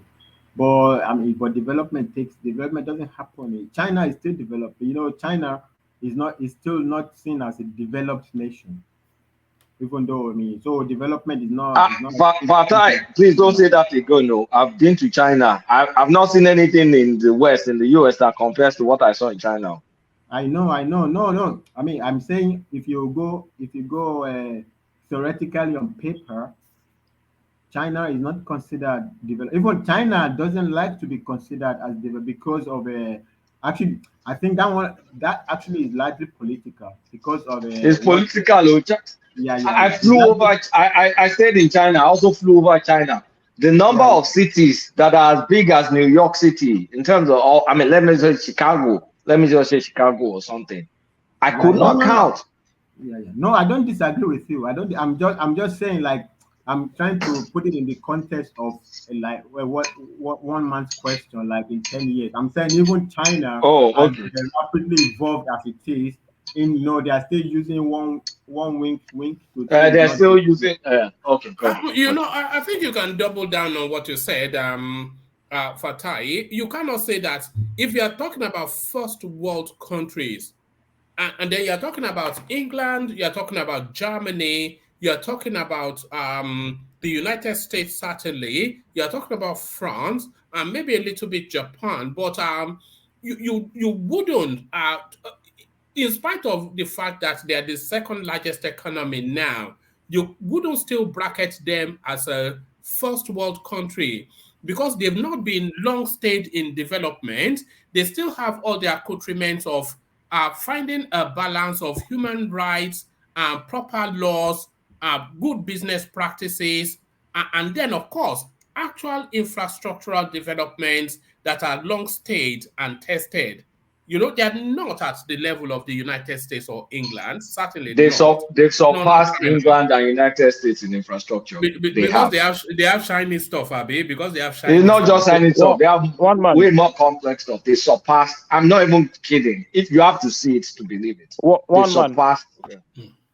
When they are rating nations as first world, it is not just due to bricks and mortar. It is not just due to infrastructure. It's how you look after your citizens. That is Exactly. one. Those are the things that they put into consideration. And China does not have the level of welfare state that all these Western nations have when it comes to taking care of the vulnerables in the society.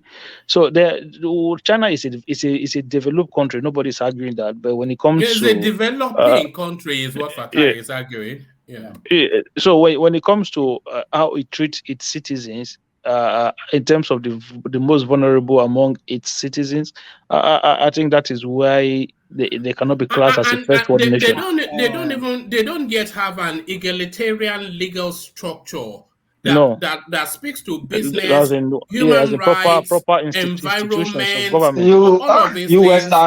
You Western people, I pity you people. Not No, all societies are going to embrace all those egalitarian human Yeah, but rights. those No, those are China the is things not that they going. put together. Coletta, Yeah, those are but the I things mean that they put together that is just to to rig rate the countries. that is to rig the rating. China is not interested in human rights. They have their own human rights. Camera follows you. Camera gives you have a social score, social rating. I mean, and that's what they do. They're not interested in you being able to tell the president to go F yourself. No, Yeah, but that's that's not the an kind of issue. society they have. No, but that's an issue. That's not a That's the future. societal. No, that's not a That's the future. societal. That's our future right You are there. not allowed to think that's the future, That is or the have future. or express independent thoughts. No, You cannot have your own freedom of expression. No, that is not the You guys future, will my see brother. now. That's the future. That is not the Small. You see. You get there. Don't we already have groupthink already? That can you say some things about some genders? Can you say some? Anyway, no. Let me not talk. Those things are not what factor into the calculation of whether they are developed or not. Those things are by choice. China is not going to be like America. It doesn't want to be like America. It's not going to be like America. China is a developing, is a developed is a developing country largely because of the way it runs its economy. Or the way because of the practice, not the way it runs, because of the practicalities of its economy. You understand? The cheap labors are still coming from China. Yes, it will still. It will. You know that cheap labor is not protected by law.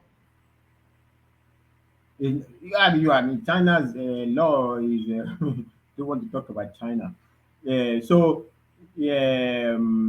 China labor is no longer cheap anymore. You guys are not following up. The attraction to China now is not about the cost of the labor. It's now about the expertise of the Chinese people. It's past all that cheap labor stage. Cheap labor is in Southeast Asia right now, Vietnam, Laos, and co. It has left China. China is now about technical expertise. No. You guys, you guys need to keep up with what's going on in China. It's just COVID slowing them down now. Okay, no, I think Kolata is kind of right with that analysis about China. I think it's moving out of that. Even if you look at the rate it's growing now in terms of its GDP, I can't remember the last time China going to the double digit. So a lot of those double digit GDP at the time was due to those massive productions that it was just churning out at the time. So they are kind of trying to move their economies gradually from that part into a more a service sector based economy. So they will still be producing. They will still be involved in a lot of technological innovations and stuff like that. But they are trying to come. No. China will not move its economy to service economy. I think it is not by choice. Sometimes you are forced into it because other nations will emerge that will also offer less cheaper production rate than you do. So people will go there. Nobody can offer less cheaper service. Why not? Because China Southeast Asia currently is cheaper than China for manufacturing. Yeah, but these are by design. These are when Trump no, China's middle class has grown. See, China is now focusing more on. Yeah, but they're building their internal consumption now, so they're not relying too much. They don't want to rely too much on export. So they're investing in domestic purchasing power. They're turning into this developed economy that you guys talk about. So they won't rely on the shock in supply chain or the shock in global trade. America will not be able to bully them because now their own populace are rich enough to buy the stuff they're producing. The place is changed. It's changed rapidly. No, because what China did was it has to go down in history as something that nations of the world we have to copy. The numbers of people that China moved out of poverty in the last I don't know how many in less than a century. It's under 2 decades. In less than 50 years. It's 2 decades, 20 years. Hundreds of millions of people they moved out of poverty. It is remarkable what they did in that country. It's mind blowing. It's mind blowing. They can't do it with all this free speech, free this that you guys are talking about. Of course, they can't do it because I remember one man. If you remember, there was a time in the UK when some Chinese guys who were picking pico, I think was in Southampton, who got drowned at the time. You know, this is not even 20 years ago. And look at China today. Its citizens, they're even talking about, these countries are talking about giving them a visa free to start coming to the UK and all of these countries. They better not do that. That is the level of transformation that we have seen in China. I remember then used to have. Yes, what underpins it? It is this cheap labor, mass production, churning it. You know that manufacturing has moved out of the West to China because of the Chinese formula of cheap mass cheap mass production at ignoring all of the rules of labor rights and all of that, and that's their comparative advantage. If they want to come into a more nuanced sort of economy, then they'll find competition from the Germans, the Americans, the It's English. not Yeah. one man. It's not just they will find competition. They will crash. Yes. China will never move to service economy. They have to continue to be a factory. That's just Yeah, it. yeah. They will never move. No, not at the level that they started. That's what I'm trying to say. They will still produce for themselves because it's a look. If you have over 1 billion people, that's a lot of people for you to even service in the first place, let alone exporting. So if for China to even provide for itself, it's still going to be a huge manufacturing base to just to look after itself alone, let alone go supplying others outside. So it has created this a huge number of a middle class. So this middle class, they have a lot of money with them now. A lot of them invested. They're now investing in the circular stock money market. now. It's circular money. The money is circular money from government of China to them, to the manufacturing, to the apples of the world. China is not going to move out of manufacturing. It's going to be the point. I don't know who made the point that they want to be a service. If they turn to service economy, how are they not going to depend on extra to somebody said that No. I'm not saying that. I'm not saying they're fully moving into service economy. Sorry, Akim. Also, somebody added that manufacturing was leaving China to Southeast Asia, but that's still Chinese. That's Chinese manufacturing investments in places like Taiwan and whichever other Vietnam. That's still Chinese manufacturing. Yes, that's still Chinese. Either taking advantage of their legal loopholes or international trade, whatever. But it's still Chinese. Even these spaces, China wants to take them over. Want to take them over actually take them over. Vietnam, he will not be able to. But Taiwan, he wants to. Essentially, nobody. I think they already have, haven't they? They've taken over Taiwan already. No. Taiwan stands on its own. If they touch Taiwan, US will go into war. But Taiwan is developed. The cheaper areas are Laos, Vietnam, Cambodia. Those are where they're taking it to. That's because labor in China is now no longer cost effective. That's why they have to now start. It's not because Why? It's not about the cost. It's not about the cost. No, see. It depends on the province you go in China. If you go to like Shenzhen or whatever they call that area, that place near Hong Kong, a lot of the labor there is fully automated. So that one, they sorted that one. It's robots creating everything. But anywhere now that's needing more labor parts, Chinese salaries has gone up. The middle class has gone up. When I got to China, like how many years ago was that now? Like 6 or 7 years ago. I was expecting that I'll be seeing all this, all this Pyongyang, all these Chinese cars that we see in Nigeria. When I saw it, it was full of Mercedes-Benz, Audi, BMW, all the Western cars. I opened my mouth like, this is not what they told me about China. Because when I saw the mall, when I saw the luxury everywhere, I was expecting fugazi stuff, like fake stuff. Look at their malls. Every single Swiss wristwatch maker, including the one that you will only see in Switzerland, they're in Chinese malls. So their consuming power has gone up. So now the economy is maturing so fast that their own labor is now expensive for them, that they now have to go to Southeast Asia to go and get cheaper labor. This is the factor of Kulata. You are the gray area there. You are the expansion of Chinese middle class is not to be confused with that Chinese is no longer, there's no cheap labor in China anymore.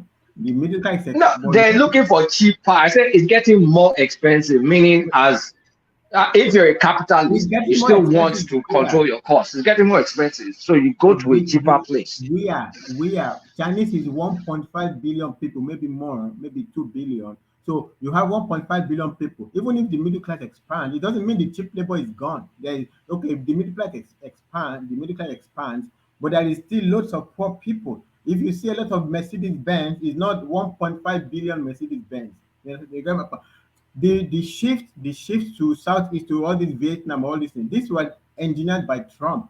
The magic growth of China, these were engineered by the from Clinton administration, who they want from I mean, it basically went up during the Clinton administration because America had this policy. What did they call it? To bring America, they had a name for it. To bring America, to bring China to be more economically viable, so that they can influence their political space to be more like the West. So essentially, manufacturing was shifting from America. This is what developed China so rapidly because all the Western manufacturing just shifted to China. It's not like some magic formula. It's well understood what's behind China's rapid growth. It's well understood. The cheap labor is moving to South because Trump sanctioned everything coming out of China. It was a big world debate, a world issue back then. People were even thinking it would lead to World War III. So there was a heavy sanction on China. So the America elbowing of China is what moved a little bit of the manufacturing spaces more to the likes of India, the likes of Vietnam, all these things. But it doesn't mean China is not going to give up its manufacturing base. Otherwise, China is going to crumble. I would have loved to push back on the Trump sanction, but we're in the weeds now. Let's get people back All to, right. to Nigeria. Let's go back home. Let's go back to Let's go back Nigeria. home. But my point I was making about Lagos. Because what we take, go on, go back to Lagos, yes. The point I was making about Lagos is going to develop to essentially, if anybody wants to fight for separation, the only space that will stand on its own is Lagos. Lagos is rapidly becoming its own country. It's running like its own country within Nigeria. It's going to be Please add Kaduna. Add Kaduna to the list because it's rapidly getting there to Kaduna. Oh, I don't know too much. Yeah, you might be right. I don't have too much insight into Kaduna. You might be right. I don't have too much insight. But Lagos is big. Look at the train. This train that Sanwo-Olu is inaugurating is better than the federal government train. From what I've seen, it's better. It's better designed. Better. Everything is just better than even the almighty federal government train that it's killing everybody or whatever, or they are kidnapping people inside of it. So Lagos is developed. That is why everybody should let Tinubu have his bragging right. There is a master design he put down. The biggest American embassy is being built in Lagos on the reclaimed outside of the United States, so not just in Africa. It's the biggest outside of the United. That's what they said. Yeah, in the world. No, I'm not saying in Africa. Yes. In the world, the biggest is being built in the reclaimed space from Barbage. If you were in Lagos before Tinubu came, when the Barbage is angry, it's crazy. Yeah, that place is crazy. It's like nothing. Even that alone, I credit Tinubu only. Victoria Island, all those inside. If you go Adiola Deku, all these things, all those roads, internal roads of Victoria Island, Tinubu did a lot of work. Those places, Ikoyi Falomo, those axes, those places were where Tinubu focused his attention because those were the commercial nerve, the big bulk taxes, the private companies that paid the big bulk in tax.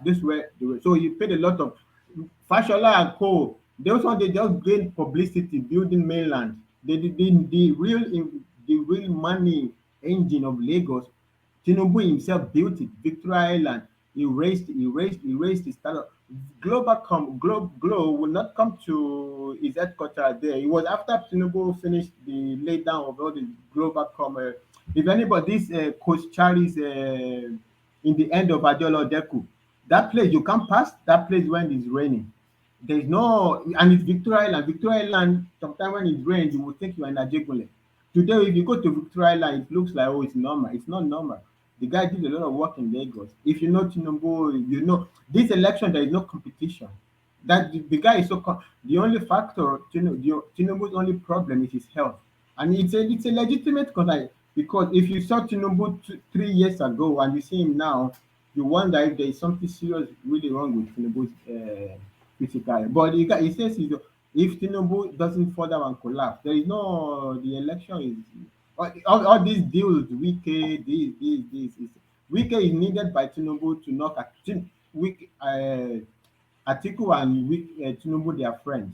So Tinubu is, if he's even trying, he wants to land a blow, but he can't, except to say, "Oh, he's ungrateful. You shouldn't run." They are all I'm not sure that they are not landing blows on each other because they are friends. But I think Atiku and Tinubu, they cannot land blows on each other because they are both guilty of the same thing. Is Atiku going to call Tinubu corrupt or too old?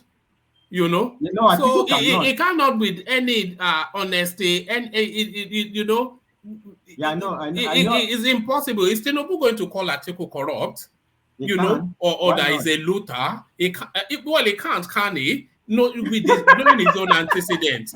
So I think they cancel each other out because they are both gangsters. You know, that's yeah. You're right. But Tinubu has a hedge. Tinubu can still like wink, say Atiku, you are corrupt, wink. But Atiku cannot under no condition. And Atiku will immediately bring Alpha Beta out, and then they start to talk about Alpha. So they are both criminals. It's just the thing. You know. But Tinubu will tell you. Even if he stole money, he used it to. He developed also Lego. What did the Atiku develop with all the money he stole? Look at that. Rational mind wants to come and attack you, but don't worry, I will let him. Stay there. I want to take you to INEC next, and they've cleared the path for Wike and his group to act as they will. So I'm going to ask you this, but before you reflect on your answer, because I want to do a round robin question quickly. But this is where I'm going to take you to next. PDP expulsion of G5 governors won't affect their candidacy in 2023. So this is INEC clarifying the rules. And what they are saying is that the names are already locked in as candidates for whichever position they are vying for. And whether the party expels them or not, they'll be on the ballot for how they are registered with INEC for this electoral cycle. So that does then the potency of that threat that if we kick you out of your party, your political career ends. So reflect on that. But I want to do a quick round robin question to start from Solomon to land on Ajan Lekoko. And the simple question is, who do you think the international community wants as Nigeria's president? So Solomon, you kick that off. Yeah. Good morning, everybody. Yeah. Good morning. This question is not be very easy to answer because there are many things that are involved in it, like in the development. Like there's this saying that the day Nigeria would get better, the rest of African countries will stand up. So I don't think anybody. I don't want anybody. The international space, especially countries like America, UK, that they support. I don't think that person is competent to rule this. Like has what it takes to rule this country. To be honest, because they would always want to milk this country as a whole, and they will always want Africa to be under them. But you cannot disregard their influence though over our elections. You cannot disregard Western influence over our elections. But who do you think they will prefer as a president? They will prefer. So far, the person I won't lie to you that I've seen that the international space have been close to more is Tinubu. Like the international space, organizations that have been coming around is, even though that they are just coming for just maybe for interview or that, but you don't know. But I feel like he has more relationship with them than any of the candidates. All right, brilliant. Just to throw my own hat in the ring, I think the international community will favor Atiku for reasons that it's a Fulani man, and the Fulanis are just through the history. They are malleable to doing deals that would disadvantage their people, so long as their interest and their pocket is lined, and that's Atiku. So I think the international community might well prefer Atiku. But But Kulata, same question to you. Who do you think the international community would like to see as the next president of Nigeria? P2B, because Pete it's going to change everything. It's going to just miraculously. All right, let me get serious.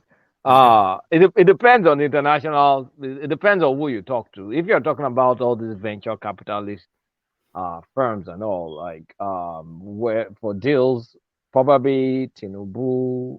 Okay, sorry. Atiku. Let me add an addendum to that space. The international community, let's split it to the Western community, the West, and then China. So who do you think the West or China and China will want, or would they want the same person? So I take it from that. China doesn't care. China, if a goat is your president, China doesn't care. China will work with you. From an international community, they would prefer someone like an Atiku, because he'll be able to keep the status quo going. So from an international government perspective, but from an international bank or financier or something, they will prefer Tinubu because of a lot of PPP deals that will happen. So it just depends on the particular audience. But China really doesn't care about whoever you are. If you are killing babies as a policy in your country, China will still work with you. China does not care. All right, brilliant. Thank you. So same question to you, Adewale. Yes, let's go with that. Let's go with Adewale. Same question to you, Adewale. Who do you think the international community would prefer as the next Nigerian president? And you may choose to split the international community to Western interest and Chinese interest. I wouldn't speak. Well, it's obvious that the Chinese already making incursion to Africa, and they've gained ground economically and politically is what I'm not sure of, because it seems they are not dabbling into our politics, but any government in the day, they will go with it. However, speaking to the choice of the Western interest in our politics and economy, I mean, they've made it known that they're interested in not just in Nigeria, but in Africa as a whole. However, two of the candidates have already visited United States Department of State, and they spoke with the officials there. So that means they've made their intention known. However, I can't actually predict my mind if they will be going with any one of them. But whoever wins, even though if they have their preferred candidate, I don't think they're going to make it known, because that will generate a lot of negative comment, and I don't think it will go well for them to make that public, anyway. All right, but you say that, but I recall that during the Goodluck Jonathan versus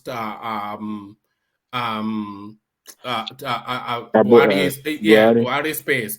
The internet, there was no equivocation. Even the king of Morocco was campaigning for Buhari.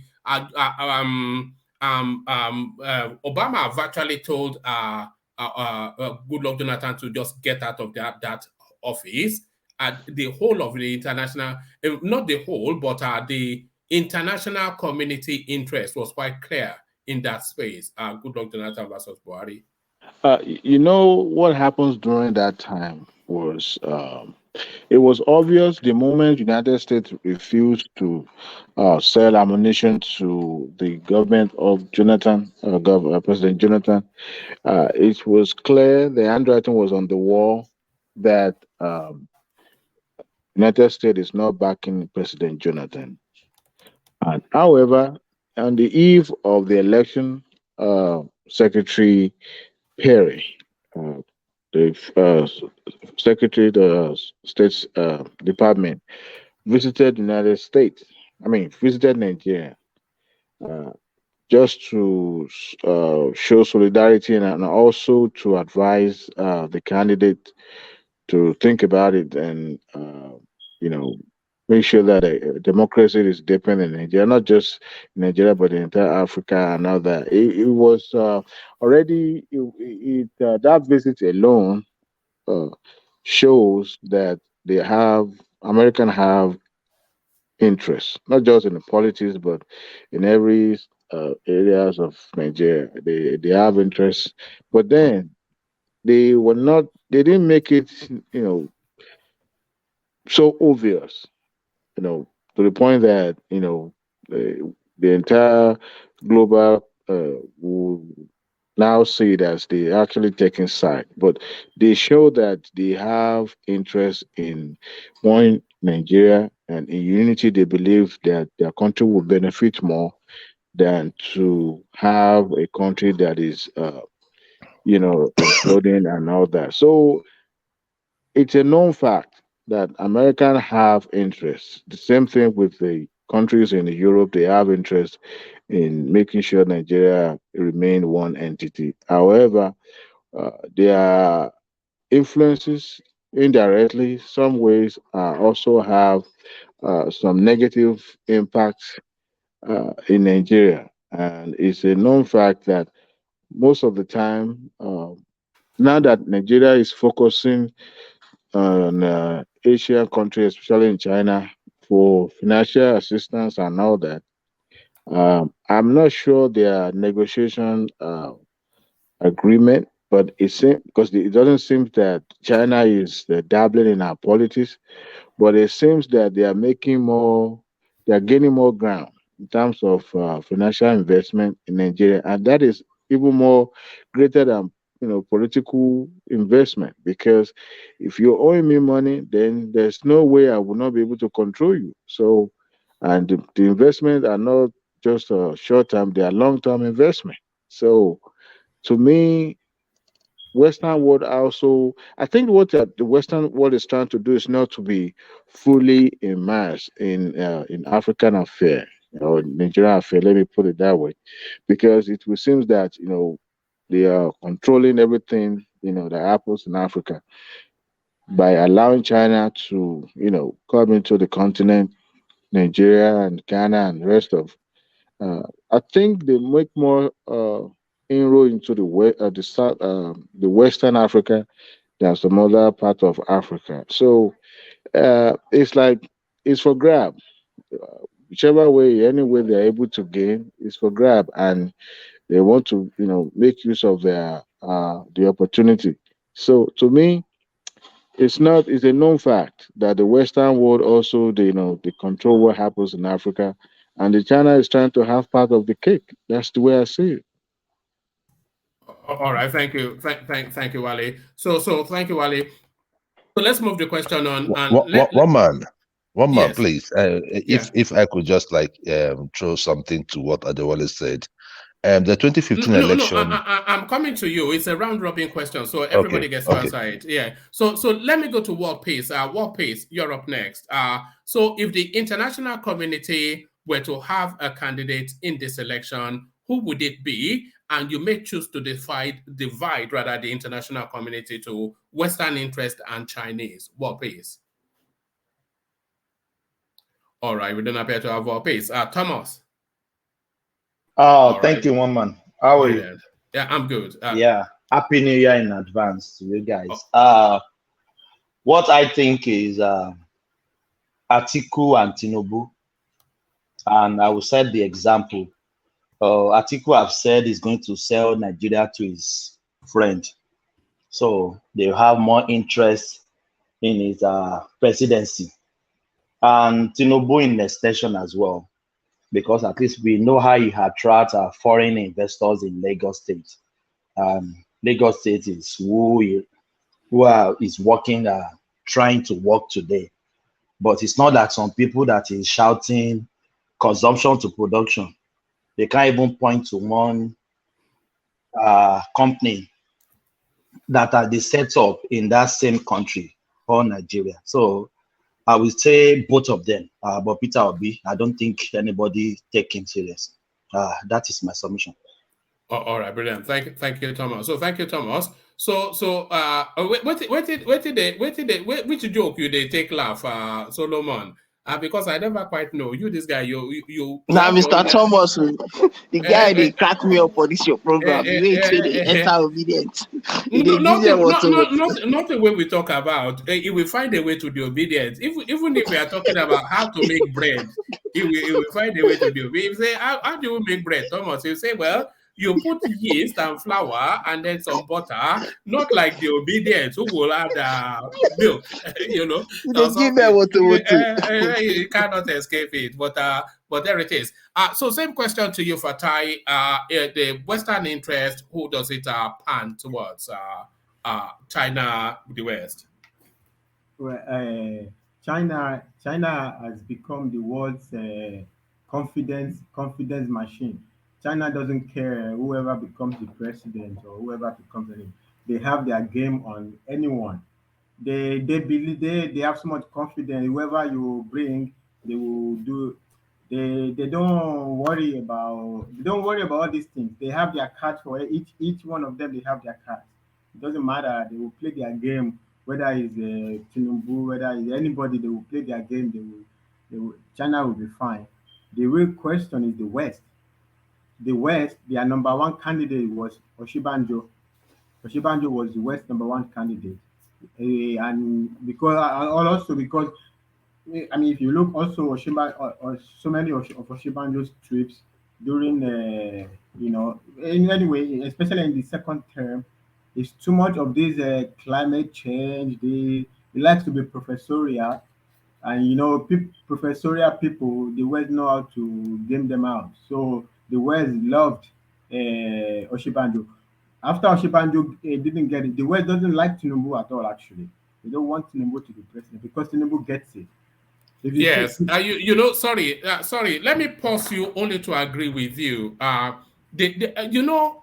When Tinubu was speaking about that climate change thing at the Arewa Consultative Forum interaction, I thought he made a mistake to open up as much as he did because the West would have taken note. But yes, because like you said, they know he knows, and they don't want anybody that knows in there.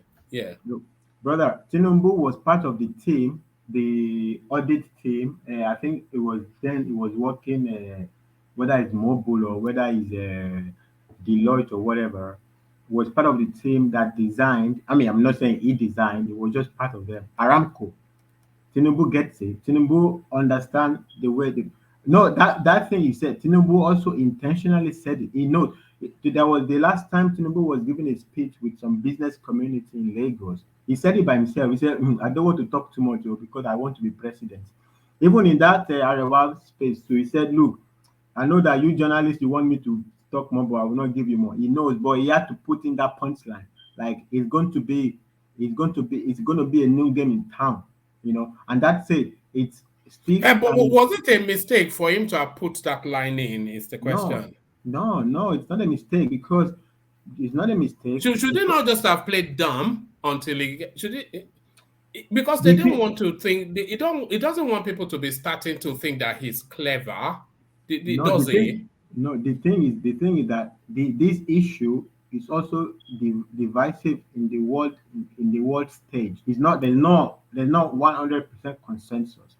Like you're not going to talk climate change and ask China to close down all its factories. It's not going to work. So China is not going along. You understand? Even all the meeting they have COP 23, COP 27, they are always pledging money, but they are not giving the money. So that's why Tinubu is saying, look, we are not going to destroy our economy on some pie in the sky promise. Like Sri Lanka did this thing. Sri Lanka adopted this. There's something they call it. When you take this climate change, this thing, then you have to implement a new economic policy. Sri Lanka went into recession. That was, I think, last year or 2 years ago. There was riot, like incredible, not one day riot, maybe last day, maybe month on the streets. Everybody, the economy went down. So that's what Tinubu is saying. Actually, Tinubu wanted to get in the punchline. I am not against the climate because it's not conclusive. The climate change agenda is not conclusive on the solution. it's like we know the problem, but we don't know the solution. Is the issue. So Tinubu is saying, look, fine, if you want us to deal, if you give us financial guarantee, then it's not like we promise $100 billion. It's not a promise. If there is if there is concrete financial guarantee for our system, we would think about it. I'm not against it, but I need to see concrete stuff. This is I think this is the message he was trying to get along. Without anything concrete, there is no. We will have to be careful. And he says this thing also because also it's not like 100% consensus around the world. The America, the West, they're totally on board, but the likes of China, the likes of Russia. If you see also the game also, it's playing this one. You say it will take the gas to Europe. If you take the gas to Europe, it's like you are competing with Russia. So all these things are factors. At the same time, also Russia also doesn't like climate change. This is a multiple factor. Is a multiple factor game. But certainly they would prefer not to have to negotiate. That's why I mean, if you when they give that security alert, the whole of even the UK, many Western countries, they start moving now. You would think like Nigeria was going to there was going to be a 9/11 in Nigeria the next day. They don't want the administration to continue. Even when Buhari signed the deal with this Tucano jet, he signed it with Trump. They almost didn't want to go through with giving us the weapons. Buhari also gets it to some extent, or just that Buhari was a soldier. He didn't study audit. He didn't know anything about economy or Sorry, can I interject about that Tekano jet? Yeah. Everything. Why they did not?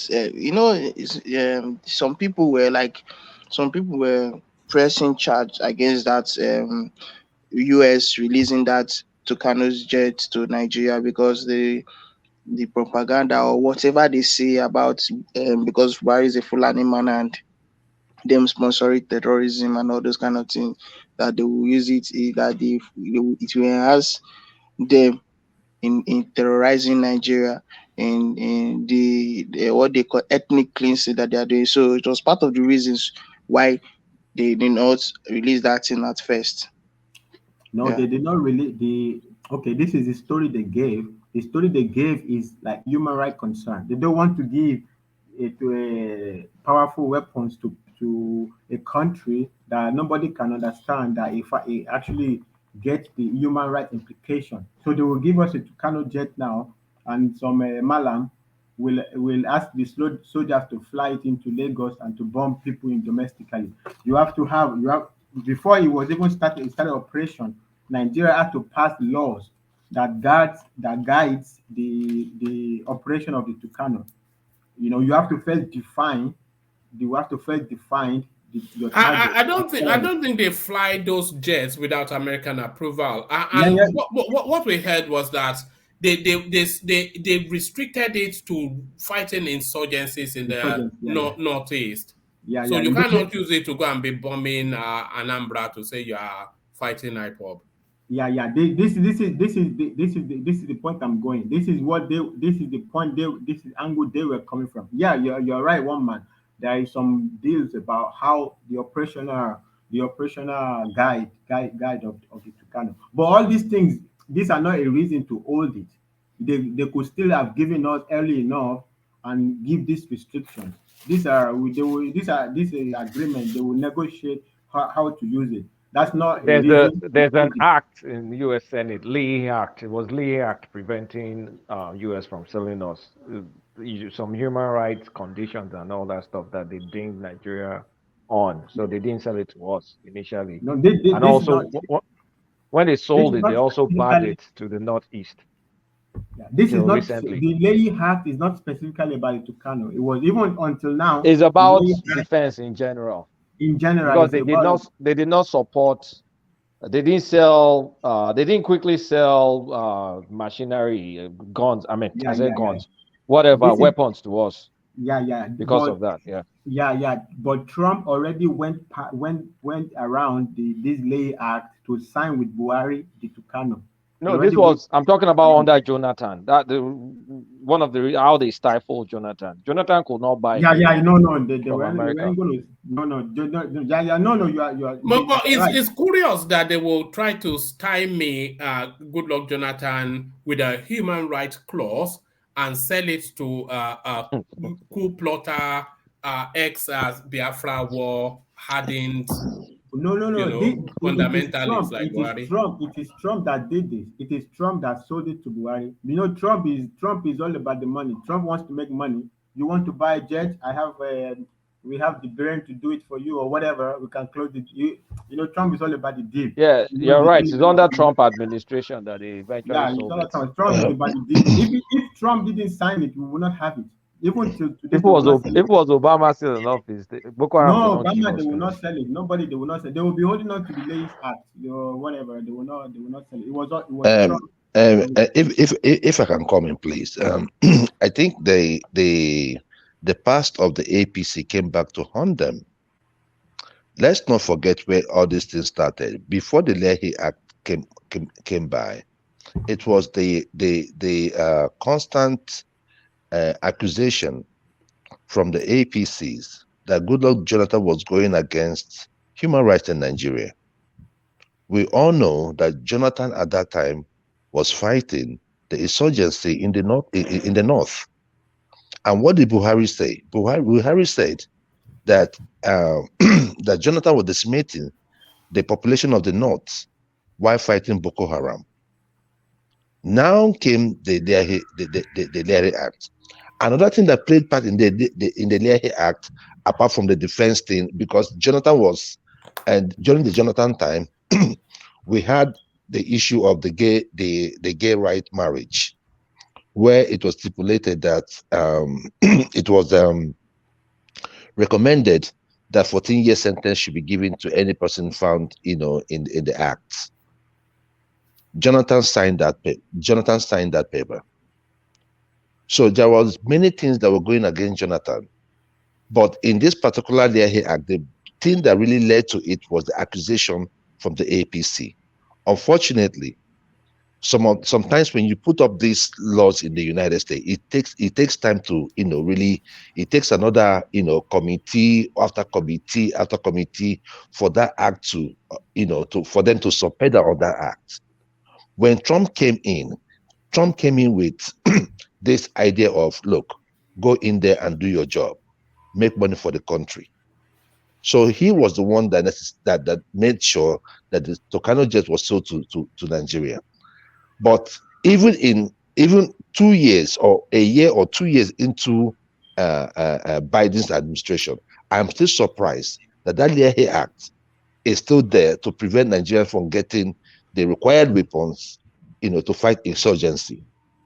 Which brings us to the fact: is the United States actually supporting our fight against the insurgency, or they want it to go on? The Leahy Act is not especially particularly geared towards Nigeria.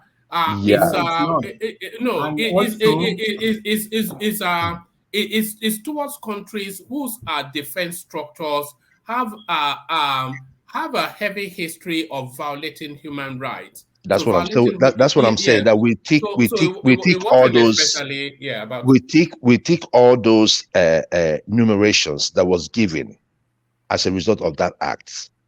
So if we tick all those, it means that act will still work against us.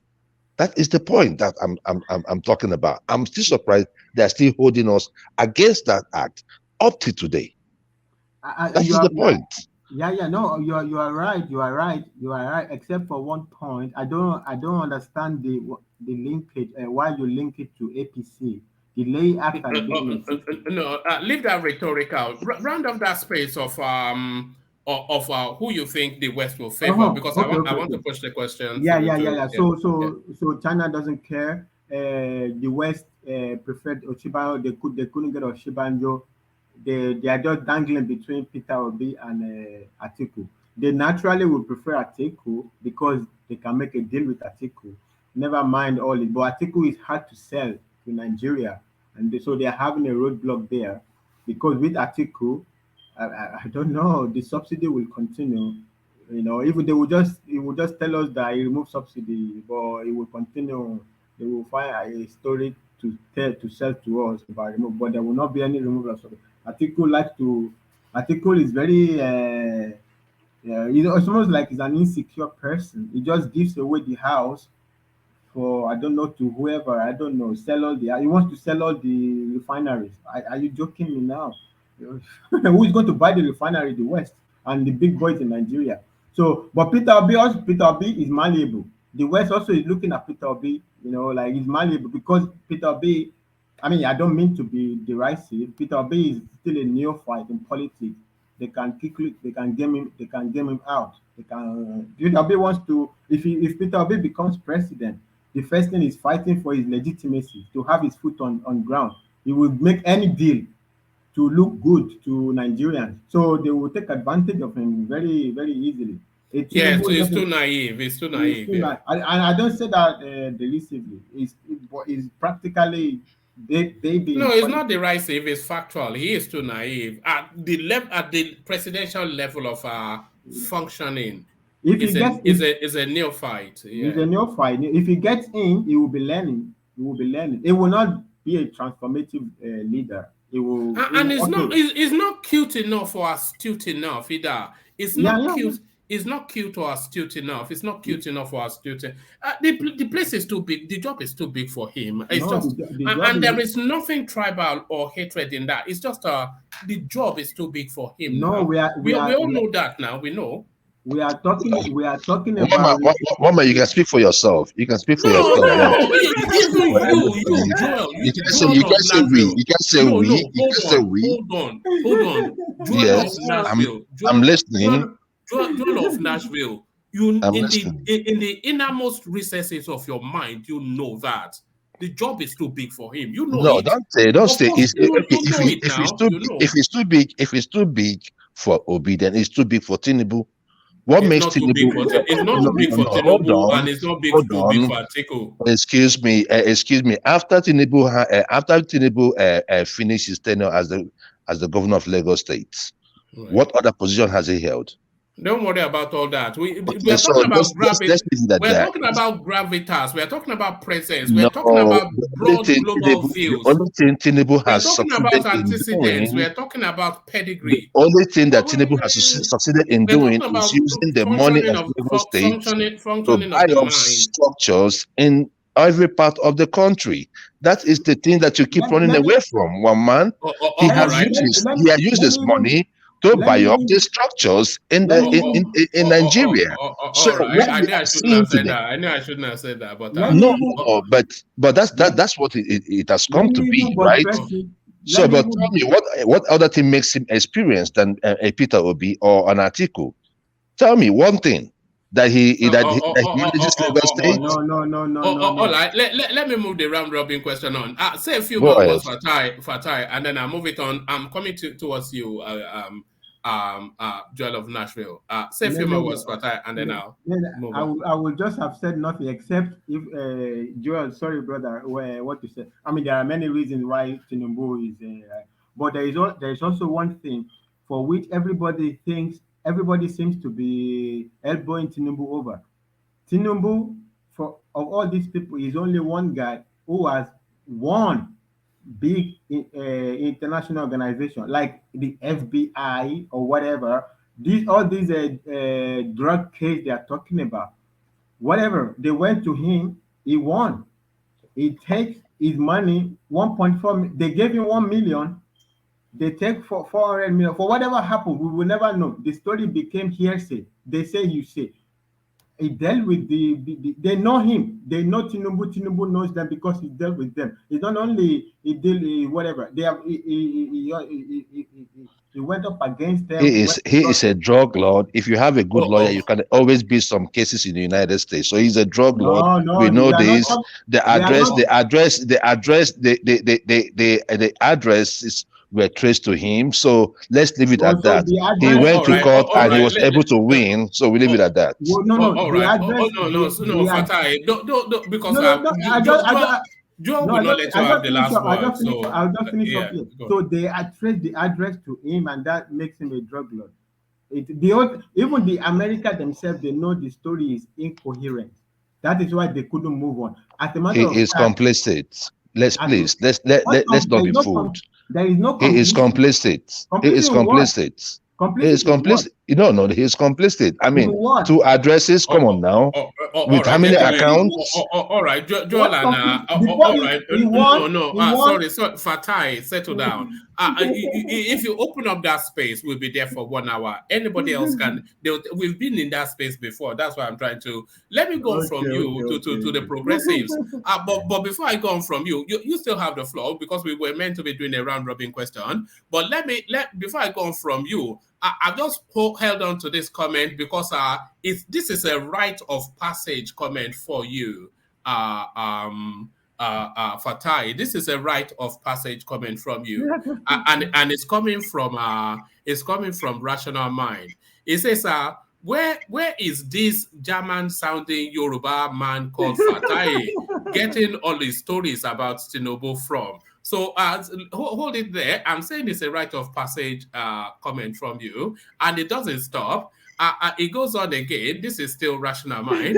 It says, did you guys just hear our German-sounding Yoruba guy saying a law was passed in Nigeria just so the Air Force could fly Super Tucano? Dude, what planet are you from? So I say it's a rite of passage space for you.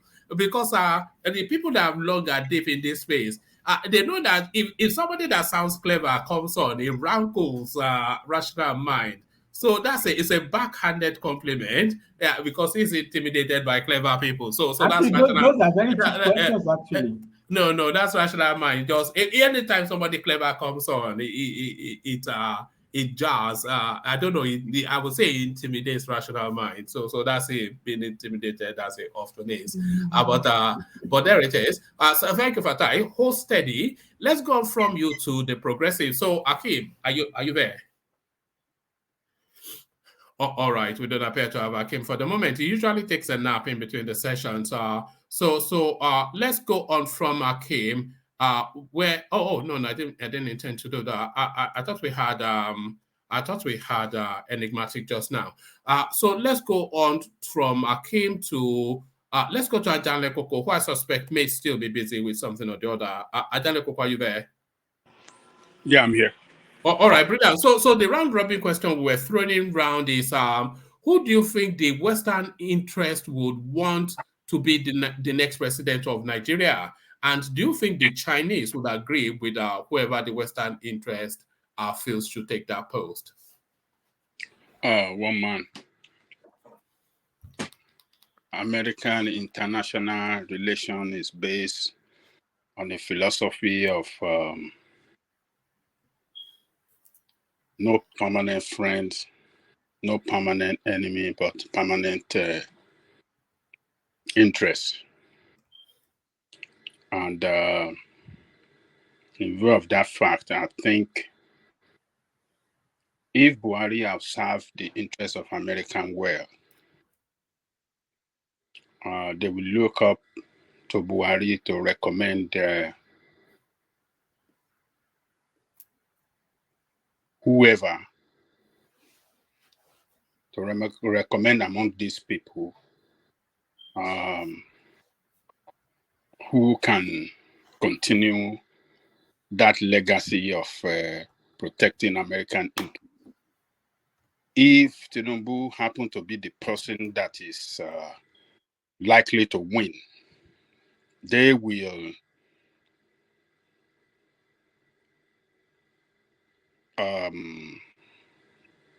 want Buhari to sit him down and then, tell him what he has done to protect the interests of America, and wish Tinubu can continue. And if it is Atiku that is looking good to be the next president, they would like him to sit him down and continue protecting their interests. However, we have some other power that be in Nigeria that could as well influence America on who that can satisfy that interest and the interest of Nigeria, their interest and the interest of Nigerian state, particularly this time that Nigeria is so shaky in terms of the unity in diversity. So many things is not going right. Who is that person that can bring Nigeria together and that will bring Nigeria together and avoid that politics of division along tribal, religious line and all those politics of divisive politics. So it's going to be very tough for America itself, and as well for in choosing a particular person. So they will have to listen to the power that be in Nigeria that can help them to influence whoever that is looking good to become the next president in order to protect their own interests. I think that's the way I see it, woman. All right, brilliant. And finally to you, Joel of Nashville. Who do you think Western interests would want that to be the next Nigerian president? Joel of Nashville. Well, one man, by the way, good morning, afternoon, evening, wherever you may be. Like, share, and subscribe. Good day. I will say this: I don't really care who the West endorsed. Let me take you guys back a little bit to what happened before Buhari came into power.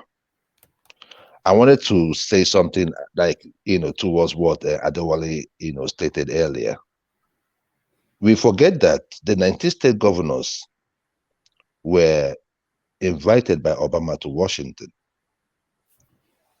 When John Kerry came to Nigeria, he had a meeting with the 19 state governors, and even still went to see, what's his name? The Sultan of Sokoto. The picture was so symbolic. Everybody knew where the Americans stood. So, and that is why till today, I never forgave Obama for helping to bring Buhari into power. So for the West, it's going to be about interest. It's always going to be about interest. For we, it's going to be about good governance. What is going to work for us as a nation is what is going to be paramount. Whatever interest anyone has is theirs. What is paramount should be paramount to us as a nation is who is going to move us forward. So it is good governance versus interest. So, but coming to the question, China would always work with you.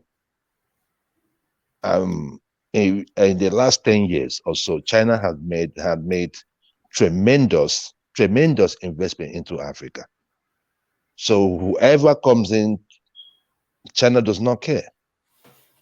And I mean, if you understood the politics of the last meeting the United States had with African leaders, they were trying to play a catch-up because they knew that China has already infiltrated Africa.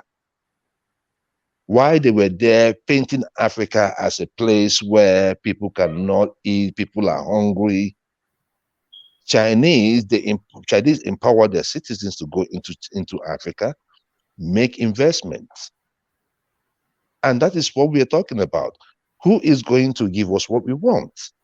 Even though those Chinese contracts can be, stated against us, but I mean, for crying out loud, who gave us in the first place? Nobody. So, coming to the United States and the West, I think they're going to endorse an Atiku.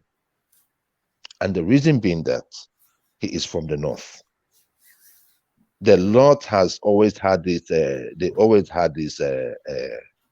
permanent loyalty. They've always relied on the West, in times of power. And when they get into power, they tend to, align, with the interest of the West, except for some religious, maybe religious or social things going on. Probably they might disagree on those. But when it comes to the economy of the country, they don't really care. They make sure that the interest is served, so that in turn they can get the required. So for the United States, for instance, I don't think the party really matters to them. So if Atiku is going to be is a Fulani man, they may likely and tilt towards Atiku. And let's not forget what Wike said in his address today, when he was saying that when he said that some APC governors were visiting Atiku in Dubai. So let's wait and see what is going to happen in 2023. It's going to remain. It remains interesting. Thank you, one man. All right, brilliant. Always brilliant by Joel of Nashville. So that same question finally to Enigmatic before we go on back to Fatai. So Enigmatic, hopefully you heard the question. We were asking, where would Western interest most like the presidency of Nigeria to go to? Who would they feel most comfortable being the president of Nigeria? And would the Chinese interest concur with that choice? Enigmatic Hondi. On mute. Yeah. Good evening, everyone, and then compliments of the season to every family. Yeah. So, when you study the politics of the West, we may basically speculate that they'll be tilting towards a certain candidate or a certain section of the country, but we may be wrong. It's quite debatable though. But if I won't be saying what basically I know. I'll just say it. I'll just use it as my opinion, so that people will not say, okay, how do I know, or stuff like that. But the West, they are tilting towards the South. They are quite aware of Nigeria's political system and the situation going on in Nigeria. So they have envoys in Nigeria. They have personalities in Nigeria. They have representatives at the highest level, the ambassadors and everybody. And they know the current Nigeria president. They know where he is from, and they know where Atiku, who is equally a leading candidate in this election, actually comes from. So, and they know what power rotation means in Nigeria. So basically, they will be tilting toward the Southern presidential agenda. So within the Southern presidential agenda now, to narrow it down subjectively to where it will go, we are between, let me say, the two leading candidates from the southern part. We're talking about the. Is that Shawore and Tinubu? No, sure. Yeah, No. all right.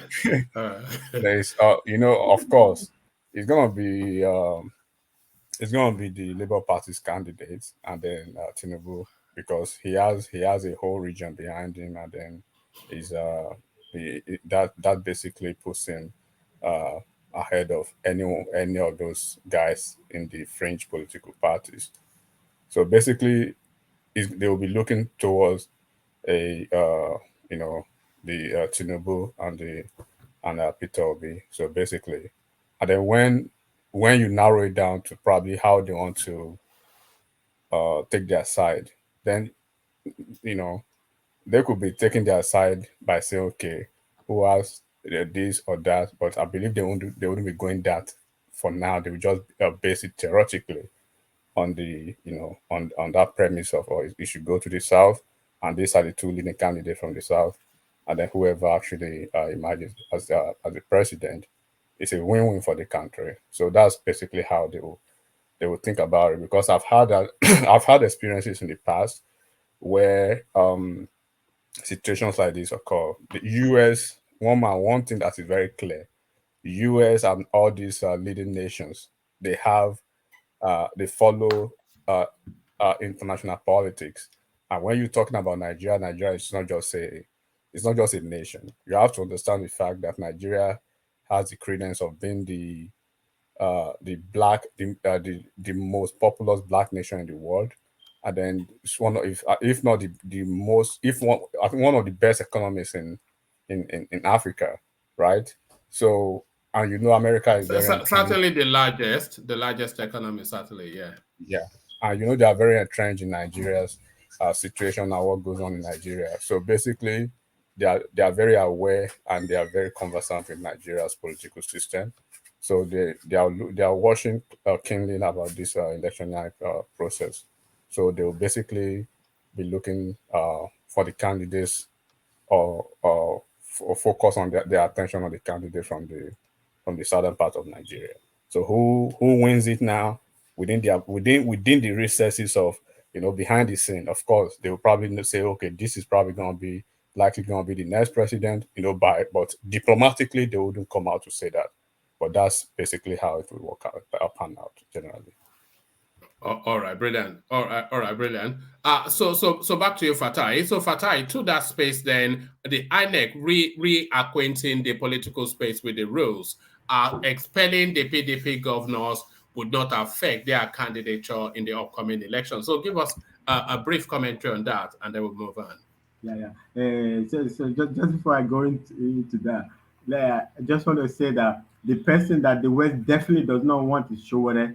They don't want somebody that will go and print all their secrets in Sahara Desert, in Sahara Reporter.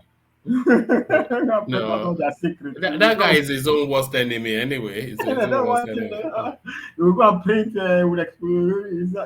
everything is secret. You can't be talking all the secrets in the open. So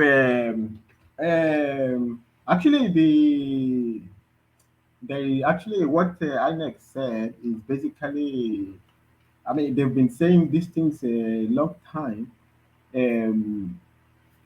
PDP doesn't have anything over the G5. I don't think they're trying to say it to stick it to PDP or anything, but that is just like a basic fact. The INEC, because the way INEC operates now, I think the reform they did in INEC is basically an idea taken out of this blockchain mentality. With this double verification, multiple verification sources. So you cannot withdraw or you cannot remove anybody's name from the portal. Even INEC cannot even do it by itself. Apart from like that, I think there is a deadline. Even apart from that, because if you want to, same thing also what happened to with the Labour Party's DG. Is the chairman of the party that they generate a passcode for the chairman of the party, one-time passcode to remove or add the name. But in order to generate this passcode also, the party needs to provide INEC with some affidavits, this. So it's like a double check. The INEC doesn't. So when the party fulfills the requirements of INEC, then INEC generates the passcode. Or if it's by court instruction, then INEC generates one-time passcode for the chairman to add the name. And if the chairman puts a name that does not match with INEC's procedure, they will not display that candidate will not be put on the ballot. The name will be there in the portal, but it will be blocked. It will be shown. So they have. You're talking about immutability. That's the because you're talking about the sort of immutability that you have. So basically, nobody has power. Yeah, basically nobody has power because if the verification is wrong in one of the multiple places, then it will become invalid. It's also what they do with also with the beavers. So there is a verification level on the beavers, on the tally of the beavers, and also there is verification level in the voting itself. So with the two tallies, then we have a game. If the two don't tally, we don't have a game. So nobody can go. IU cannot just remove. What they will do is they will not support them with money to run the election. Their name will be there. There's nothing they can do. The Labour Party's DG also, his name will be in the election. He will be in the election. He can even win.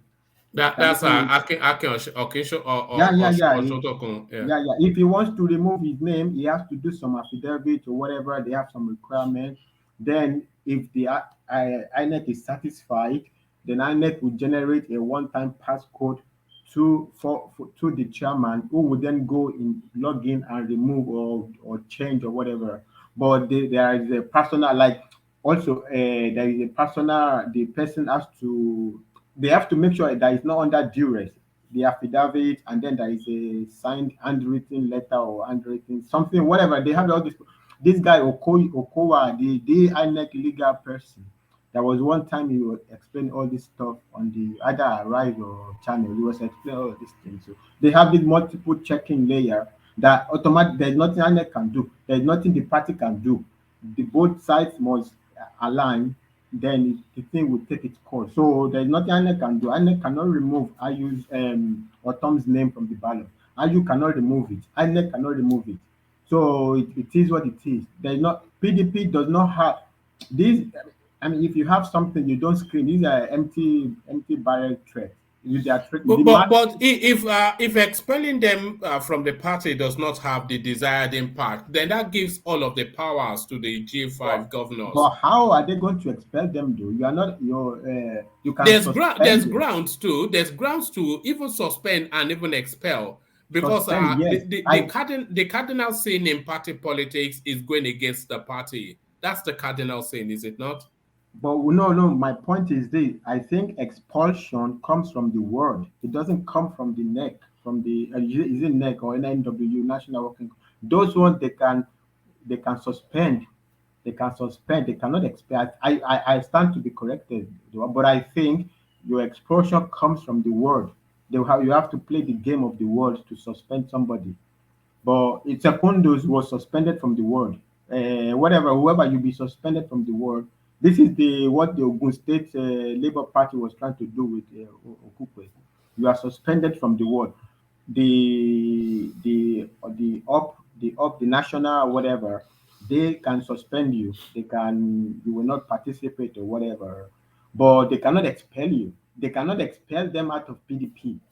They can only remove their match. They will not support them. But this G5 don't care about their support anyway, because the support is a mirage. They have to demonstrate to the G5 that the money made from primary is still there. If the money is this is what's delaying everything, because they want to see that at least substantial part of the money is there. Wike on his own, he has the feeling or he has the evidence. Who knows? But he's saying that the money is no longer there. So it doesn't even matter. Even if they come and join PDP, there is no money for them to run the election. They have to go and generate their own money. They have to generate the infrastructure. So there is nothing for PDP to suspend them over. The only problem they are having is to tie the deals around with I think the deals are a little bit complicated between them and APC and with Tinubu, and they will find a way to solve. But the only thing I know for that I have a good feeling about is that Tinubu wants Wike to knock out Atiku. The other one, they are like here and there, the other G5 group. It's not even about the vote. The votes are the votes are what they are going to be. What they are going to be. But Tinubu because Atiku is PDP is still a serious machine. They have candidates all over the place, because these are really what wins the president election. The candidate down the ballot. Those are the ones that will go to the grassroots. Nobody wants the Senate candidate. Doesn't want all the Senate and House of Rep in the north. They don't want to lose the election. They are going to fight, and because the elections are by party, when you go, your ballot paper is looking at your party. And in very in very exceptional cases, you find people who go into the ballot paper, they vote for one party here, House of Rep, PDP, Senate PDP, President APC, or House of Rep PDP, Senate APC, President Labour Party. No, people usually most people go in, they just vote. If they are going to vote APC, they vote APC. They are going to vote maybe 20% of the electorate as I making this differentiation. They go in there and vote. And this is what Wike is hiring 200,000 people with him assistant to do this job. Atiku is not out. So Tinubu wants Wike to help him knock Atiku out because he can't do it directly, apparently. All right, brilliant. Well said. Brilliant. Well said. So let's sequence it a little bit. We go to Thomas and then go on from Thomas to Adewale, come to Ajanle Koko, and then we'll check again to see if Akim has woken up yet. But you're up next, Thomas. And let me take you then to the hot burning topic of the day, the endorsement near enough as makes no difference of Tinubu by the G5 governors. So they've had yet the opted meeting with the Tinubu space in London, and it looks as though whatever needed to be ironed out has been ironed out, and the whole of the political space is of the understanding that the J5 are going to park their support with Tinubu. But the questions are, did they really have a choice outside of Tinubu since they made up their mind not to back Atiku? Did they really have a choice outside of Tinubu? So is it really they're adopting Tinubu by default? That's one. But then, of course, is there universality in that endorsement of Tinubu? Because we've been hearing their individual body language politics, and very frontally, or Tom has near but in actual utterances of the words leaned towards Peter Obi. So are we expecting them to be universal as a group in their endorsement of one person? And then what do you think that this permutates when that announcement is made to the political space?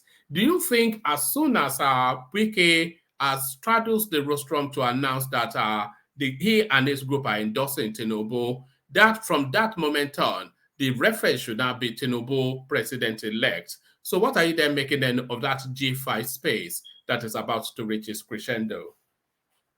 Oh, thank you, one man. Good evening once again. Then Happy New Year in arrears. We are already in the 31st, preparing for church in the evening. Yes. All right. Yeah. So we're in the back to 31st too. You are not in the first yet, but you are still. Yeah, we are in 31st. Yeah, we're preparing for church. So you are still in December, but yeah, carry on. Yeah. Yes. To the politics. One man. I will not deceive you. Anybody that have brain, we go with Tinubu. Even I'm talking of the G5, because they have many things to protect. And don't let us forget this. Their preferred candidate is the presidency to come to the south. But who are the two southerner frontrunners? They are Tinubu and Peter Obi. I would not like to, if I'm the person, I would not like to go with the loser. I would rather go with the winner.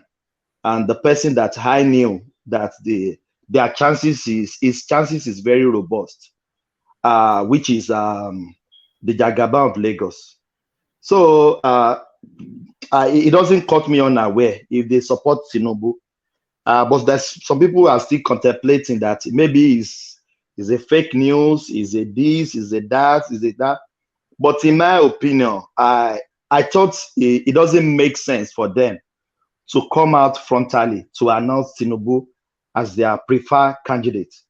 I would rather like them to do it secretly, work for Tinubu secretly, and tear down the Atiku camp. So that is what I think they should do. I don't think they should come out frontally to endorse Tinubu, in my opinion. And I listened to one of the PDP spokesperson, maybe Don Pedro or something, on with Shield in channels. He's been talking about maybe they are going to expel the G5 governors, that is even daring them that they should go and endorse Tinubu, and they will see the repercussion. So the threat is already on ground for the 5 of them. So I don't think, in a normal sense, I don't think they should come out to endorse Tinubu, but they can just do it undergroundly, and in the presidency, they work for Tinubu, and all of them will go for their own party candidate in their respective state. I think that would be much better. But it doesn't caught me surprised or caught me unaware. It's the handwriting is on the wall. They will actually endorse Tinubu. Some people, they say they want to endorse Peter Obi. Peter Obi is not going to win election. Why were they going to endorse him? Tinubu has the robust chance, and Atiku, and we know Atiku, the problem on ground, there's no go area for Atiku for that G5. So if there's no go area for Atiku, who else they will want to strike deal with? Who else? So I don't. There's no equivocation. They will be going with Tinubu, but I don't like them to come out frontally to announce who they are backing, in my opinion.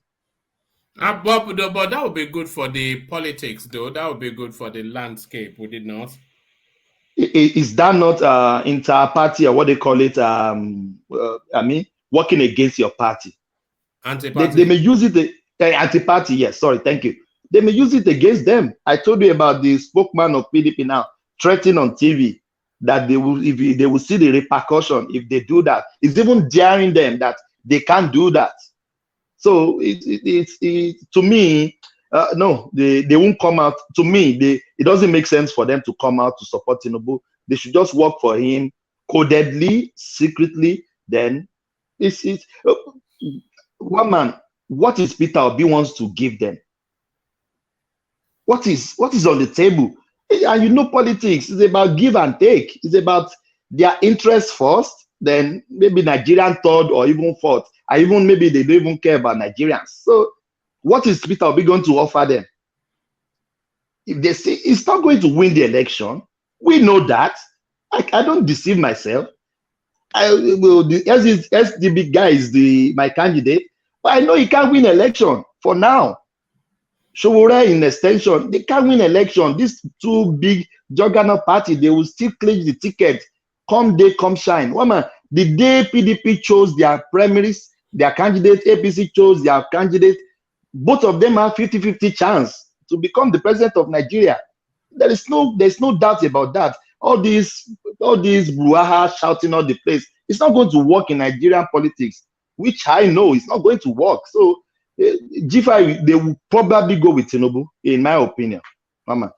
Oh, all right, brilliant, Thomas. So, Thomas, you said you saw somebody on television threatening repercussions, but the worst that can happen will be for them to be expelled from the party. But even if they are expelled from the parties, that does not strike them off the ballots in 2023. And if they expel them from the party and PDP loses, which there's a good chance that they might. If PDP lose the election, it wouldn't really matter that they were expelled, because as soon as the elections are over, Ayu is gone, Atiku is gone, Tambuwal is gone, and Wike and his group will come back to take complete control of that party. Excellent submission. So even if they expel them, it doesn't change anything. I think 3 of the governors are going to the Senate, isn't it? I think it's only Wike that is not going. And Seyi Makinde too is vying for the second post. So it doesn't even make any sense. It doesn't change anything, in my opinion. But, you know, party can expel you, but they can't remove their name from the INEC register. That is deal. That is sealed and done. So, but the guy will still threaten one man. No, PDP, they are not happy with this 5G. Don't let us deceive ourselves. They are not happy with them because they are spoiling the chances of Atiku being the president. And you know Peter Obi movement is in one corner. That one is even the biggest nightmare for the PDP. And the G52 they are doing their own at the side as well. So that 2 factor, forget about anything PDP, one man. I'll say this every time. there is no opposition in this coming election, APC will become your president. Because do you see any opposition, Wama? There is opposition, not so much from Atiku, but perhaps from Peter Obi, and it's only really around the optics that surrounds Peter Obi, and all of Peter Obi has been dominating the media space in Nigeria pretty much since he announced his intention to be president, and he has held that topmost space in social media, mainstream media, and public consciousness for all of his campaign period. So you have to give consideration to if that might or might not translate at the ballot. Because if all of these are hoo-ha that we're hearing around Obi's name, if it translates at the ballot, it might or might not give him victory, but it will certainly change the political trajectory of Nigeria. That doesn't mean anything. All this trajectory, forget about it. The only opposition, yes, please. Yeah, you wanted to ask if you were delusional the other time, right?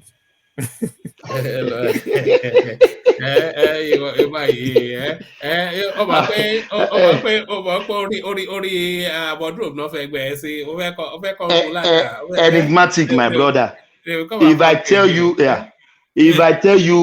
Adewale, the SDB guy is going to win an election in Nigeria, I am delusional. I am putting it to myself now. I am delusional. I will not be delusional. I will not be among the people deluded. No. So I don't deceive myself. Never. I will never deceive. The only opposition now, one man, is Tinubu's head. There's nothing else. Brother, there is no. Brother, yes, please. Yeah. Can I just second you? Actually, my favorite person in this election is Prince. What's his name? Adebowale. I think he's the most coherent of all of them. If you listen to him speak, he's a very intelligent person. He doesn't have the stature like but he's very. He's most. If I could choose in my fairy tale world, I will probably choose him. But the reality is it's more coherent than Chowere. Chowere also is brilliant, but if you listen to Adewale, when he's speaking, you can actually draw a pattern out of what he's saying. What he's talking about goes round, you know. But he has a he has a thick set Yoruba accent though. You yes. know, like it's doing He's not German like you, according to yeah. Let me second you, and his worldview as well, very wide. There is no question you ask this guy. He will tell you something about it, a tangible and concrete point. His worldview is the guy. His worldview is excellent. So, but I can't be delusional, telling myself the guy is going to win election. No, never. Back to Tinubu and the opposition party. One man, we are deliberating. Only opposition party today is Tinubu's head. There is nothing on the paper, on ground now. It's about Tinubu's health. That is what the Obedience and the Labour Party, they are lashing on. There's nothing else. That's why I said there is no opposition. Do you see Atiku campaigning? No. Peter will be 500 people, some even instance, or people will not even turn up for the campaign.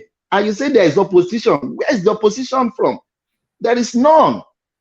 APC will clinch the ticket. APC is going to clinch the ticket. Their chances is very robust. Don't let us deceive ourselves. You may not like what I'm saying. I'm not APC person, but this is the reality on ground. I'm a realistic person. I talk to reality. I don't delude myself. So there is no opposition in this election, Mama. The only opposition that can come out is PDP. And the obedience problem and the G5 problem, he has scattered everything for PDP. So there's no equivocation, Mama. There is no opposition in this election. All these tsunami, landslide, we will see now. God will spare our life. February is just around the corner. We will see. So don't let us deceive ourselves. The G5 we actually go with Tinubu, in my opinion, because Tinubu has the more chances and robust chances to win the election. That is my submission. All right, brilliant. And finally, Thomas, to this space, the contract has now been a winner has been announced in the bid. The contract now signed. Work to start immediately. The 4th mainland bridge. Is this now that last piece that propels Lagos State into an international city? A 4th mainland bridge, a game changer, would you say? One man, I told you when I went to Lagos, the amount of roads work, bridges, infrastructures that is going on in that Lagos. Thank God some people on this platform have went to Lagos, they've saw it themselves. So there's no equivocation about that. So where in Lagos where in Lagos was the bridges going on? Where? I am not arguing. I'm not arguing. Please. I'm not arguing with you. I'm not only asking you a question. I'm giving my submission. No, but you can't be lying. You can't be lying on the where is the bridge going on? That's fine. I can lie, no problem. Okay, go ahead. They have my floor to lie. Let me continue my lie. So the amount of infrastructure that I saw in Lagos, I can name it if you want me to name it. Oshodi Expressway going to Yanapaja. There's a big project going on there. Big flyover just in the front of the airport. I saw that. Very, very good.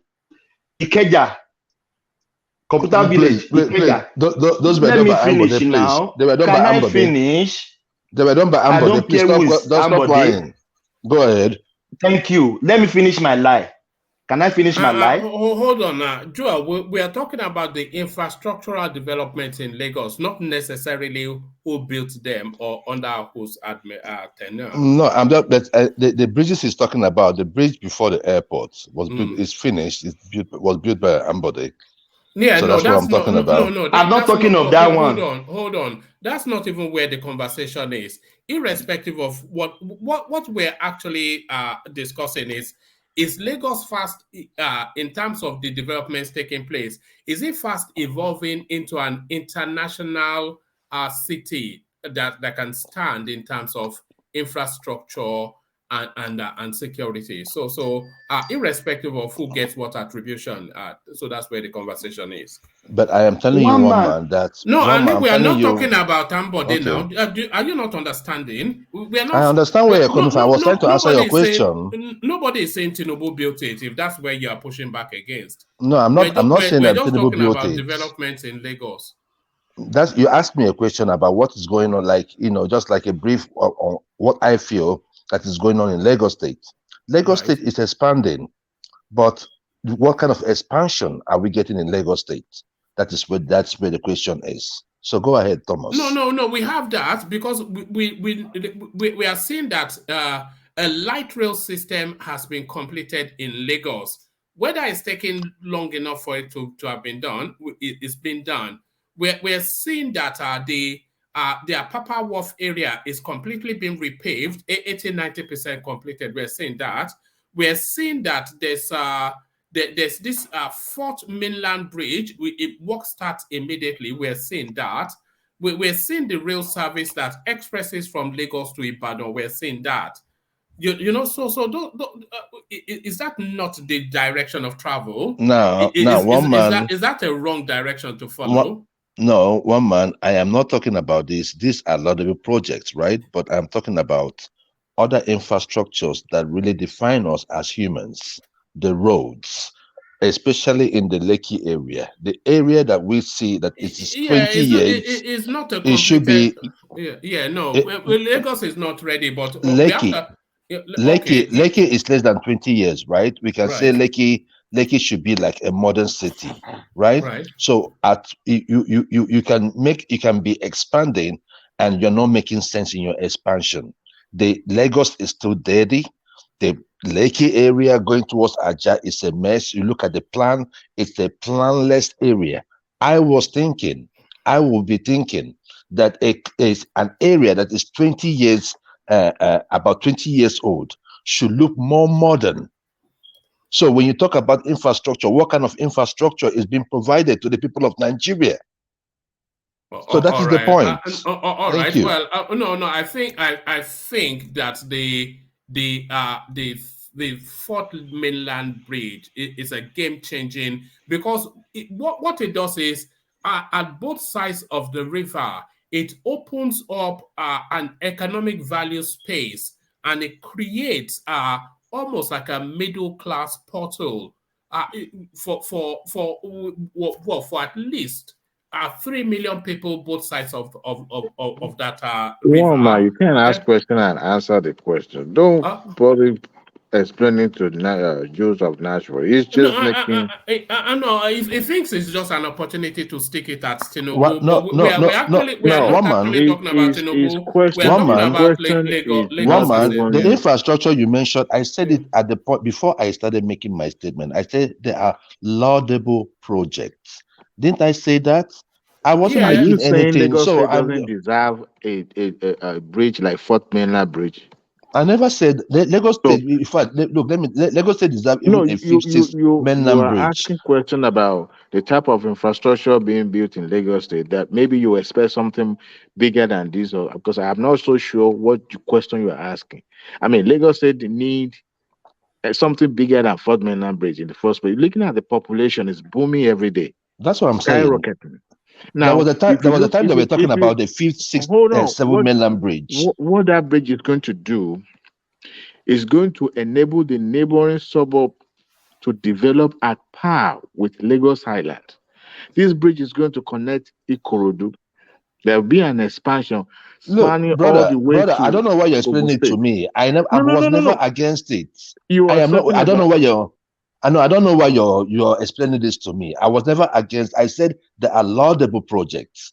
Hear me right. I say there are laudable projects. When after one man read out the projects, I say they are all laudable projects. But coming to the nitty-gritty, I gave my own specification where I was headed. I wasn't talking about the bridge and all that. I know the See, advantages of the bridge. Yeah, So you mentioned road in Lekki, right? And Nigeria Yeah. and all that. That you expect that will be developed alongside as they are going for the bigger project, right? The bigger capital project. But you see, they cannot be at the same time. You have to tackle. See, the money they will spend to build this bridge now, if you postpone it, let's say in the next 3-4 years. My brother, I'm you not talking will about pay the more. bridge. I You're still talking about the understand. bridge. No. I am not saying they understand. should postpone anything. It should have been built like 10 years ago. So I'm not talking about the bridge. I'm not. But You you're keep talking about stating infrastructure like this. roads. You're talking about why No, I'm talking inside. Look, when you talk about like the Ajah Expressway, which is the major road that leads from Lekki, from VI down to Ajah and Ebe and all those other areas. It is a mess. That's my point. Then when you go to the internal roads, hold on. When you go to the internal roads in Lekki, they are a mess. When you go to the estate, they are locked. The only place you can go and you'll be like, okay, I feel like they even have sense. It's in VGC. When you go to this other estate, there is no drainage. Are you saying I'm going to send you. They should abandon the bridge and concentrate in rehabilitating those roads? Oh my Is that what you're goodness! saying? Oh my goodness! I am saying the planning of Lekki and down to Ajah is a mess. So you cannot just say that this person is. Concentrate in one project at a time. No. What No, Joel is saying, you can still. no, hold on. I think what Joel is saying is that we shouldn't get too excited, because the quality of the works that was done in Lekki and Ajah, spaces that are not even up to 20 years, that they're subpar. So it's querying that all this excitement, they are building shoddy infrastructures, and we're trying to we're talking about it being an international city. I think that's where Joel. That is where I am going. That is where I am going. That's where I'm going to. Look, one man in my own estate. I will send you pictures. I took pictures of the gutter in my estate. One man. It is like it is not even. It's like about 6 inches, about 12 inches gutter. Then in some areas, they now lay a pipe, like a long pipe, from inside the estate down to the canal. And it's like the canal is even an open canal. What are we talking about? Dirty canal, like we had it those days in Well, in mainland. if That is that my is your point. if that is your question, okay, I wouldn't want to concentrate my energy worrying about that. Reason being is that you can't compare a multinational company that will build bridges compared to the kind of uh, local contractor road that we are talking about. We're talking about bridges, and the company that was the Chris contract was awarded to is not like a gutter build contractors. So to me, I wouldn't dwell much on that because Yoruba will say, "And make it that you can't put two irons in the fire at the same time." You concentrate on one, the road you can come back and spend less. I mean, as a matter of fact, you're looking at the people living in that vicinity, you can charge them to rebuild the road. But this is a big project that can be done. I mean, talking about planning, talking about rebuilding the roads, infrastructure in those areas, laying pipelines and pipe-borne waters and all can be done. But this is a huge capital project. To be honest, if we are practicing a federal through federal system. This should be left for the local government. But state controls everything, controls, every financial apparatus of the state. So it's still Lagos State body. But then, I mean, you have to concentrate on what you can put down now and come back later on to start, dealing with all those internal issues like those I call them mini infrastructure because those one are not as huge or capital intensive like, bridges and monorails and all sort of. So to me, Look, I understand now. you are talking I about understand your words, but then you are talking about a place like the house about over at least 5 to 10 million people, right? What I'm saying is that can't we as we are building, because look, these places are there, right? These monies are there. This estate, people acquire one this thing at a estate. time, bro. Get One thing get at a get time. my brother. You can do your drainage. You can do your drainage without even breaking the bank. The See, issue there is that what kind of inspection are we having? Those are the points. If you're saying you're no, building a the city, company, that the contractor that built those construct those road, we should be asking what kind of material used, how much was approved for it, and all that. I mean, we all know. Look at the road constructed by George Adewale, Dada with in your BI. indulgence, can we just move on, please? Please, Please go Yeah. ahead. there's no time. Yeah. Go Let's ahead. carry on. Thank you, gentlemen. But yeah, Thomas, back to you. The Fourth Mainland Bridge. One man, Can you give me a since second? Joel has, Can you give me maybe a yeah, minute? that's all right. Never mind. So, one man, let me just say this thing real quick. Maybe people will appreciate this. I think people should learn to appreciate the little. Let's even assume now without conceding that Lagos is not working as they actually want to preach every time. Let's assume that. But they should appreciate the fact that you know some of the visitors in Lagos may be ungrateful today. Basically Yanni does almost every time. But it is going to continue like this until their state, totally gets slaughtered. Because if their state, where they come from, is at the same pace, the governors are working, the regional leaders are working, as people are working in Lagos, the workload in Lagos will be reduced. Lagos is no longer competing with fellow states. Lagos is competing now with countries, right? So when you have to think about that, you are thinking about the old estimates. So put Lagos, in the population density and ratio to other states. For instance, almost 7,000 residents per square kilometer resides in Lagos versus Kano State that is 550, right? Versus Anambra that is 475. So when they tell you all this or River State that is 635, right? So when they come up with this kind of stuff, it stabs, you know, logical reasoning in the head, and you want to question yourself, what is the reason?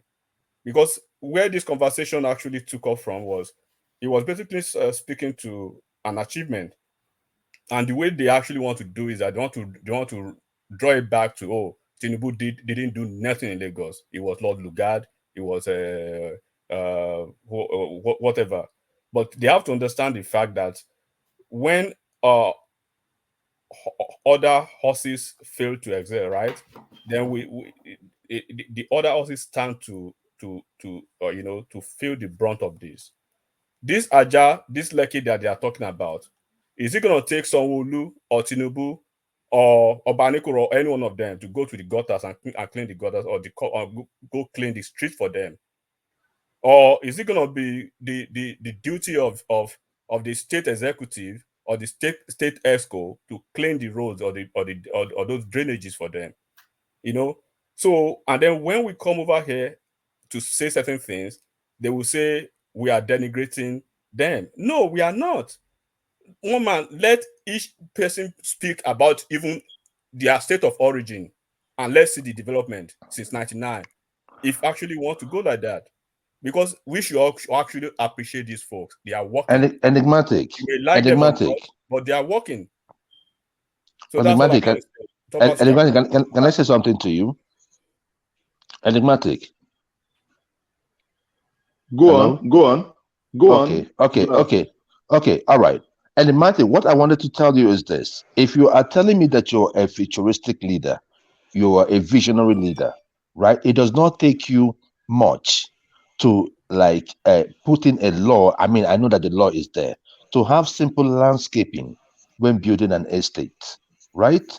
All these places you see in Lagos State where they are colonized areas like estates, so people actually bought a huge plot of land and built and made partitions, sold it to people and all that.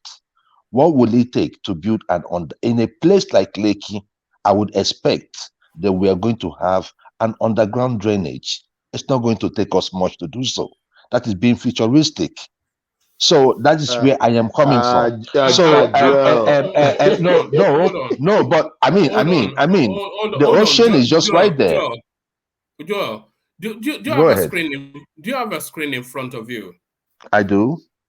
All right. You know what happens in a lot of these instances? You know, we're having a global conversation. Yes. We're having a conversation, 10 of us on the screen. The people in the comment section are participating, but a wider audience are listening and they're participating too. So what often happens is when we are having these conversations, I'll be hearing beep, beep, beep on my laptop. Do you know what happens when I hear that beep, beep, beep? There are people participating in the conversations that are sending me stuff via Instagram. So as you were talking, somebody has been just bombarding my Instagram with beep, beep, beeps. But let me show you one of the things that this person sent in. Let me show you this. This is what happens often instances in these conversations.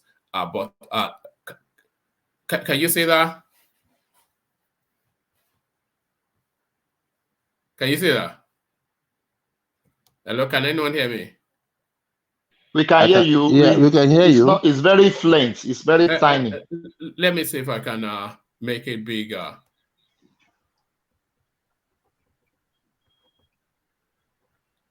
Yes, one man can see Ukade River. Yes, I see what you're saying. Yeah. Okay, can you read it, Thomas, if you can say it? I can't read this. No, it's a Okwaka River Bridge at Umudem, Nnewi, Anambra State. It's now a death trap.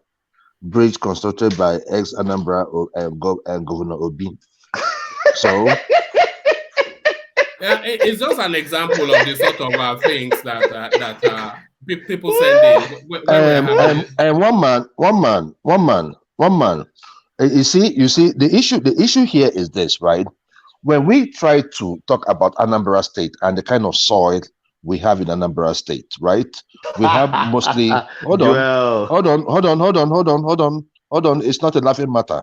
We have mostly like loamy soil, so which makes it easier for us to have erosion.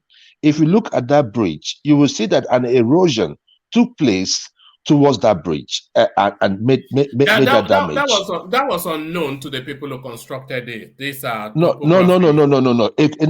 The erosion can come from somewhere else. It does not really matter where the erosion is coming from.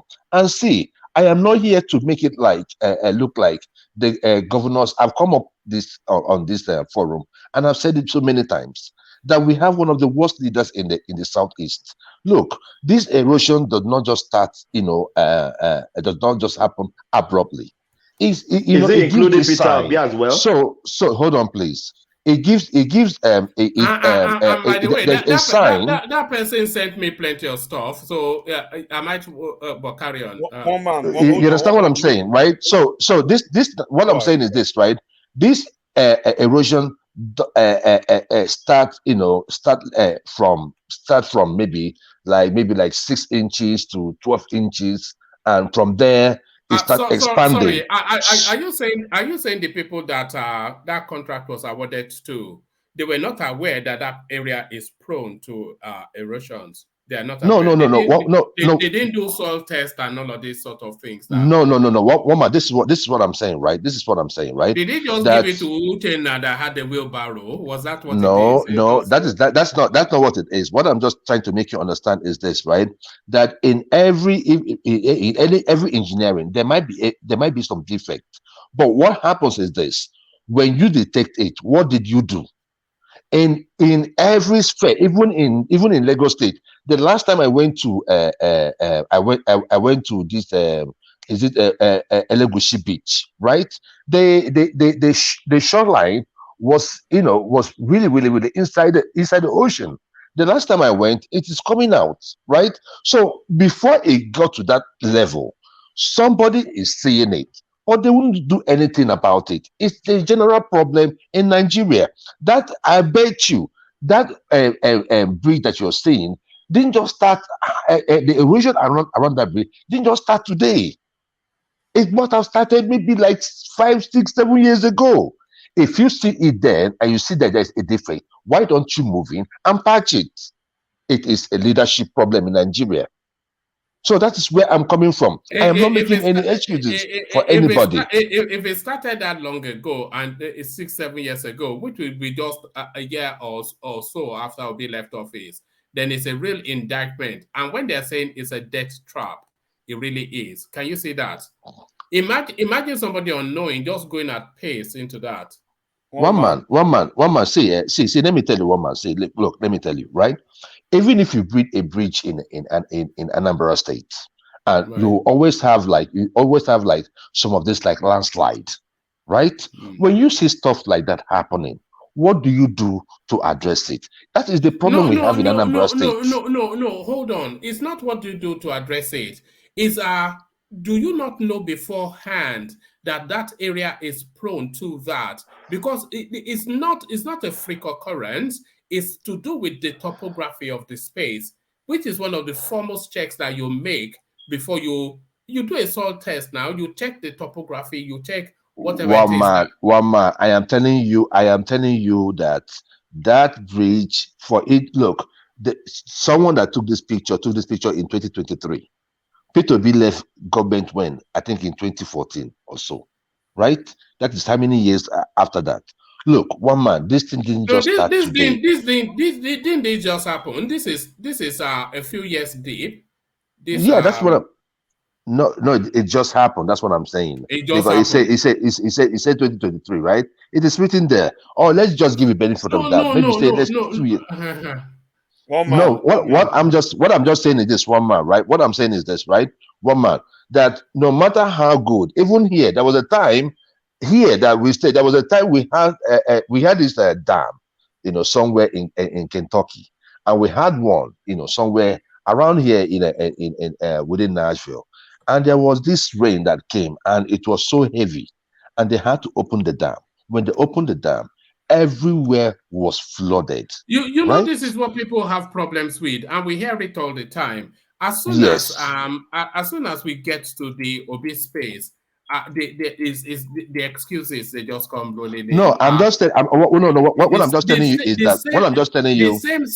The same set of scenario, everything the same, but as One man. cut off the head of everybody else. But Obi just throw those petals at No. him.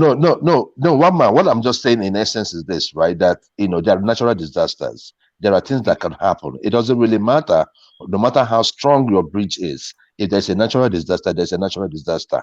Anambra has this natural disaster happening in small small shades in the form of erosion.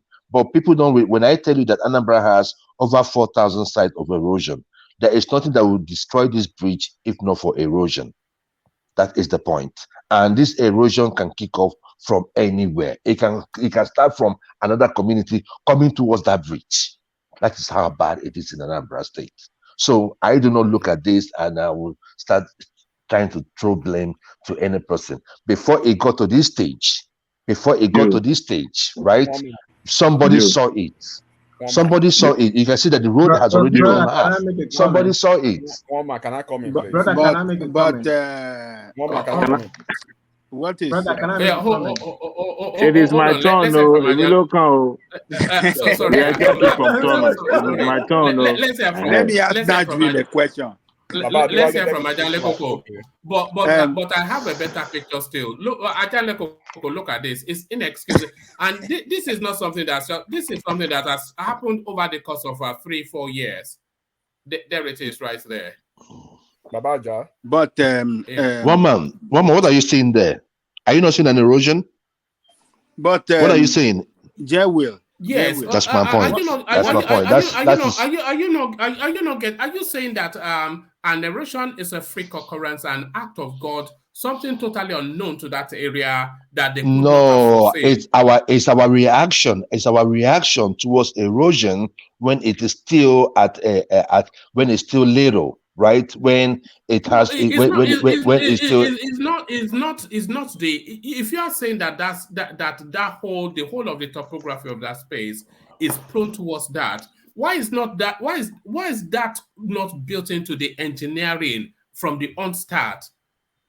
So a road that didn't last even 7 years. One man, let me say this thing. Come on, right? Look, if we are talking about first of all, do you know even why?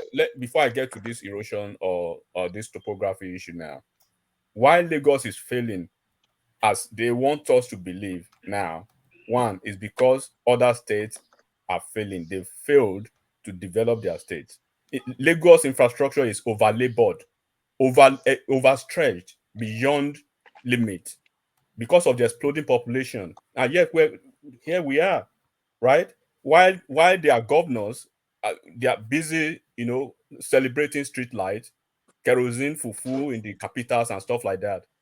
Lagos they just commissioned their reiteration and then this 4th Milan Bridge. But we want to be pedantic about this kind of stuff. Then we are talking about erosion and loamy soil and red soil.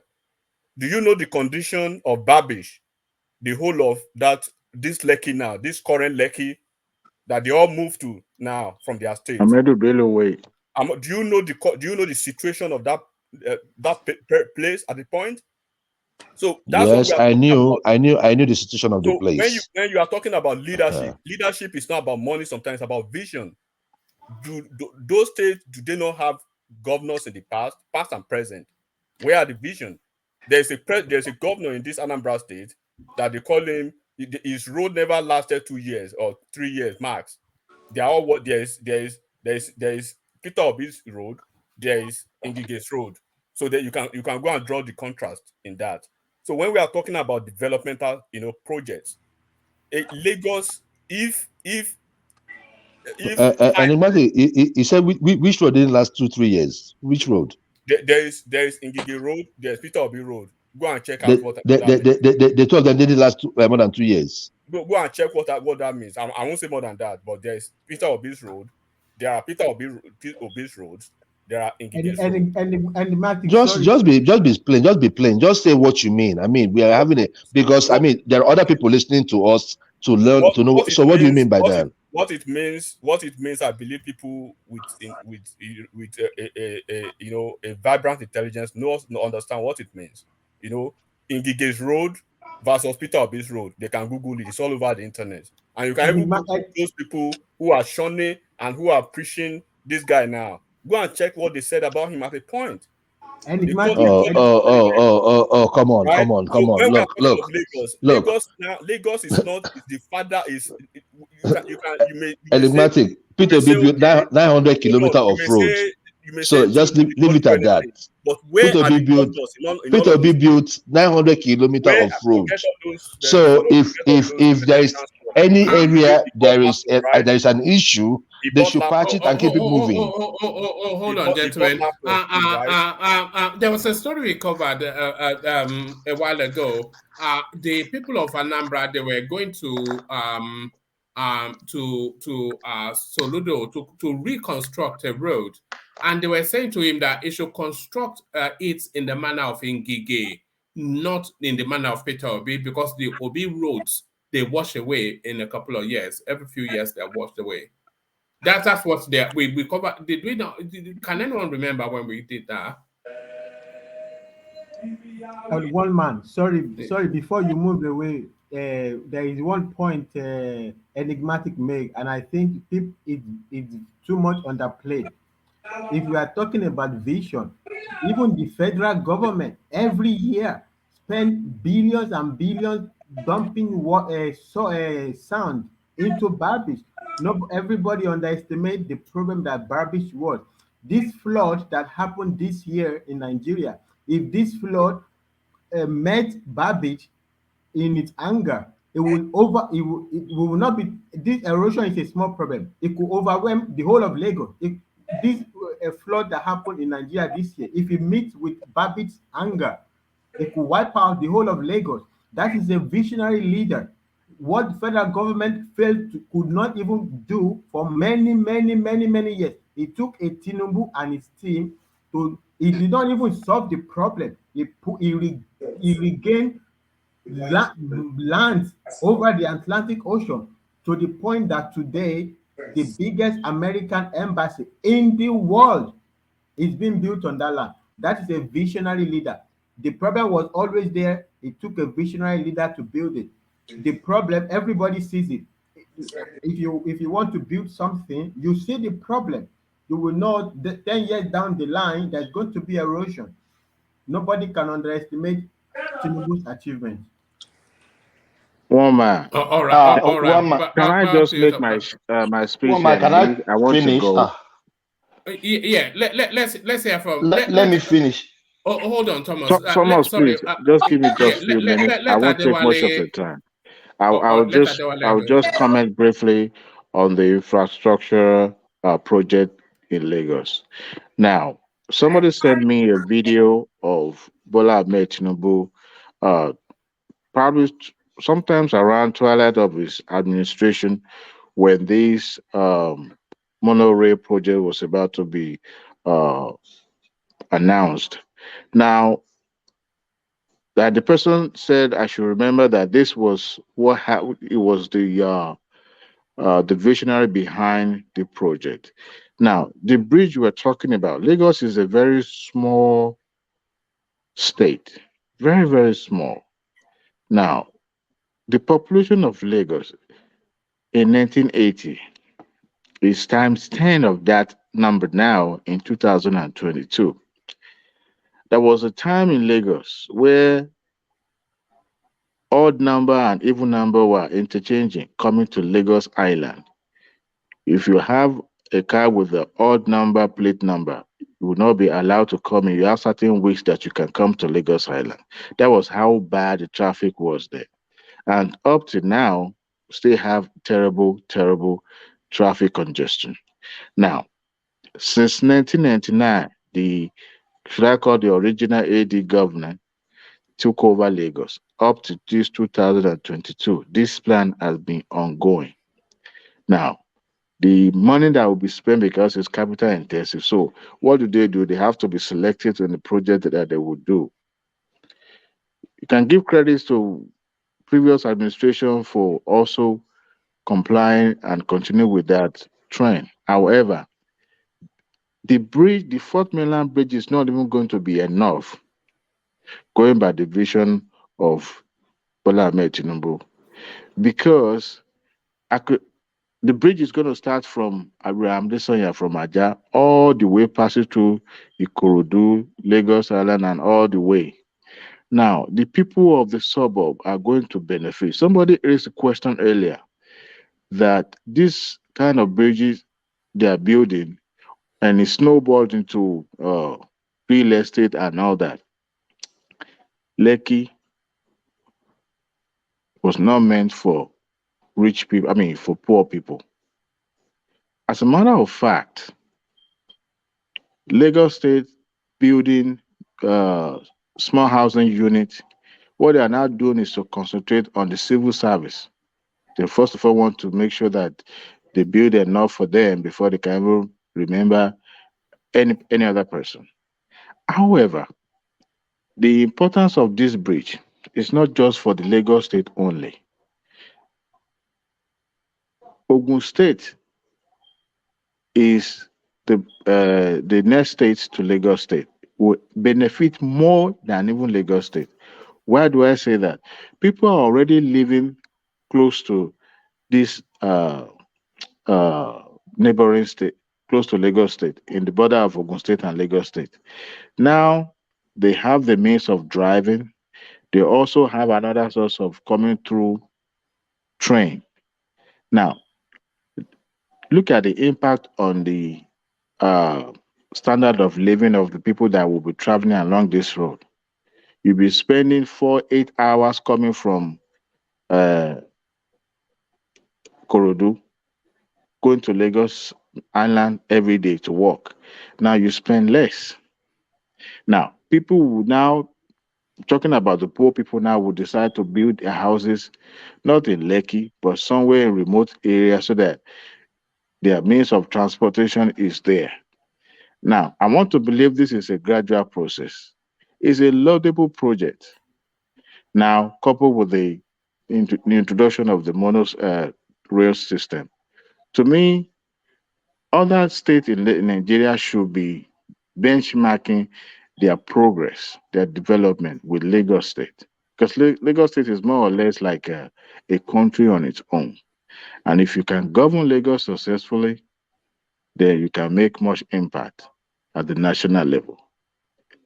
I mean, if every other state are developing at the same power, the same rate with Lagos State, because there's much concentration on Lagos State. There are some states in Nigeria now that every month they wait for the federal allocation to come to disburse the money, and that's it. To me, the quality of work that's going to be done on that bridge, I mean, Ikoyi is still standing strong. Lagos Terminal Bridge is still standing strong, even though the lack of maintenance and all is threatening the even Qatar Bridge is Qatar still Bridge that was their Igbonkwatakpata, but then it's still standing. There was a time that it was shut down. I think they was trying to do some repairing works and all that. We can't compare the kind of bridges they are building now and even compare to the Third Mainland Bridge. The quality of work going to be done on that, the new research and development that is going to be. So to me, I believe that because this is a private partnership project and it's a laudable one. If what I'm even concerned about is the federal government, because federal government has a way of sabotaging and truncating good idea. The Lagos State will have this train as far back as 84, but then the administration of Buhari threw that out of the window. That metro line system was originally Jack Condé's idea. It was conceived, but then did the Lagos State have enough fund for the project at that time as well? If not, because federal government was also the seat of federal government was in Lagos, so they control everything.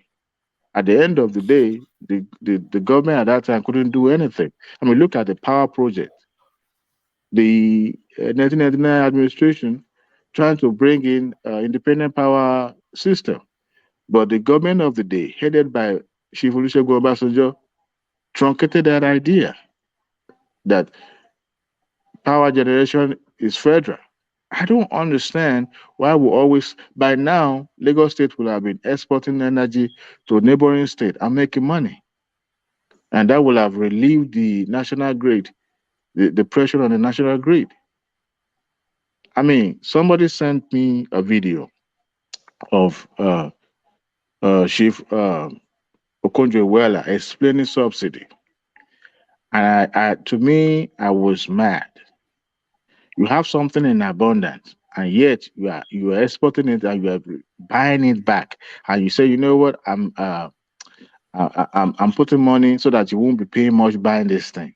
It doesn't make no sense. That is an idiotic explanation. So to me, we should go this route. Taking money from abroad, the impact of that is going to cause inflation. We can widen the tax net. Tax house. How many people even paying taxes?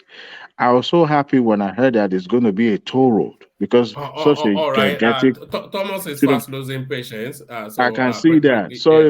Sorry, my G. I just said Yeah. I'm trying to, take my time to, cover as many areas as I can, but I'm concentrating more on the project. But however, for Wike and the G5, I wish them good luck, but I don't see any way out for Governor Seyi Makinde.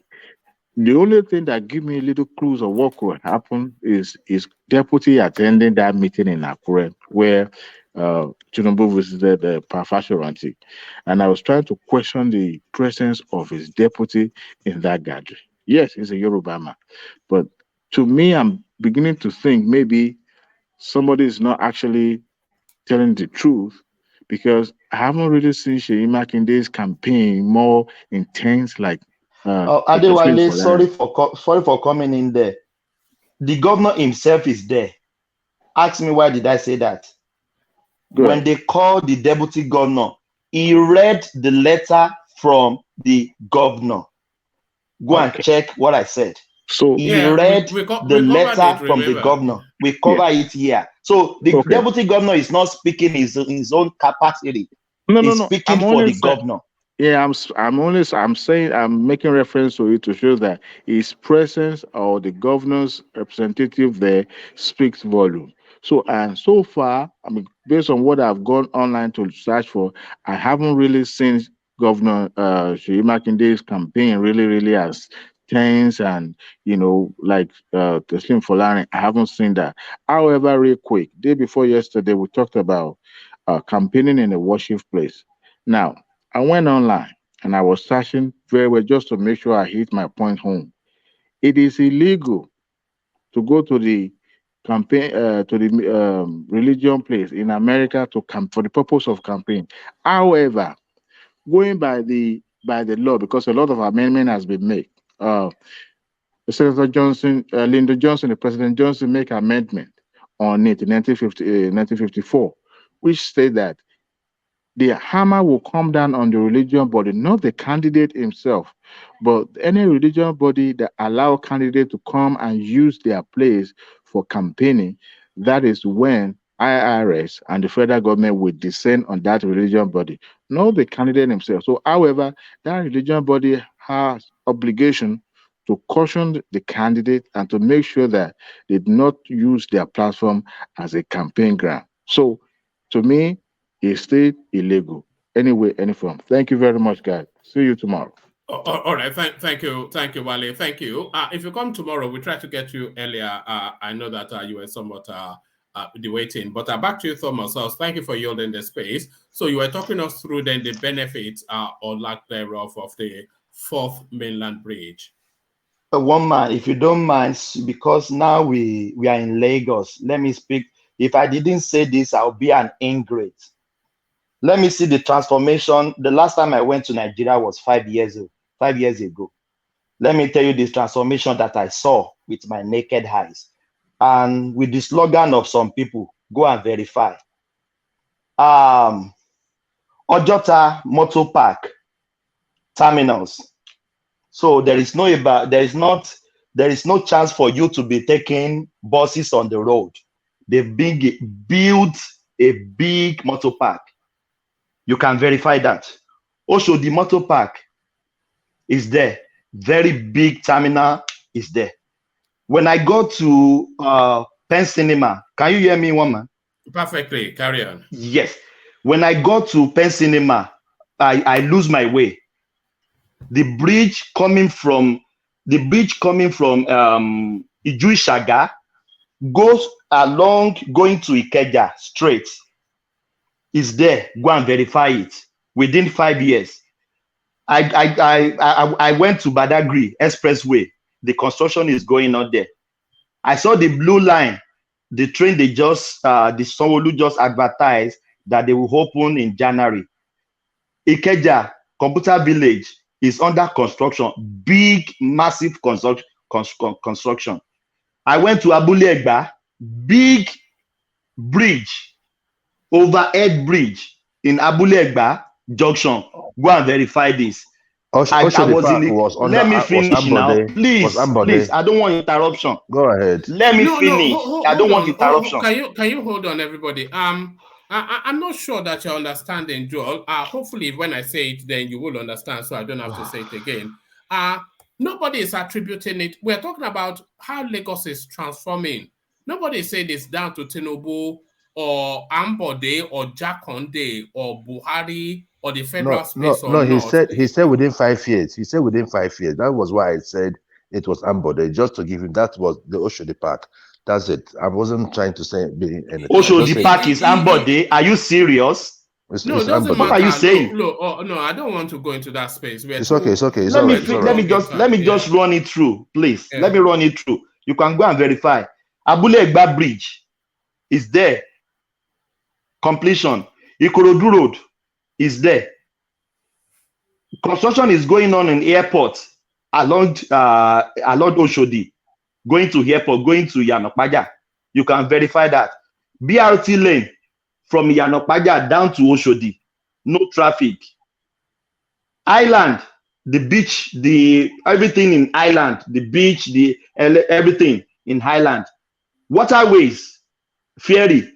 You can enter ferry from Ikorodu. You don't need to pass through the road. They will take you to Highland. Go and verify that. I saw that. Ikorodu, repair of this third Milan Bridge we are having now. It was blocked for maybe 3 or 4 days for the repairs. This is what I saw in Lagos. So if some people is saying Lagos is not there, we know it's not there yet. But we can't, I wrote it down, woman, where you are talking. We can't say we don't see this. The one that amazed me, woman, I got to Agege Penn Cinema. Mo lose or no? I lose my way. Me down no more. I don't know my way anymore. So these are there. I wrote it down. I saw this with my naked eyes, and you can go and verify. So let's no, you can't do this. And some people went to Nigeria. They can't even go to their state. They say it's the same Lagos. Let's be serious here for once, one man. This is what they can verify this. I wrote it down when you guys are talking. I wrote it down. Go and verify. Come on, guys. Thank you, one man. Fourth Milan Bridge is a good innovation, and I love it. I think it should happen overnight because it's going to ease the traffic.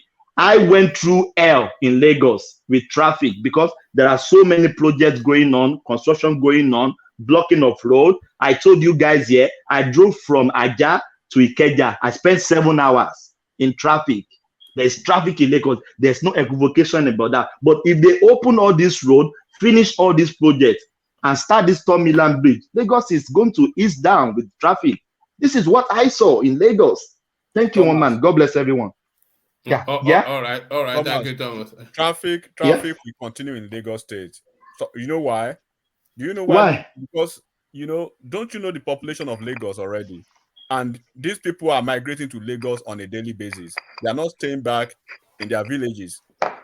Like I just told you, the per square, the population of per square meter in Lagos State as against other states, even as big as Kano is. Kano is 550, you know, per square kilo, but where Lagos State is 7,000 residents, right? Against 550 in Kano, as big as Kano is, against 478 in Rivers, 635, right? In Rivers, sorry. In Anambra self, Anambra, just small place, is 478 as against 7,000. So when you are talking of all this traffic and everything, we have to come to the root cause of the traffic. Why is it? Why do you know how many people? Do you know how many folks are moving to Lagos on a daily basis from south, and southeast? And those are the people that hate Lagos the most. So one man, what everything that I've read to you, people in the comment section, they can verify it and tell me I'm lying. And somebody is here on the platform that went to Nigeria, but Joel has left. Joel is still here. It's there. It's there. So let's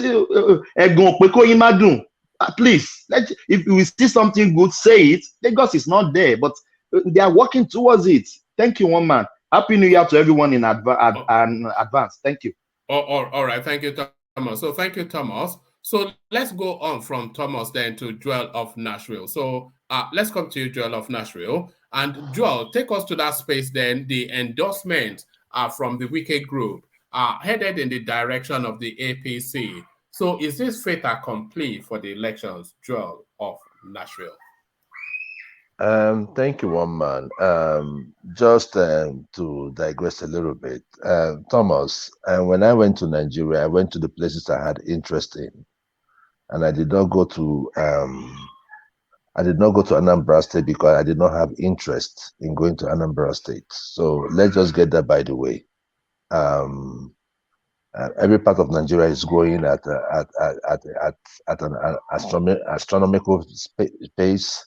However, but I went to my hometown. I went to my state of the country right. because you had interest there. Yeah, okay? let him just roll. So that's the thing. Okay, so because you had interest. All right, one man. Moving on to the G5. The G5 is an interesting take. Like I said earlier on, I think it was 2-3 days ago. I said it that they were going to endorse Tinubu. I made that clear. That is my thinking. However, I'm going to look at what it portends for each and every one of them, and I'll be fast with it. Let me start with Seyi Makinde. The Tyson factor is strong in Oyo State. Now, if he makes a deal with Tinubu, is it going to be just the presidential election? Then what happens to his own election? Will Ty step down for him? So I don't know where Seyi Makinde is headed, where he is, knowing full well that he's going for his second tenure. Now, coming to Autumn, looking at his opponent in the APC, I do not know how Autumn is going to liaise, but I know with politicians anything is possible. I think an Autumn might head towards an OB. For me, coming down to Wike and Rotimi Amechi in the same party to work together. In fact, the other day, the members of APC were accusing him of being the reason why, they're having problems in their party. I mean, talking about the court cases. So I do not know where Wike, but if Wike wants to strike a deal, it might be with the Jagaban himself, and the Jagaban might, I don't know how that's going to happen. Now, coming to my brothers from the southeast, Ikpeazu and Ugwuanyi, any of them that goes towards APC is dead on arrival. I'm just telling you the way it is. If they're going, I don't know how the defection is there. They cannot sell APC in the Southeast. Look, Omahi got into power via what? Via, even though I think reasonably he did well in Ebonyi State.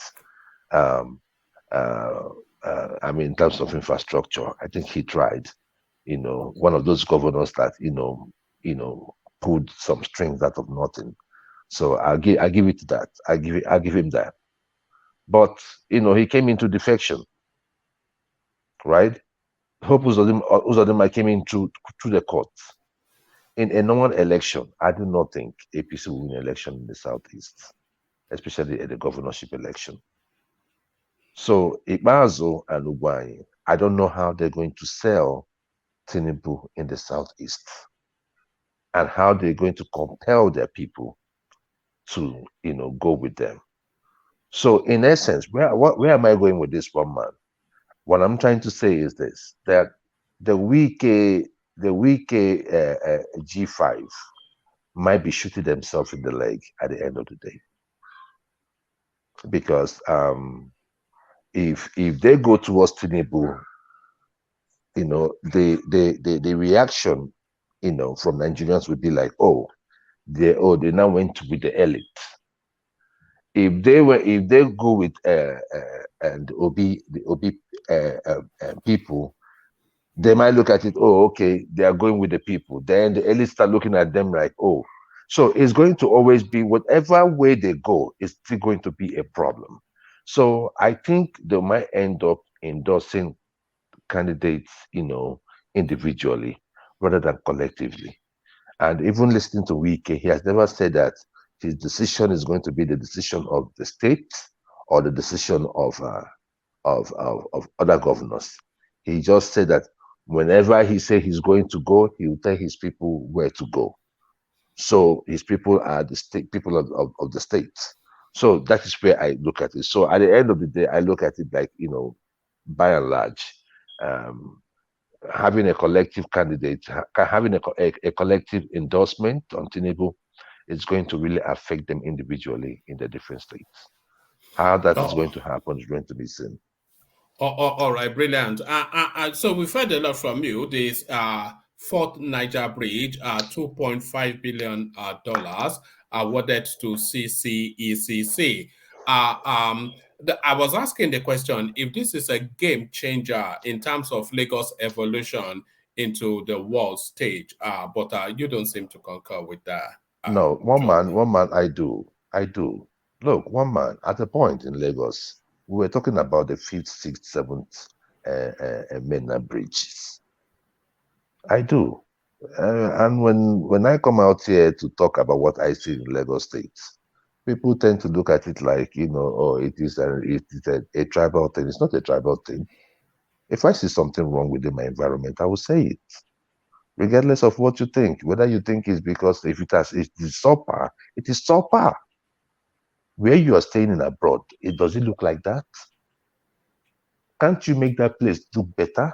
Someone said it was built for the rich. Okay, make it look like a place where the rich live. Make it look like where the rich, and it does not take anything, one man. That is my point. It does not take anything to do so. If people can build houses, they can keep the environment clean.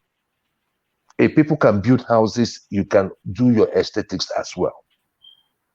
But what happened is that when you look at the way these houses were sold, when you look at the way those places were built, you will find out that there was no inspection.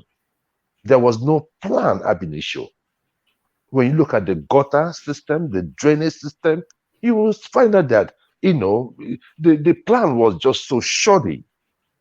As Nigerians, we deserve better. It does not matter where you come from. Bad is bad. If I go to Anambra State and I see something that is bad, I will tell you it is bad. It does not matter where I come from. But if I stay in Lagos State and I see anything and I pay taxes in Lagos State, rightfully so, and I've been in Lagos State for over 20 years, rightfully so, I should be able to talk about things that happen around my environment without anyone looking at it like I'm being hateful or being looking at it. I mean, can't we just talk about something that is right and believe in it and say what is right? Look at where we are staying. Look at where we are staying. It does not take rocket science to build it. It just takes a plan and inspection. Tell the people what to do. That's it. The money to do it is there. Simple landscaping it's not going to be an issue. Tell them if you have to build this, you have to do landscaping. Let us see it.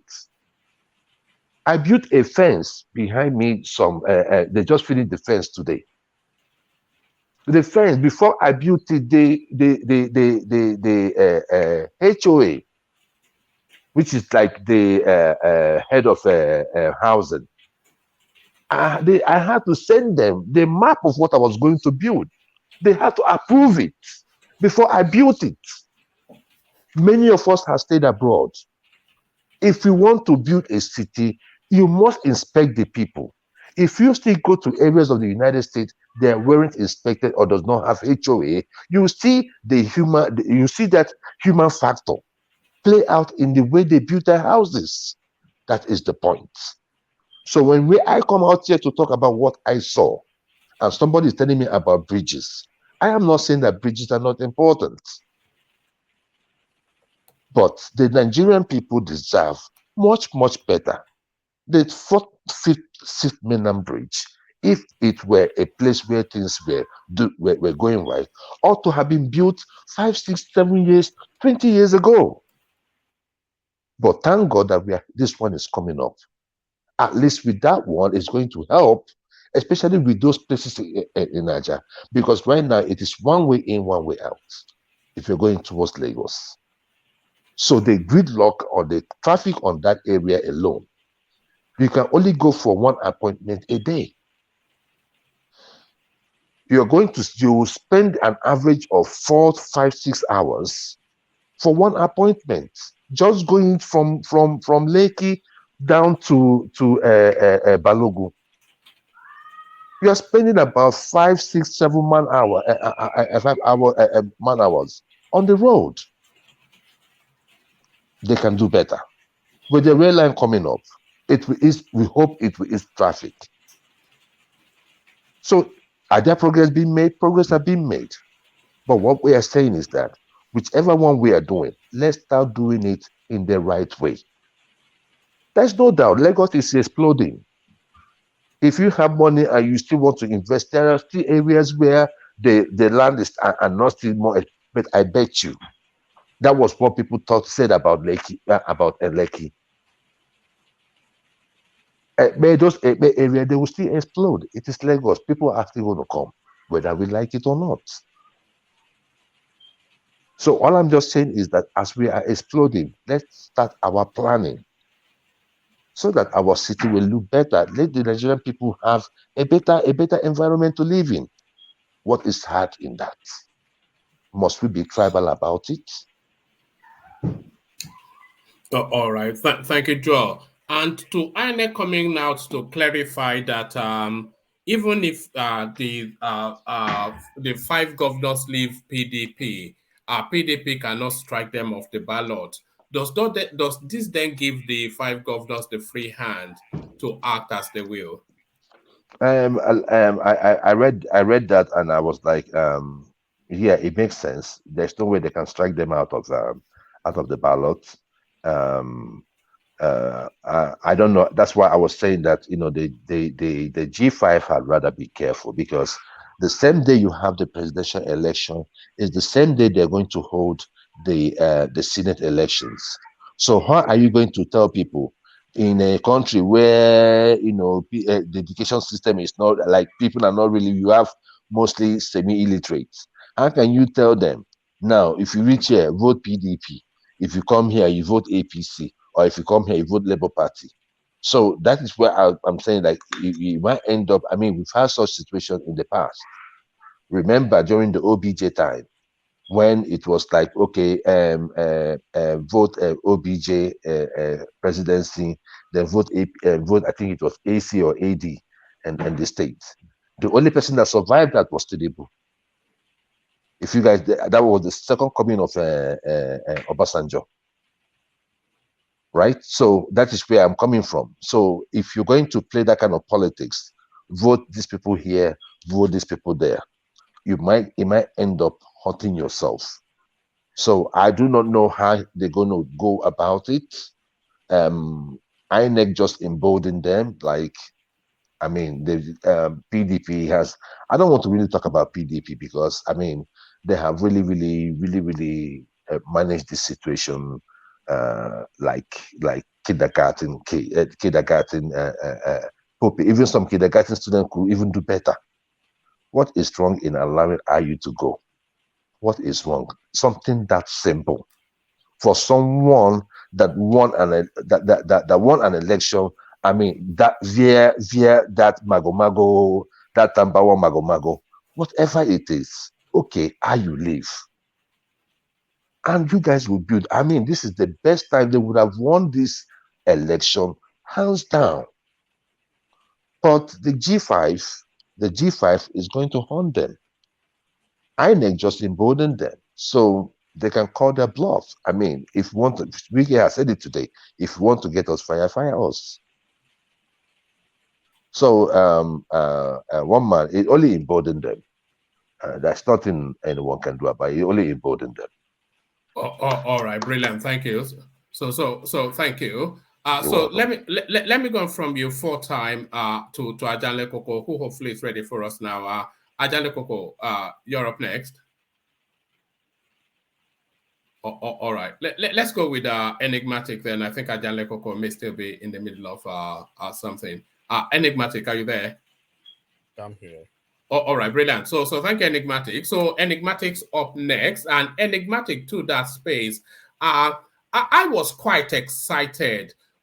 Not only when I read that the final bidder, the winning bidder had been picked, but really what excited me is that they said work will start immediately. And why I got excited was that to say work will start immediately will mean that they have perfected the financing to support the project. I'm talking about the Fourth Mainland Bridge and the opportunities that it might bring to Lagos. Enigmatic. Yes. Well, that's another milestone on the part of Lagos State administrators. This is not a singular achievement, or this is not an achievement that can be basically traced or can be considered to be an exclusive preserve of just only one person. It's a teamwork, and then you can see the essence of visionary leaders. You don't have to be the the savior and messiah, of the world for you to do the needful for people. And we keep saying this, right? When we say certain things on this platform, people read it differently, and then I'll be very cautious to say, there are some unrealistic ideas, very neurotic indeed, to underestimate and probably underplay the role of Bola Ahmed Tinubu in Lagos State. You can't, because even in law, right, you take things to the practical level. In science, you take it to the most interphysical part of understanding what you need to know before even getting into the lab to understand the end result. And in business too, you do forecast, and you basically, when you're doing forecast, you have to go to the nitty-gritty of variables and what will be the outcome. So when we go into Lagos State, they want to arrogate major achievements to even those people who do not even know, like me now, I wouldn't really say much about power. May so rest in peace, perfect peace. Latif Jakonde, to about Macaulay, to all those old to those people who have contributed their quotas in the development of Lagos State. But because of some pedantic politics and because of people not understanding the dynamics of leadership, and then enveloping that kind of myopic idea with so much hatred for this guy, they want to tell you he didn't you know, even build a stone in that state. And we've seen over and over, over and over, over and over again, his achievement.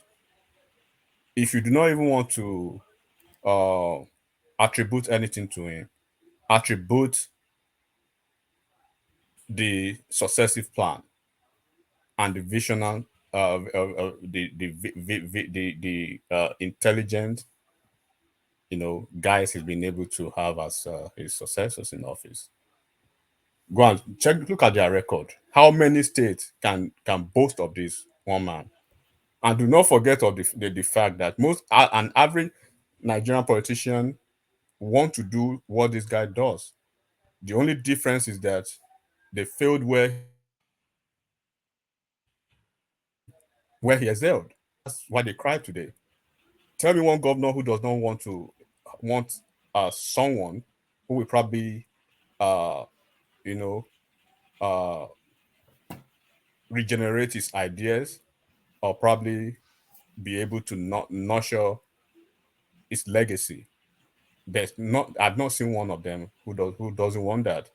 But when they fail, then they point an accusing finger of a godfather. Right? Atiku tried it in Adamawa State.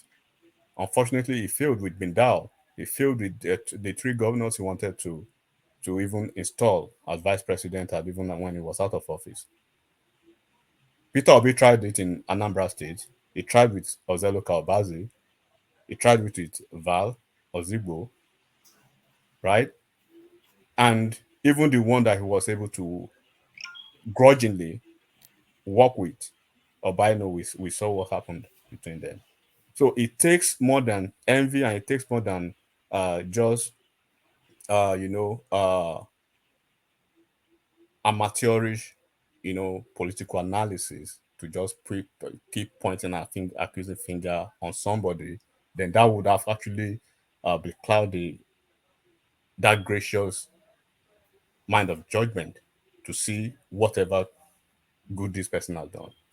Lagos is blazing the trail, either you like it or not. If Kaduna State, is able to continue from where it is now, same as Kano State, same as River State, that will be three states, three good states with Lagos State. The face of Nigeria's political governance will probably change in the next 16 years. What Wike is doing now, if we have one other governor who is going to be his successor, continue from where he stopped, double his effort in El-Rufai's Kaduna State, in Gaduje's Kano State, in Lawal's Kwara State, then we see less traffic in Lagos State, less migration in Lagos State, and then we can probably appreciate Lagos more.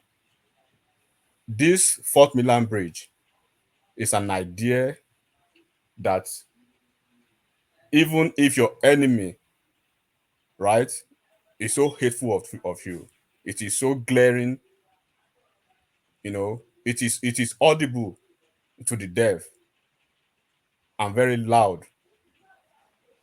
It's like regardless of what people want to say about this. We are happy that this is happening in Lagos. As I'm talking to you right now, Ikorodu is blowing up. Ikorodu is exploding in positive ways. Real estate. I know family members, including, myself, up until last week, I was still having discussions at the highest level with a lot of people who are looking into so many things in Ikorodu there. Ikorodu's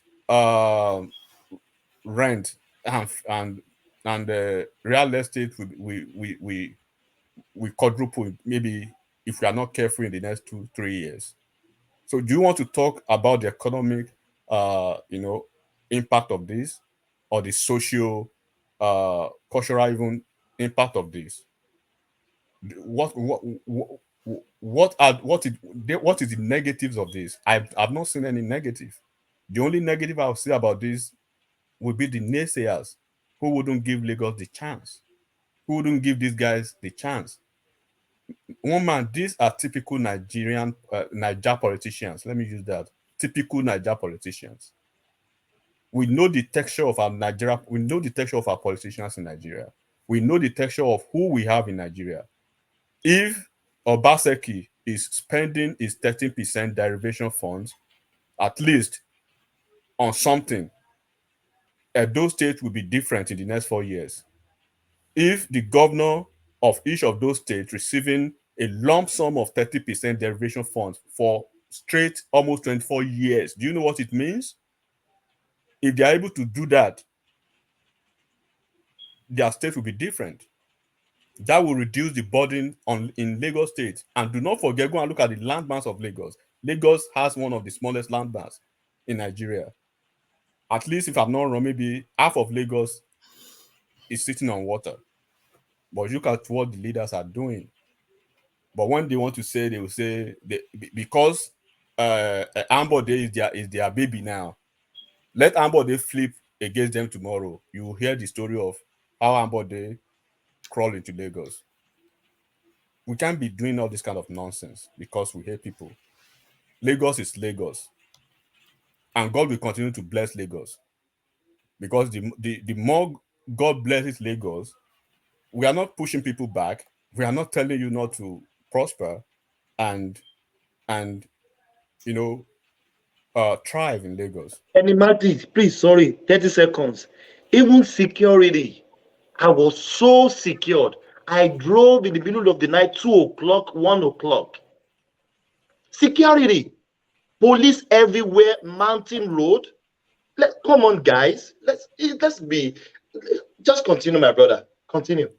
Yeah, it's an understatement, one man, to speak, because I'm kind of short of words. When I saw that, because I know for the last 1 year, I know what it means. This project almost fell through, one man. If you know people behind the scene who knows the story behind this Fort Milan Bridge, you want to cry for Lagos State. This project was almost off. It almost fell through. But people insisted that this will go on, nothing will stop it. And then let's assume that, okay, this person is this person is this. If we have like these leaders in 10 states in Nigeria, we won't be talking about what we are talking about, one man. I know what people went. I know what they've been able to go through behind the scene to make this project, a reality now. And Lagos has been I've been yearning for a different a classic status for a while, and this will change dramatically. It will change the face of business, the ease of business itself, because just imagine the whole of Ikorodu now, what the developmental stride that this will actually bring to Ikorodu, because it will even reduce the burden in some parts of Lagos State, because they will have to probably shift around now because of this Fort Milan Bridge. So God bless the leaders who have been able to put their heads together and deliver this, not only to Lagos, they've delivered this to the whole of Nigerians, because Lagos is a melting pot for every Nigerian. But every Nigerian should respect Lagos, right? They should respect Lagos in the sense that even sometimes, even one man, there are some governors in Nigeria that you cannot even compare their performances with a local government chairman in Lagos State. When you get to some states in Nigeria, you shake your head. And those are the loudest people on social media talking down about Lagos. Lagos does not have a special fund. They did not have a special revenue that goes to them or goes to Lagos on a monthly basis.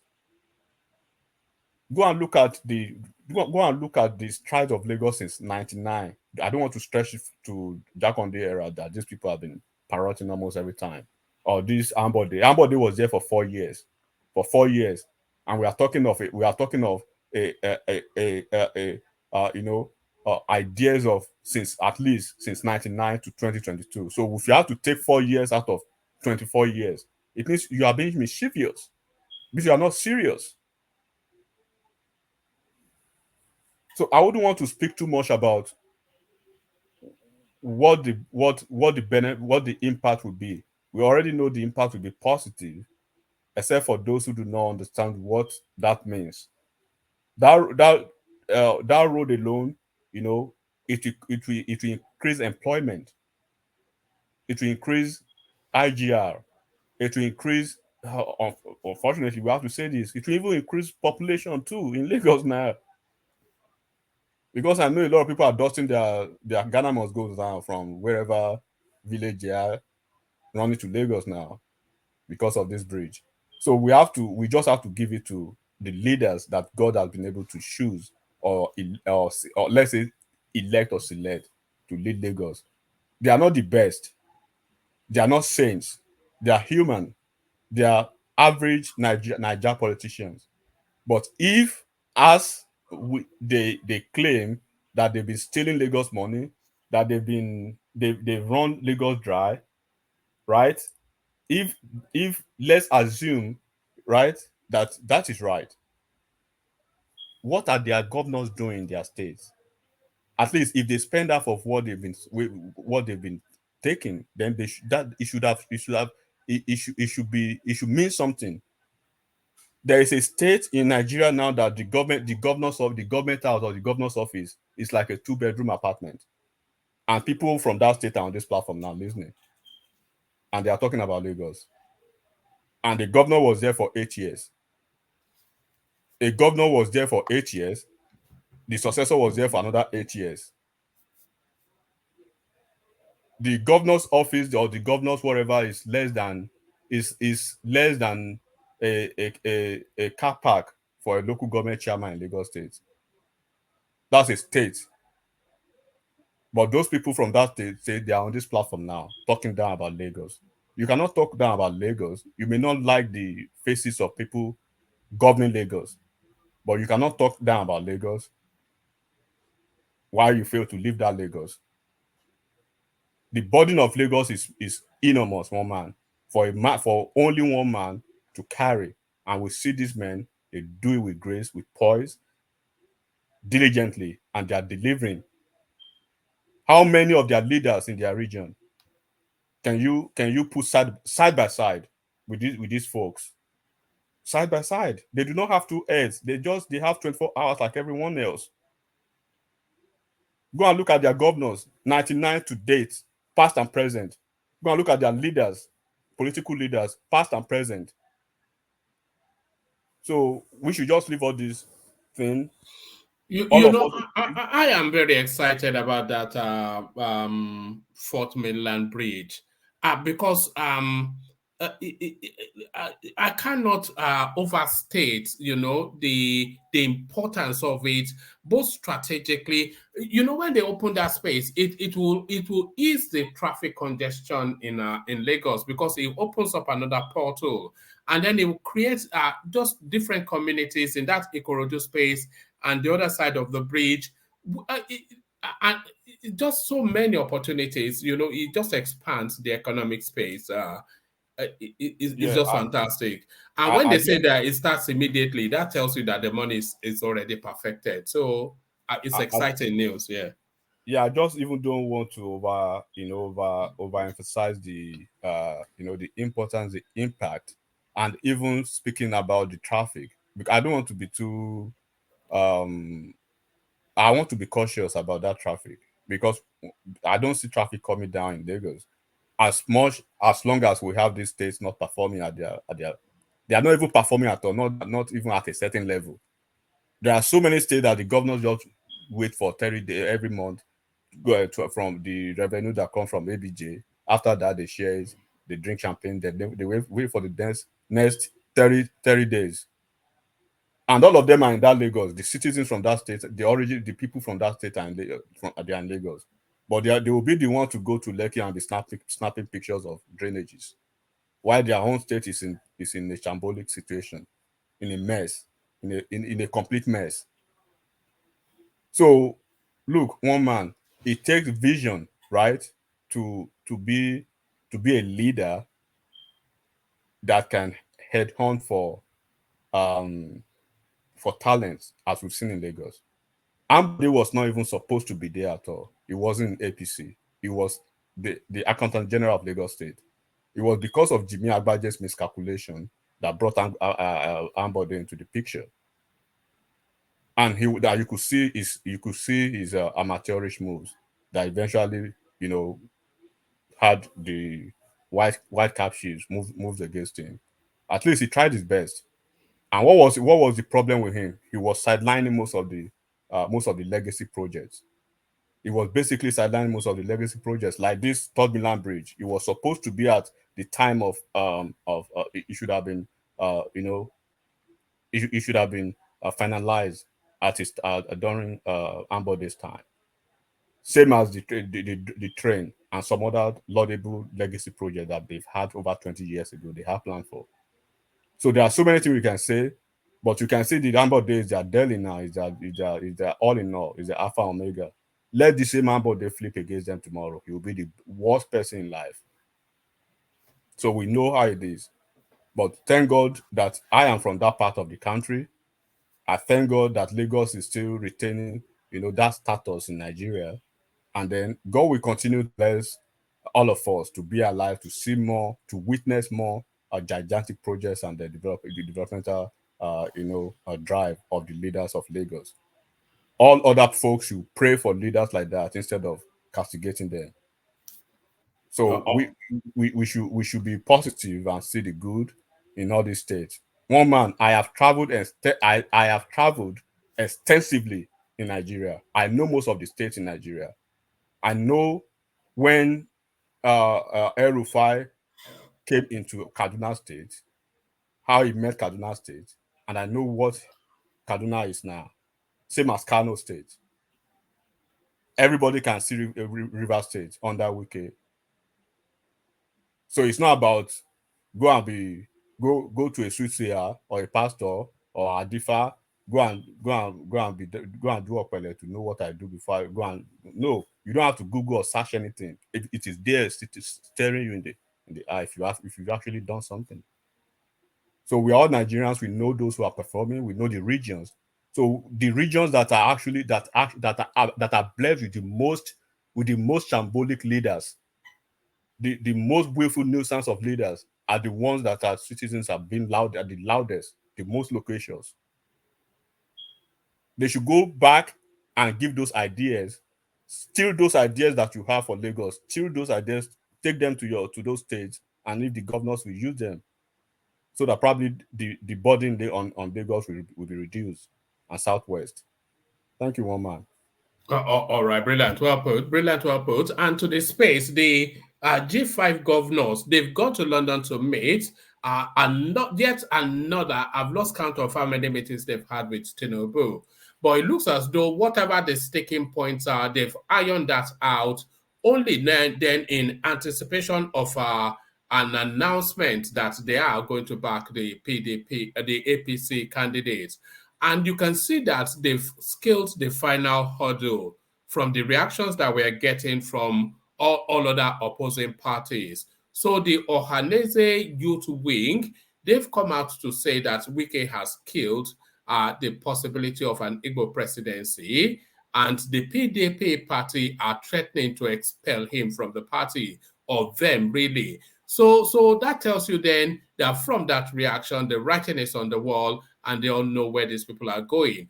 But what value do they bring to the APC or whoever they do decide to pack their support with? One. And then two, should they publicly come out and state that they are backing the APC? Or should that support be somewhat in a stealth manner, in the manner that Thomas was suggesting? So all of that, are we also, if there was a formal announcement by the APC, by the G5 group to say they are backing APC, just off the back of the Metiala group telling us 2 days ago that they are backing the APC, if they have a press conference and they stand in line to make that announcement, is that moment that Tinubu becomes president-elect? Enigmatic.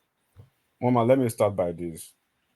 In the face of a festering disappointment, right, to these folks, the question should be, how gaga can they go? You know, and then, you know, I've said it always, right? You can't build something on nothing when the foundation is absolutely defective. You know, even Almighty God, as magnanimous as He is, there are some situations that he'll, you know, the righteous in this case will be helpless, absolutely helpless. You know, God cannot pour His blessings, you know, on cursed premises. Because when you look at how this thing starts, this is not a time to point accusing fingers.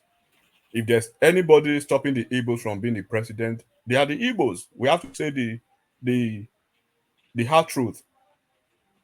They had a political platform. They had a political party. They voted en masse, massively for this political party.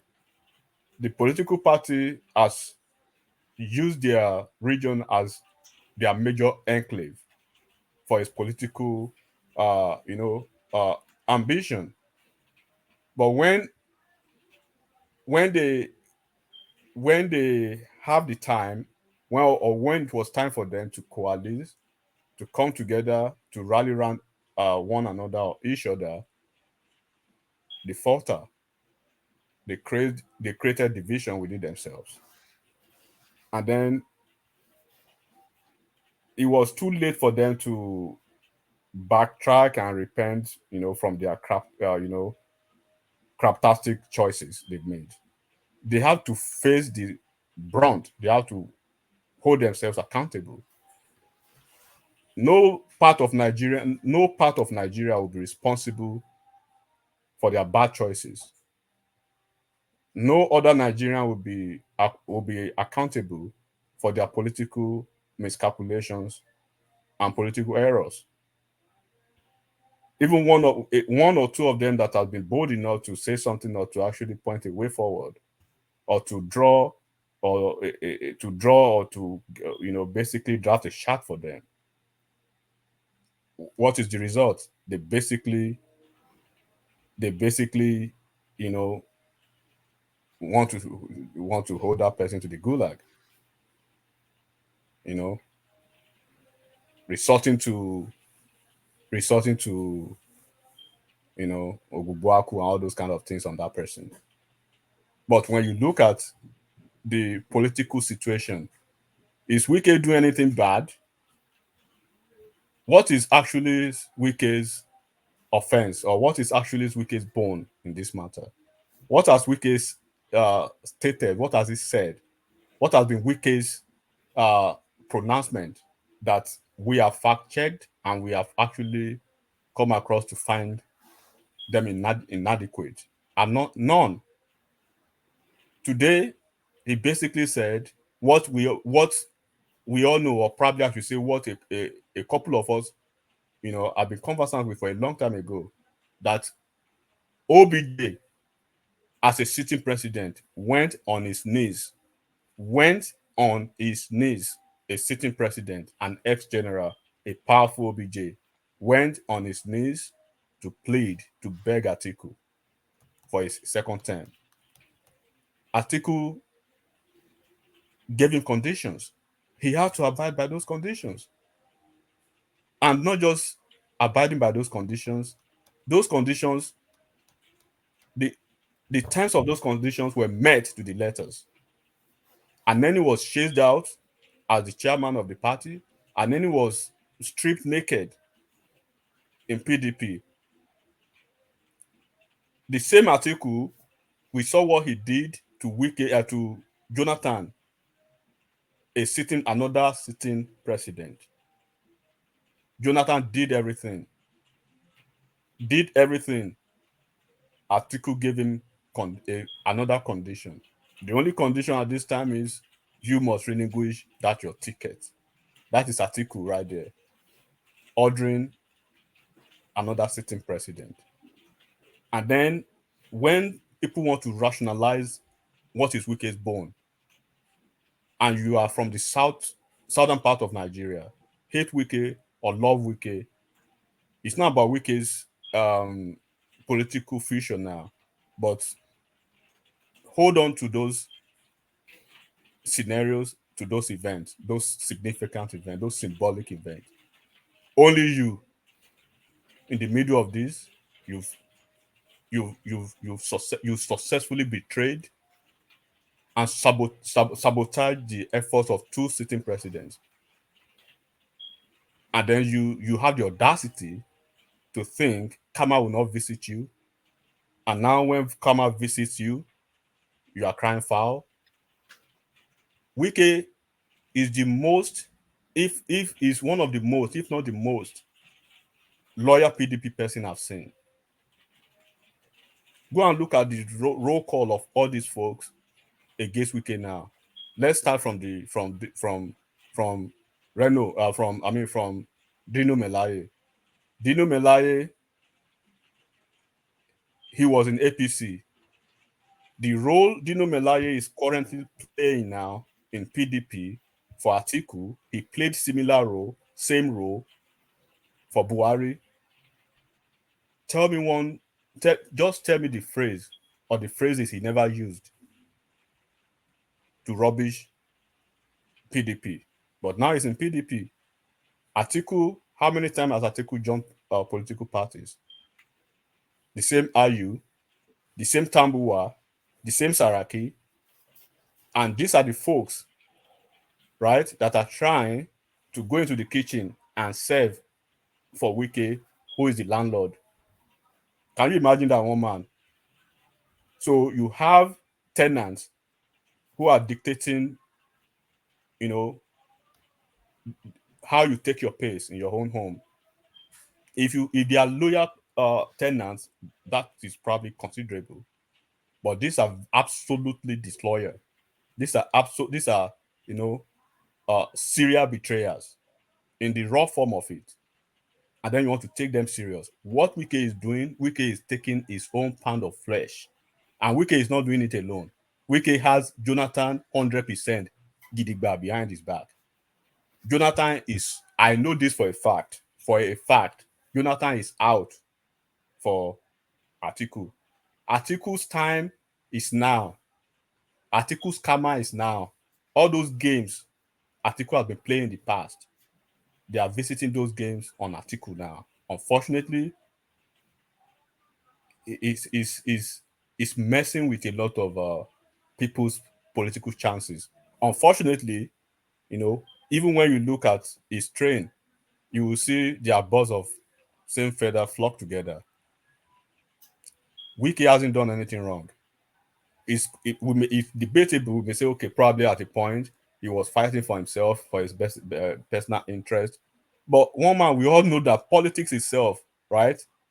The ingredients of politics, the apropos of politics itself, the ethical understanding of politics itself has to do with vested interest.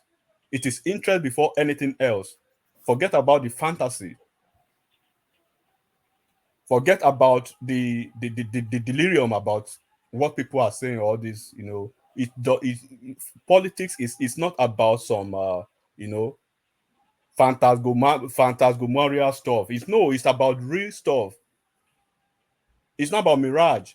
Wike had an interest his interest was truncated by the people he most trusted. Not just trusted the people he had invested heavily in with his own cash. It takes God's mind for you to bring out your cash to support someone else who is not your blood to a political office. He did that for Tambuwa in 2019. In 2019, one man, go and look at the record. The only state that APC and Buhari failed to garner 25% constitutional votes was Rivers State, Wike State. Go and look at the numbers. So Wike has been loyal all through and through. How many of them spent their money? He rescued PDP from embarrassment after Atiku, spearheaded the exit of the renegades. 6 governors left with Atiku. And Waziri of Abu Dhabi. He doesn't even care.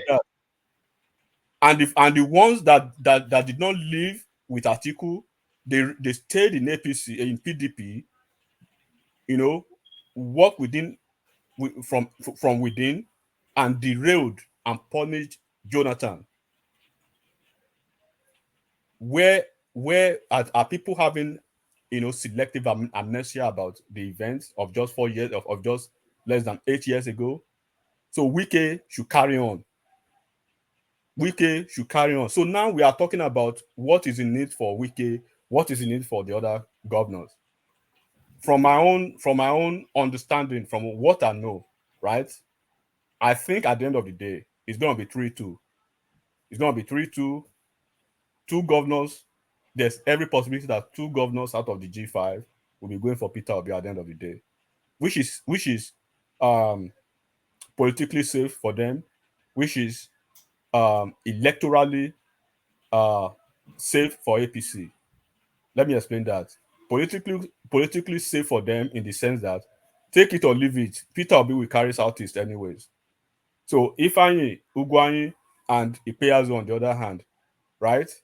They will play along so that they won't suffer, the backlash, and the obedience. That those folks, that fleeting frenzy, headless mob, as Soludo called them, they will deal with them. So they have to play safe.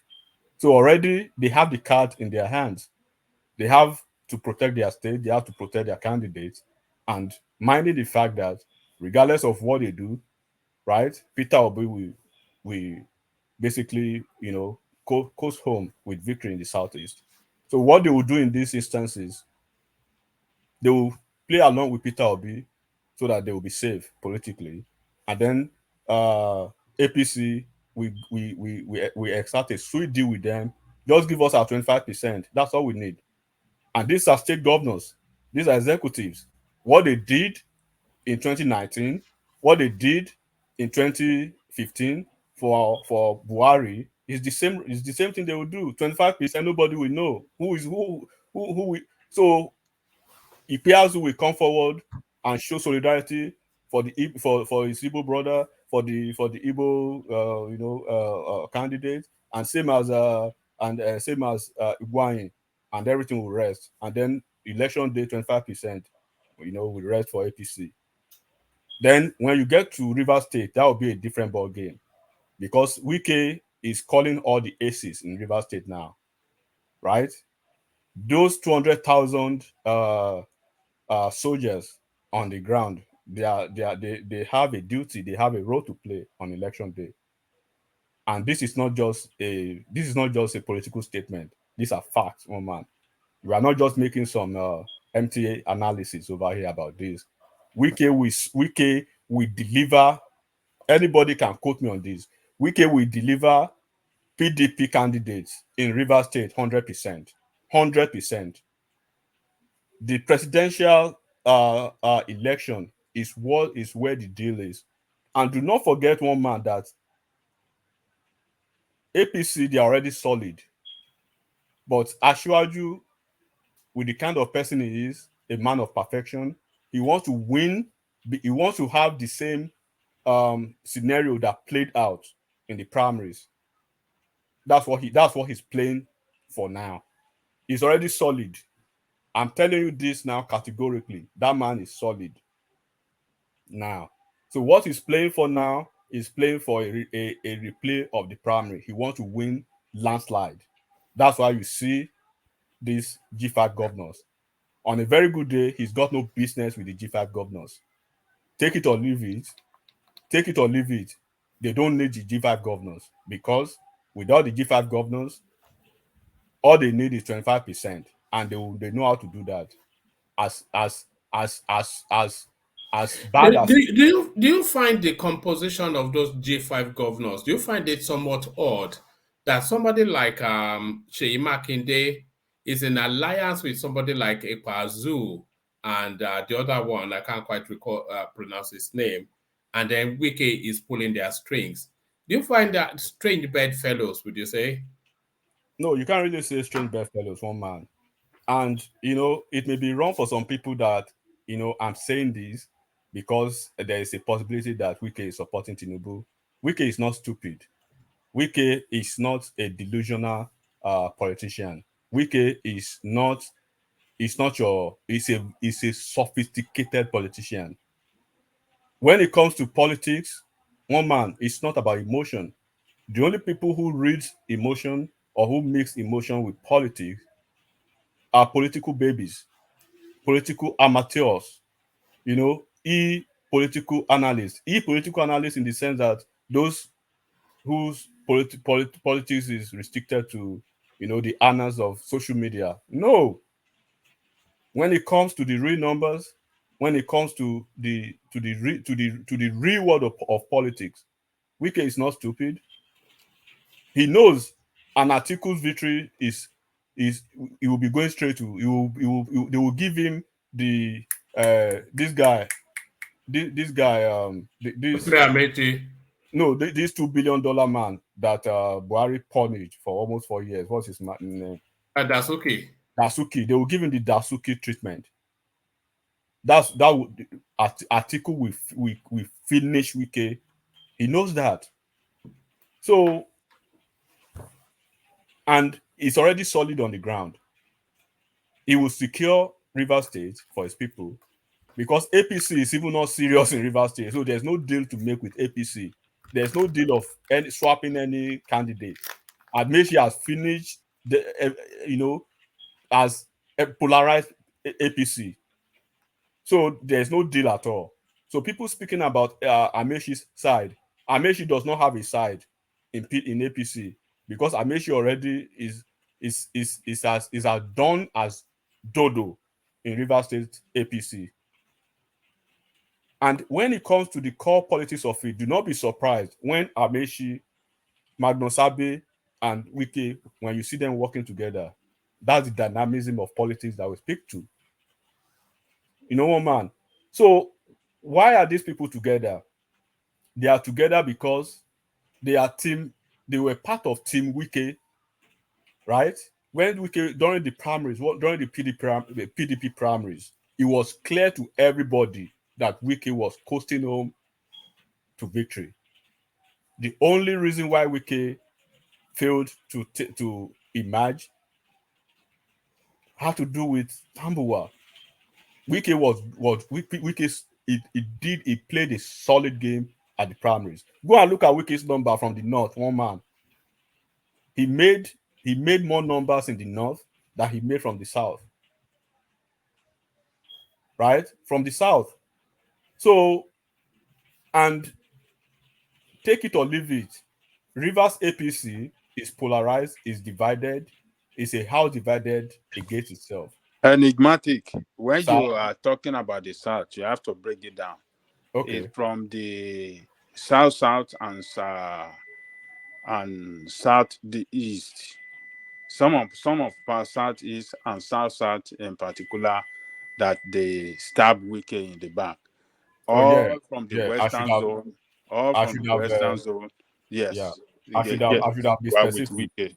Yeah, I know Oyo delivered for Wike, Ondo delivered for Wike, Ekiti delivered for Wike. I know that for sure. But where Wike actually faltered was in the southeast and south. They messed him up And then, you know, when you look at Wike, you may not like Wike, but Wike is a stickler, you know, to the objective ideals of politics. Ajale Coco, we came to you quite a few times. I think you have been busy throughout today, Ajale Coco. Yeah, I've been busy doing one thing or the other. Yeah. But I carry on enigmatic. Yeah. So they put in a good job, one man, for Wike during the primaries.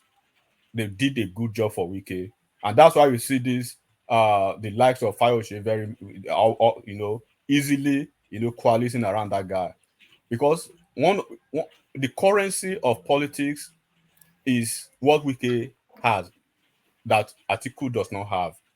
Atiku has lost that currency of politics. Atiku is been, you know, when you be doing things over, you can fool me once, right? You can't fool me twice. Atiku has come through his cycle of betrayal now. He has betrayed a lot of people. You can't trust his word. He has not earned anybody's, you know, word. And even when people see that OBJ never supports him, now they understand why he's not supporting him. Now they will know why a lot of people do not want to deal with Atiku.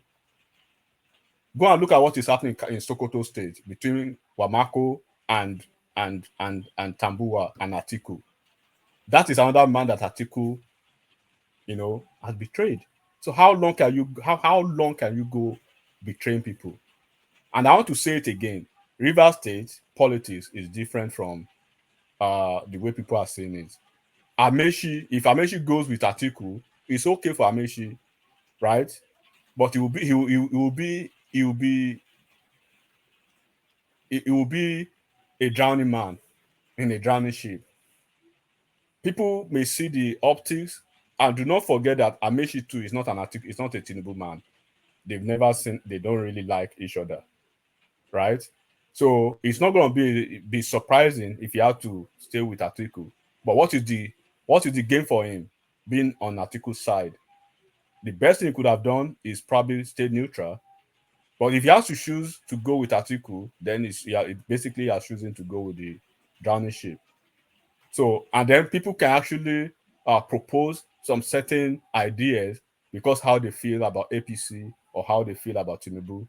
They probably want to say, okay, Amechi, because of this, is going with Atiku. What is the purpose of going with Atiku? But that's not the issue. So those governors, they are solid with Wike because Wike has shown his hands to them, right? He's been clean with them. He's been truthful with them. He's been loyal to them. They've earned his trust. It is about trust we are talking about, one man. Atiku does not have that.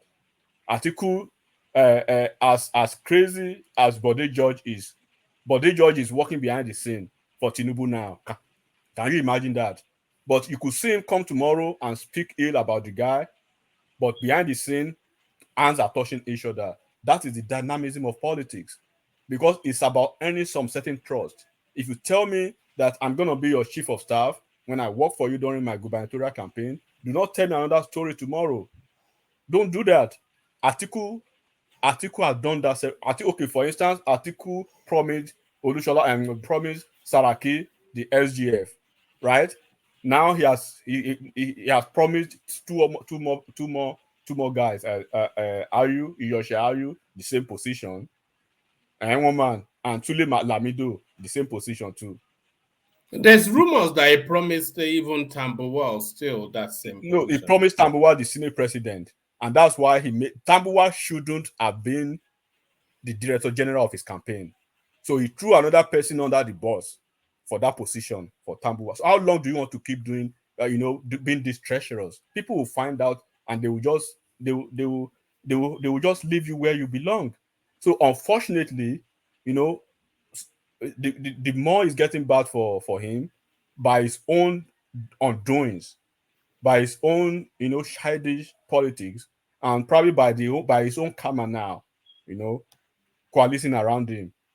Is on the flip side is shining for APC, because this is not the time. Why is it now that G5 there's a G5 group? Why is it now that Peter Obi is out of PDP? have stolen his major political base in the south. Why is it now that Kwakwaso is another branch in the north? You understand what I'm saying? So when it is your time, things may probably work against you. I mean, when it is your time, things will work for you, and when it is not your time, or when it's time for you to pay for your sins, things will start, happening the way it's happening for Atiku. Atiku has done enough for a lot of people that believes in him.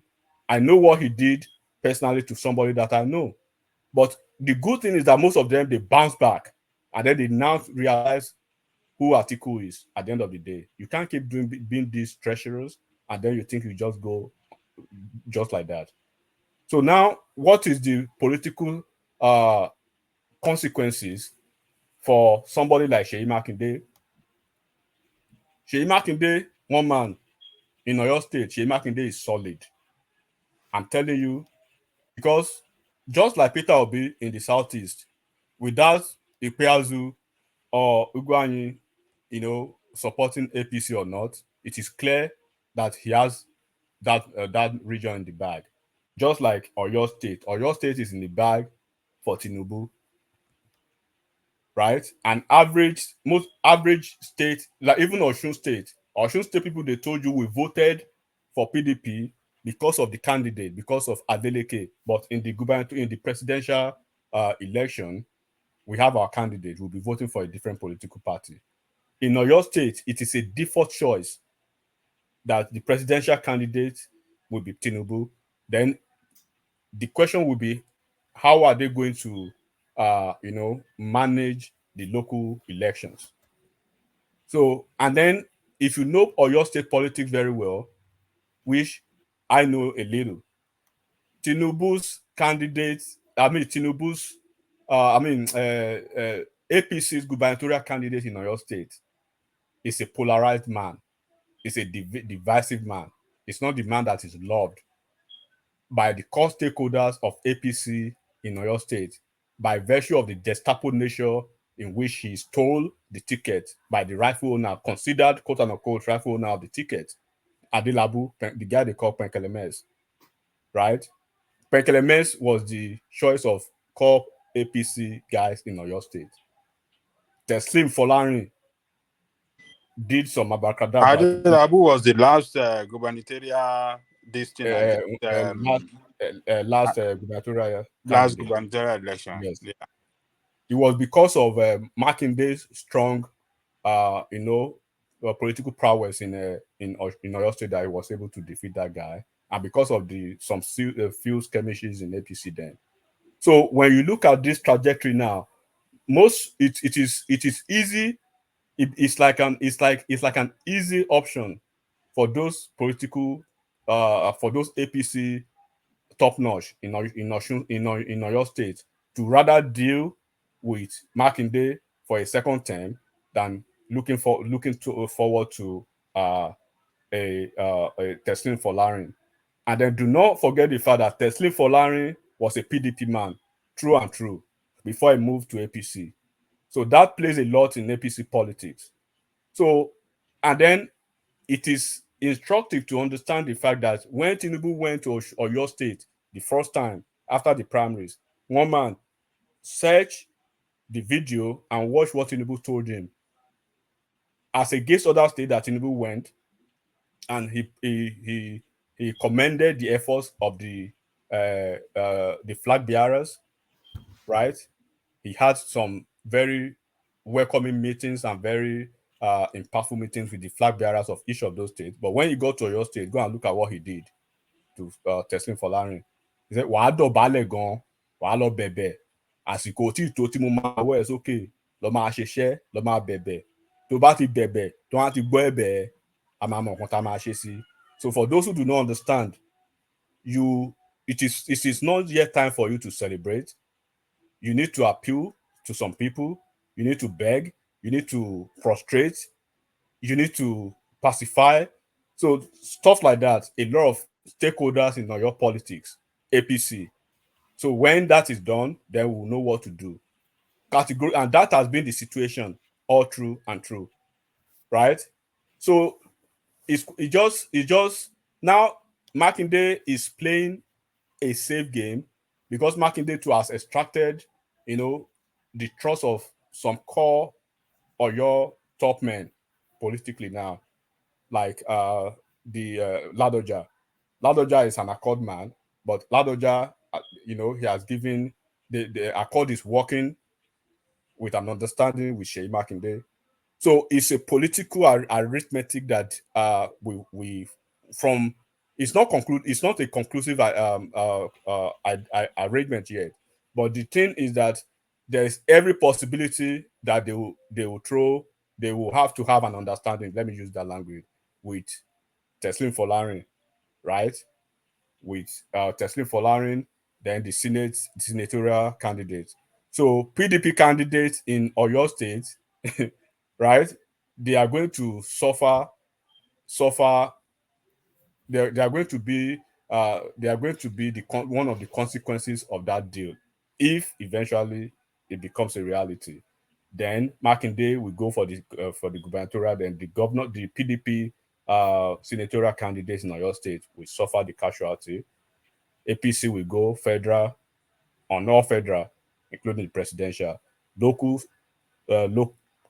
election will go for Sheyi Makinde's team, House of Assembly and the gubernatorial and all those kind of stuff. So that's where they are now, and they are still having the conversation because it's better for because now Sheyi Makinde is not in the books of Atiku any longer. It's not in the good books of Atiku and the good books of the who is who in PDP. So it's better for him, and there's an arrangement that when he wins his second term, he's moving straight to APC to consolidate APC's base in Oyo State.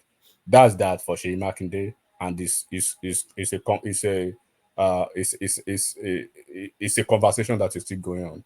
So and you've seen where Ikpeazu and Ifeanyi Ugwuanyi are now. The only one that is left is Otom, right?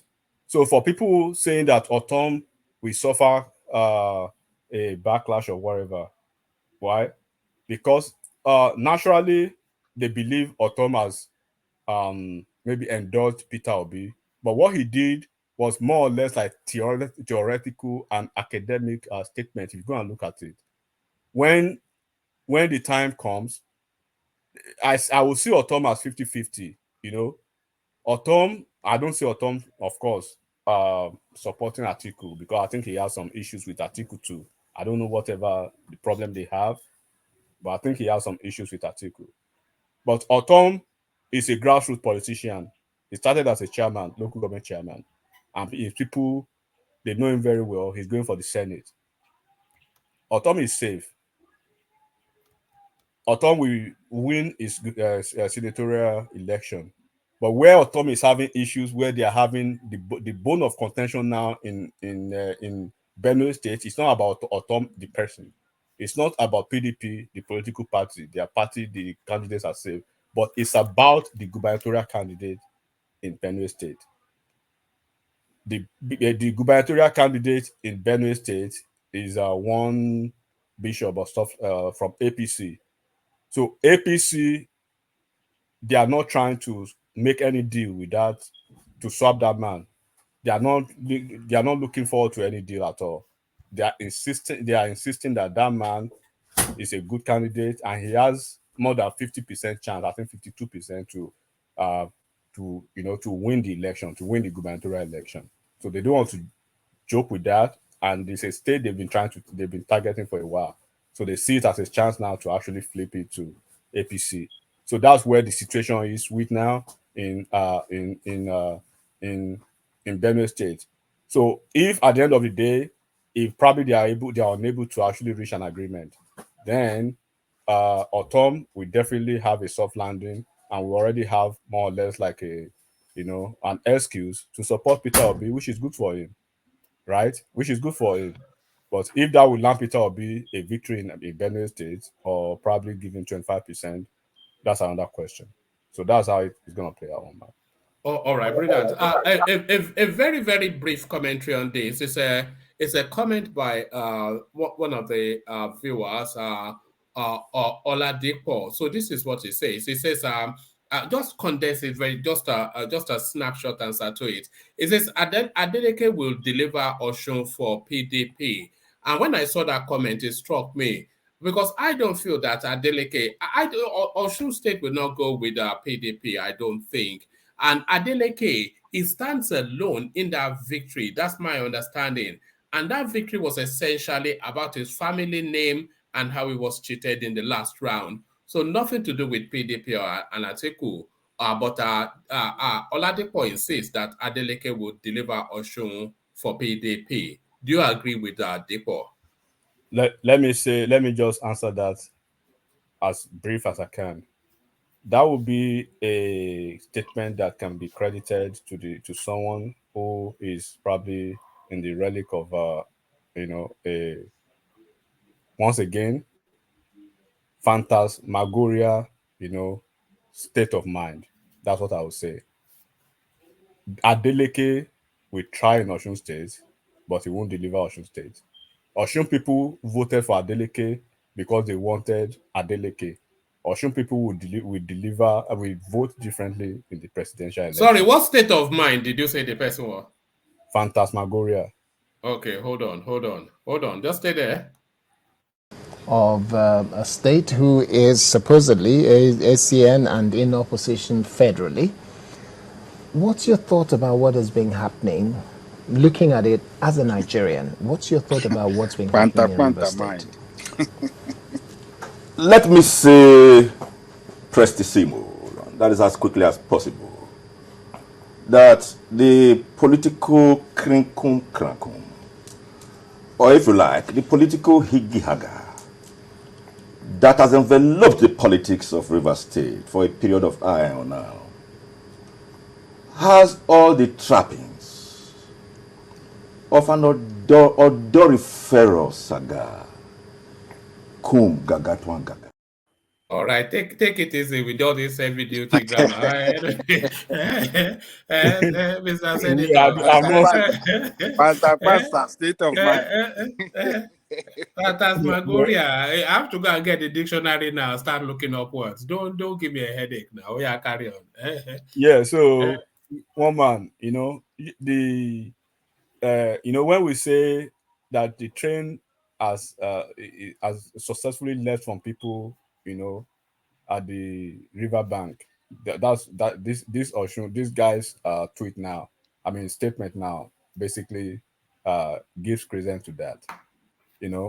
I do not see a state in the whole of Southwest, that Tinubu will lose. I don't see that state.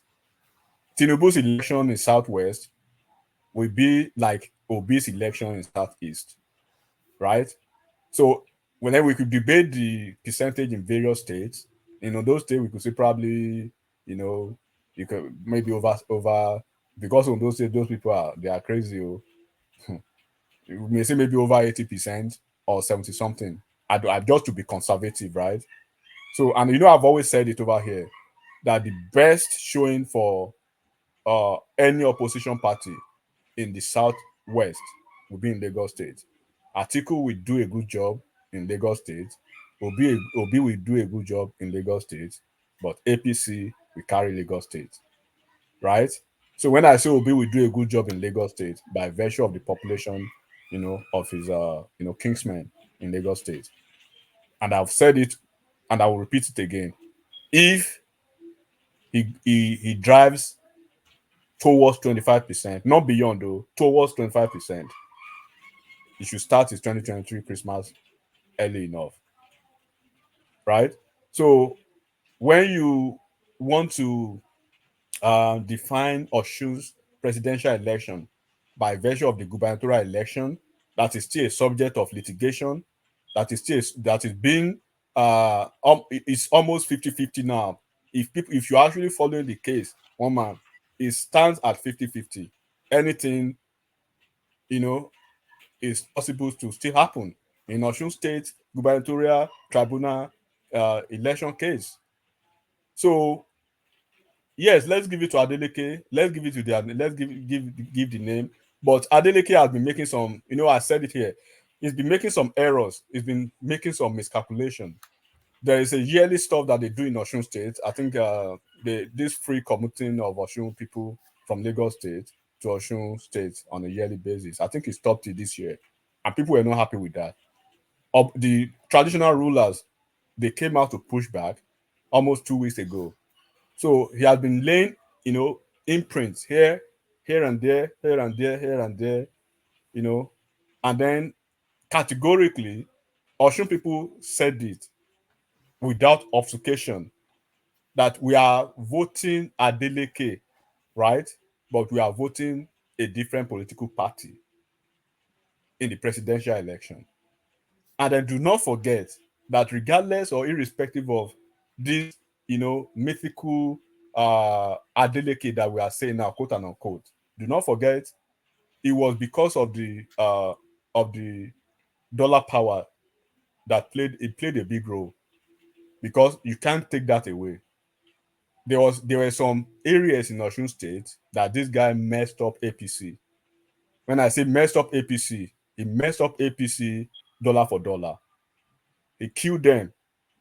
So if he hadn't had such a dollar support, could have been a different thing entirely. But that is just, let's call that quote unquote a pedestrian argument, right? A lazy one. But those are the factors you have to put into consideration. But when it comes to the gubernatorial election, to the presidential election, and this is why this was the question that Chief Bode George pointedly asked Atiku. When we go to some states, each of the states in Southwest, when we raise your hand as a Fulani man, we are raising, the person who is raising your hand is another northern man. Are you? The director general who is announcing the order of event on the podium, another Fulani man, Tambuwa, right? And then Dino Melaye, who is shouting up and down, is from the North Central. No single Yoruba person on the podium. How do you want to explain that? But do not forget that Yoruba takes sentiment to those kind of stuff. So I'm just, basically giving you some scenarios to actually look at that. So when I say on this platform that some people sometimes, I don't want to, not about being unnecessarily, I'm not a braggadocio when it comes to that, but I do not like to disturb my head or probably, waste my time with people who probably started following politics 2 months ago or 3 months ago, when they had a desired candidate who moved to a different party, and they are just, motivated by some, fleeting momentum and the frenzy. No, I don't do that. There are people on the platform that you can see easily by the way they say something, or when you ask questions, some pointed questions, just to feel their politics. When they respond, you just say, oh, okay. You just move on because it's a waste of time, going, back and forth with that kind of person. So that's just the situation. Osun State, of course, Adeleke will do a good job. Do not get it twisted, one man, right? It's not going to be like other states. It's going to do a good job for Atiku, but Atiku will not take Osun State. All right, brilliant. And finally, I have issues with you. Enigmatic. I have some serious issues with you. Ever since you sent Uptown Playtown on an errand to go looking for $2,000, we have not seen him anymore, and he's one of the fan favorites on the platform. Ever since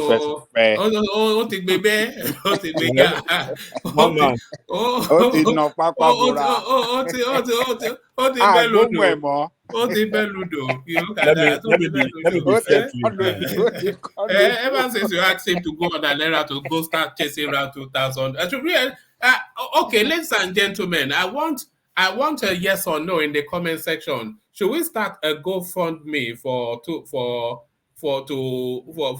keep PlayStation's 2,000 to keep his honor? GoFundMe because it was here boasting and bragging that do you want it in naira or do you want it in dollars? It was throwing up shoulders, and now one man, let's send his friend to him now. He has Desmond. Let's send Desmond to him now. Desmond yes, they are both in Lagos enjoying he wants to bam bam. Those are the people who advise him to Ogbeni. You want to lose your 2000. To be second for this look at that. And I'm not calling that wager off for one man. The wager stands, and anytime I'm going, he's standing. He has millionaire friends. The way they say they should sort him out. Maybe if he gets Desmond drunk enough, maybe he can persuade him, because I say he's been piling him with alcohol in Lagos, but but there it is. So I will start with $10. I will start with $10. Go for me. Go for me for play later. So gentlemen, 7 hours 12 minutes. I think we fulfilled all righteousness. So we could have done another 7 hours. So the conversation is so engaging, but alas, we must save some for tomorrow. So gentlemen, you know where we're landing. Rapidly as you can, just to let me make my escape. So just condense it. I think everything that has to be said has been said in the last 7 hours or so. So we seek to start to round off to land on Ajanle Koko. We kick the rounding off with World Peace. World Peace, are you there? Konnichiwa. Konnichiwa, everybody. Good. I thought you'd gone to bed. All right, there he is. No. Your voice sounds so heavy. You're tired, Abby. Long day. Yeah, this boy was disturbing me. So I just put him to sleep. He will wake up soon. And it's New Year, last day of our day now for New Year. Papa Pekin, we go call you. I've been a Baba boy. We tell you, call you. Baba boy. Baba boy. Okay. Yeah, so I've been listening to everybody, and everybody will be giving their good remarks and all that. So it's not every time I interject, I just listen, I might take my Igbo friend, not my that guy is not Igbo, he's not Yoruba man, he's an Igbo man. When it comes to money, his real name is Okechukwu. He thinks we don't know. Yeah. So give a good submission. Anyway, I don't have much to talk because it's not good to argue to enter New Year. That's why I did not disturb you guys much. First of all, let me greet my people on the comment section. Oga Aguli, Oga himself, Ayo, Otis Baker, and the rest. I greet you now. Be the real powerhouse of that chatting section. Sometimes when I chat, we they sweet past our main discussion self. Anyway, but before I go, I'm not forget to click like, share, and thumbs up. I'm not forget to buy one more coffee, the last coffee of the year. Like I say, do what I say, not what I do. Either I'll do my own. Now, Booyaka, it will be. Now, quickly to Tinubu at the Fort Niger Bridge is a good thing. Anyway, there's never too late in building bridges. They're building this one is a good thing. Wike, the G5 governor, they are doing a good job. To me, I don't know if people don't like it, but to me, I like it. The North cannot decide for us how we run, who will bring, how we bring our presidential candidates. So at least Wike can derail Atiku is a plus for me. So I won't say much, so I can leave the space for other people to talk.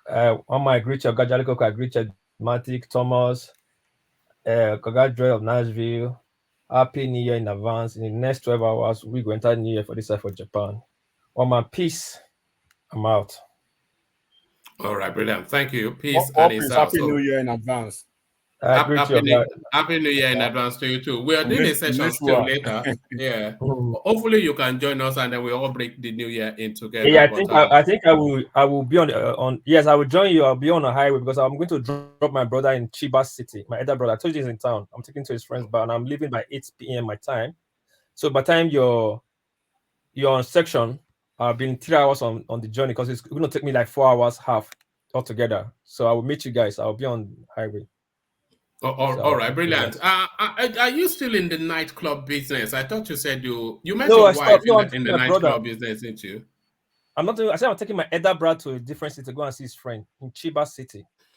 No, I'm asking you a separate question. You remember you told us once that you were in the nightclub business.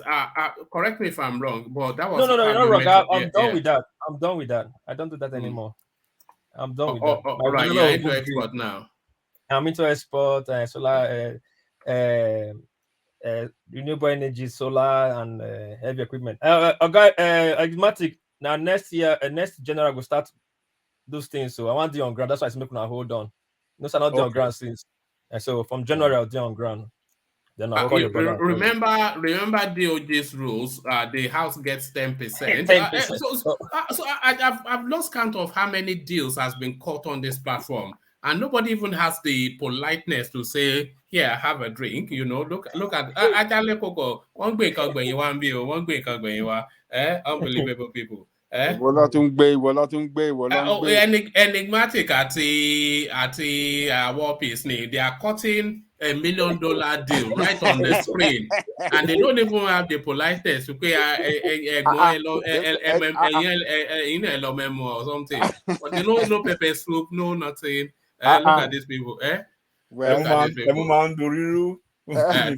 Don't worry. You know.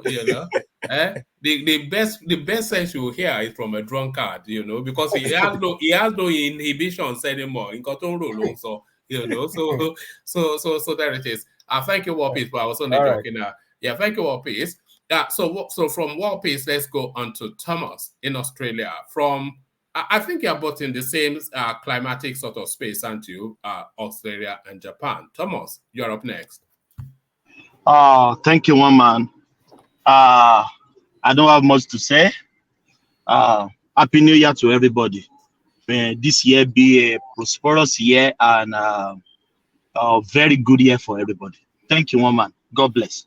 Etiday Church. Church, and we have music concert today. Crossover to New Year. So I'm one of the choir. We are going to sing in the church. Are you not a drummer? Do I remember you saying you're a drummer? No. I'm in the choir. I'm in the choir. Yeah. Thank you, one man. God bless everyone. Where is your list of paper to finish to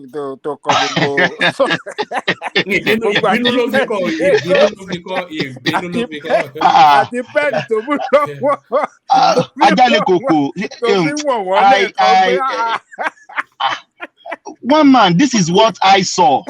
I haven't seen anybody.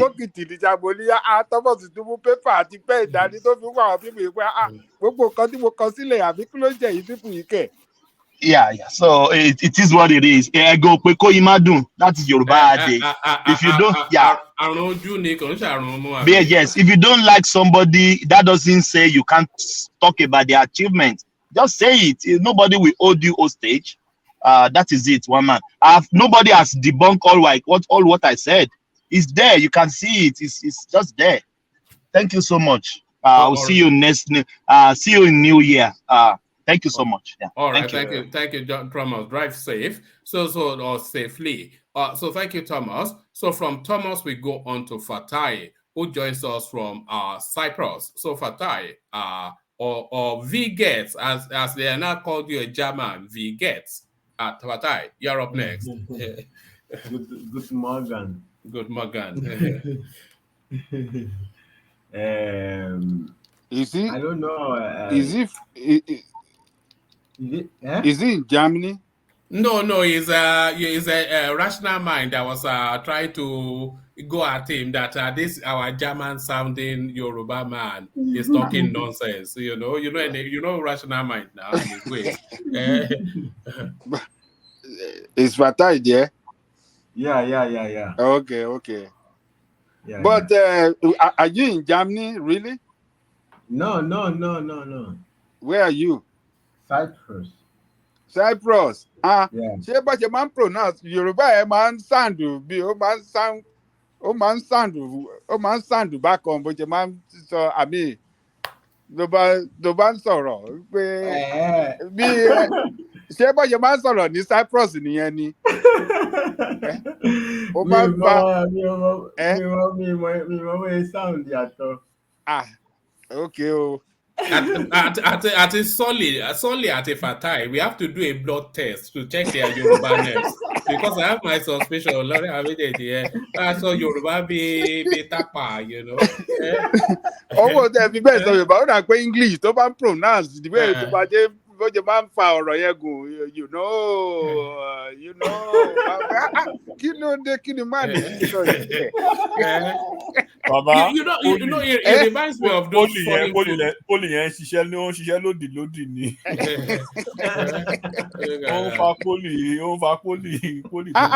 I never sọ pé when I saw this I say mani. Fatai fúnra ẹ̀ Abdul Fatai. Look at that. Ọmọ Dani.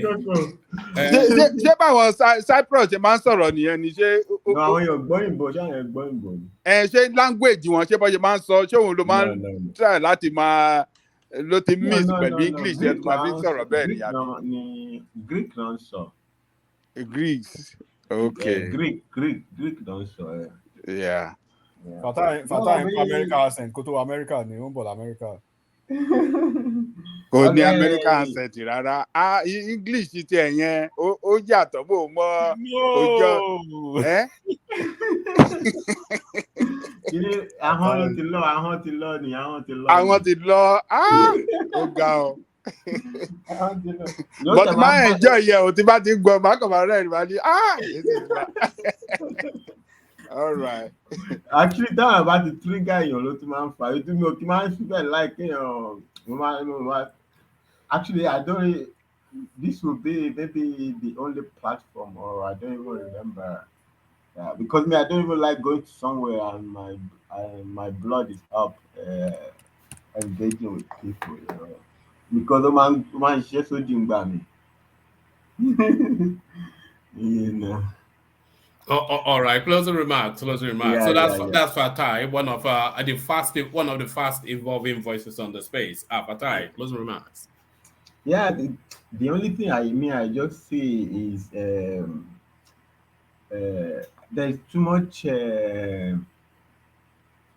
don't even know how to say it. Like you are having a conversation and it's going, and then people are dragging it back with like. I think constructive criticism is welcome, but it sometimes it triggers to see people like, okay, this is white. Is white, so in this criticism, but immediately we turn it on this other side. It's no longer white, or it's terrible. You know, it's triggering. You know, Tinubu. God bless Tinubu for what he did at to Babbage. Yeah, I mean it's like this story in the Bible of Jonah when he delivered his message and the people listened and when he got angry, he said, "Yeah, God, you said you will do this. The people will not know if you didn't do what you were planning to do." My point is this: if this, we will never be able to fully appreciate Tinubu. Had he not done what he did to Babbage and the flood that happened in Nigeria that we all saw made Babbage, he could wipe out the whole of Lagos. That is vision. And so, and it beats my imagination that, so Anambra had a lot of erosion problem, and then Peter Obi took hundreds of millions of Alhambra or 155 million or something. He said he's investing. If you put that $150 million into taking care of the erosion, maybe there will no longer be erosion problem, or at least he would take care of it. So Anambra was not a Dubai, and then he says he's investing money. Why are you investing? What investment are you doing? There's so much problem that I didn't even have that much view into it, and now you want to take over Nigeria. So Nigeria is going to be a shit problem. You want to do another investment project? No, if there was that much problem of erosion, why didn't he put the money into tackling that issue? Why is he investing in his own banks? with Anambra's money when he didn't turn Anambra into Dubai already. And we are comparing with a man who, with so much vision to take care of something that federal government was pumping millions and millions of, if maybe even billion every year. They are pouring sand into Babi, pouring sand every year. Tinubu came with his team. They devised a lasting solution, and now we have it. A lot of people could have died if this flood made that Babi's problem in Lagos to that's we'll never know how much life Tinubu saved with that project. I don't know if we have to appreciate people. I don't even know what is causing all this. I don't even. I mean, I have been here. I can't even understand. If you are not talking about delusion, like it's I don't know. It's not. We cannot say delusion. We will be talking about. I mean, this. I mean, we are like big. We are like adults. I mean, these are not even. I don't know. Anyway, well, I don't know. I love constructive criticism. I love constructive conversation. But if it's going this way, it's kind of like it's making the blood to boil over nothing. Fatai, the conversation in this political space, it's almost unavoidable that it will go this way, because on the one hand, you have highly fantasized but very, very energized space that they seem to live in some sort of like in some parallel universe where black is white and red is green. So but then that parallel universe is also trying to exist itself in reality. So it's almost inevitable that the conversations will frustrate when all of the computations and permutations already point a direction, but this wild wishful thinking wants to upturn that. You cannot have logic and wildness without you being triggered. It's not possible. Yeah, it comes also from this thing, the expression that if you have never been to another man's father's farmland, that's why you think your father's farmland is the biggest. Well, if you think Peter B doing is the smartest human being in the world, because I don't know what he did in Ambra. Well, you have to at least try and see what other people did for you to know that Peter B all practically compare relatively. There are many people who are more qualified to take Nigeria forward. This is what we want. It's no, there's no nobody is arguing about emotions. Nigeria is at a point we need to move forward. To even to use one of a lot of the Peter B's space is not about it's not about Peter Obi, it's about ethnicity. That's what is really going on there. I can see a lot of that. That's not even the problem. But the problem is whether it is ethnicity or it's not ethnicity, that is a space for practical viewpoint. It is not possible for Peter Obi to be president coming out in 2 months, 6 months, where there are people who have devoted practically half of their existence into working out something. No, like Tinubu said, power is not handed to anybody like a restaurant, yes. a la carte. Nobody gives you power like, with my the microzone, they must microzone it to me. Nobody will microzone it to you. Nobody is going to microzone it to you. Everybody works. Nobody gives anybody power. You have to work. Everybody plan for it, suffer for it. I mean, Tinubu could have run. I think you are wrong there. Obasanjo was given power. They took him out from prison and they give him power.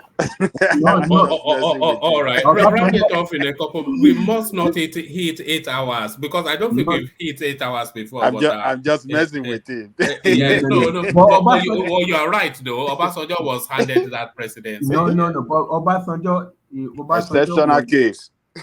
No, it's not even like that. Obasanjo was coming from had played a lot of role as a military person. I mean, there was a lot of things he had done that they see and they look at him like, this is a boy this is somebody from that area.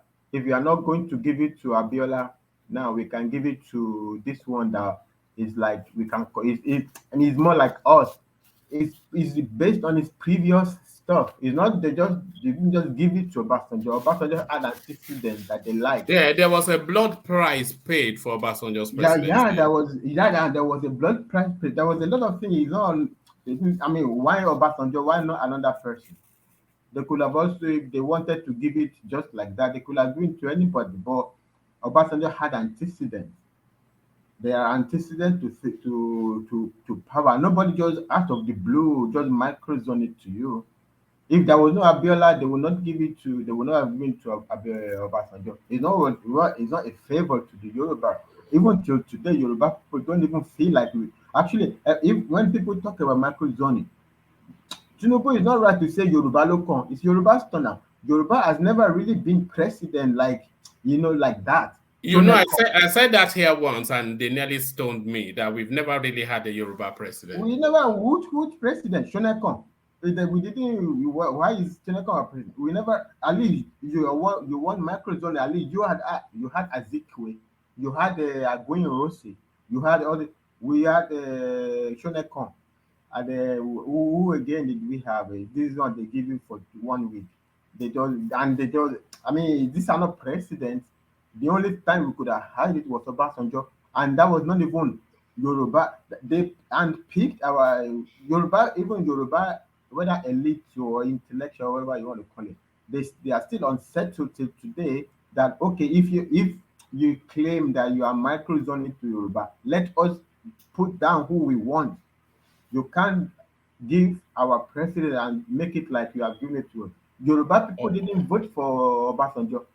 So it's kind of like a pseudo Yoruba microzoning, but Look at that, it's pseudo okay. Yoruba. But all these things is out of the way. All right, round it off in a couple more minutes, Fatai.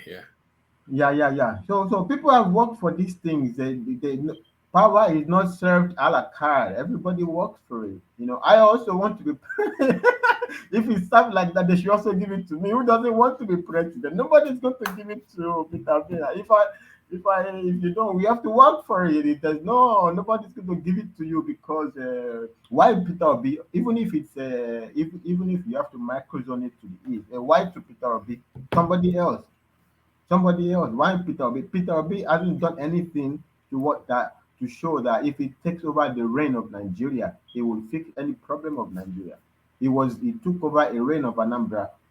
We don't say what is the outcome. The poverty level of Anambra went up. He increased the poverty. He brought more poverty to Anambra. Do we want somebody we don't want to go worse than now? We don't want somebody that will bring more poverty to Nigeria. At least maintain it or take it forward, preferably take it forward. But he didn't maintain it in Anambra.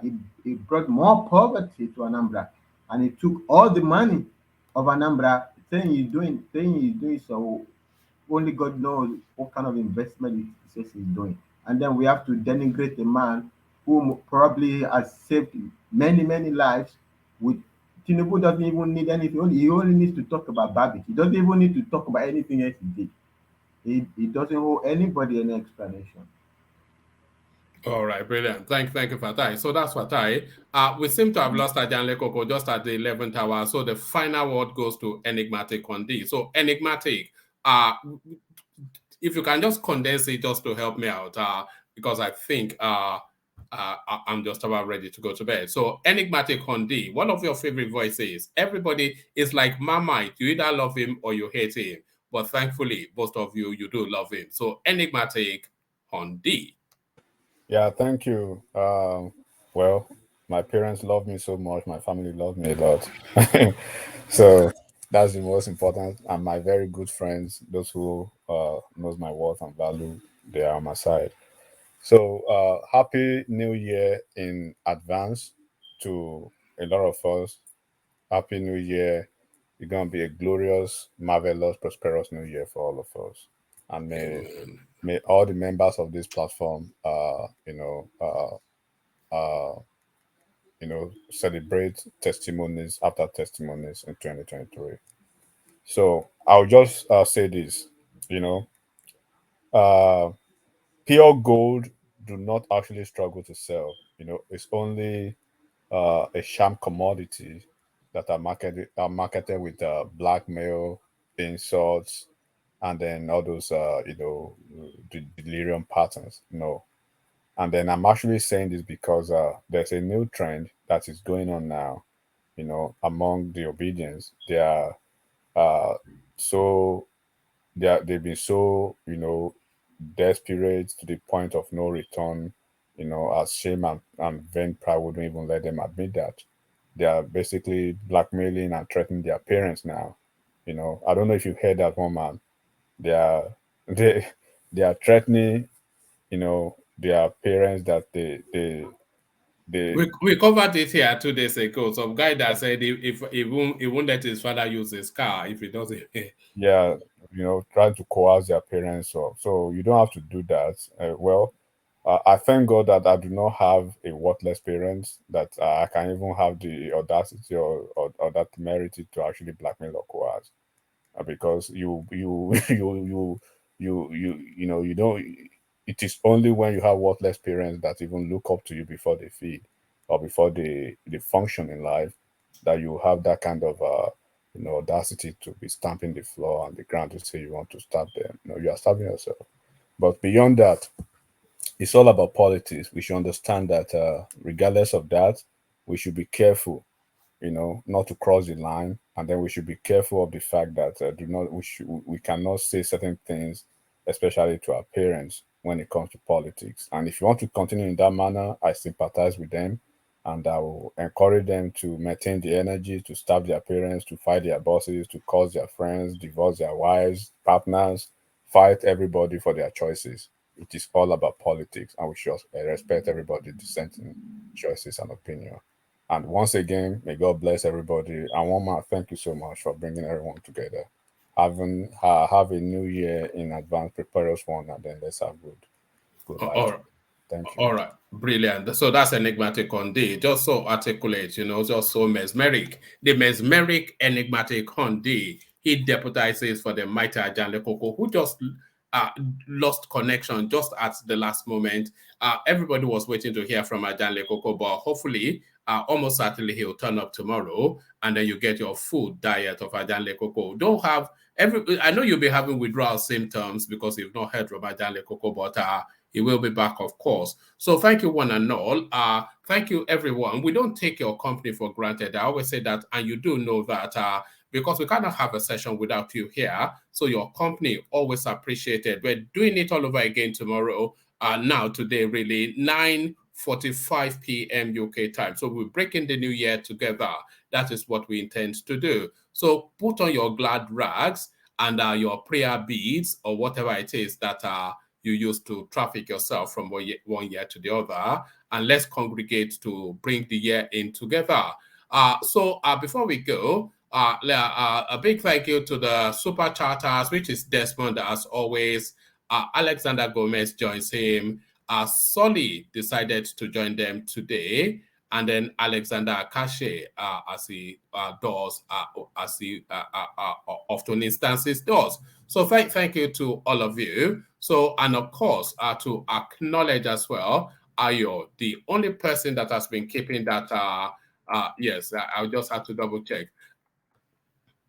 Pardon me. And to acknowledge as well, Ayo, the only person that has been keeping that buy the coffee space 100. So without Ayo, we cannot claim the 100% on the buy the coffee space. If you look at, that's Ayo right there, and this is Ayo right here, and this is Ayo right here, and guess who this is? That's Ayo, and of course, that's Ayo right there too. So thank you, Ayo, for keeping that place. It's almost bought the exclusive right now to that space. So thank you, Ayo. So that has been the session. One Man Went to Mo, sponsored by Ayo. So thank you, one and all. Let's reconvene later on to do it all over again. So I leave it here. Carry the conversation within the comment section, but here I say peace.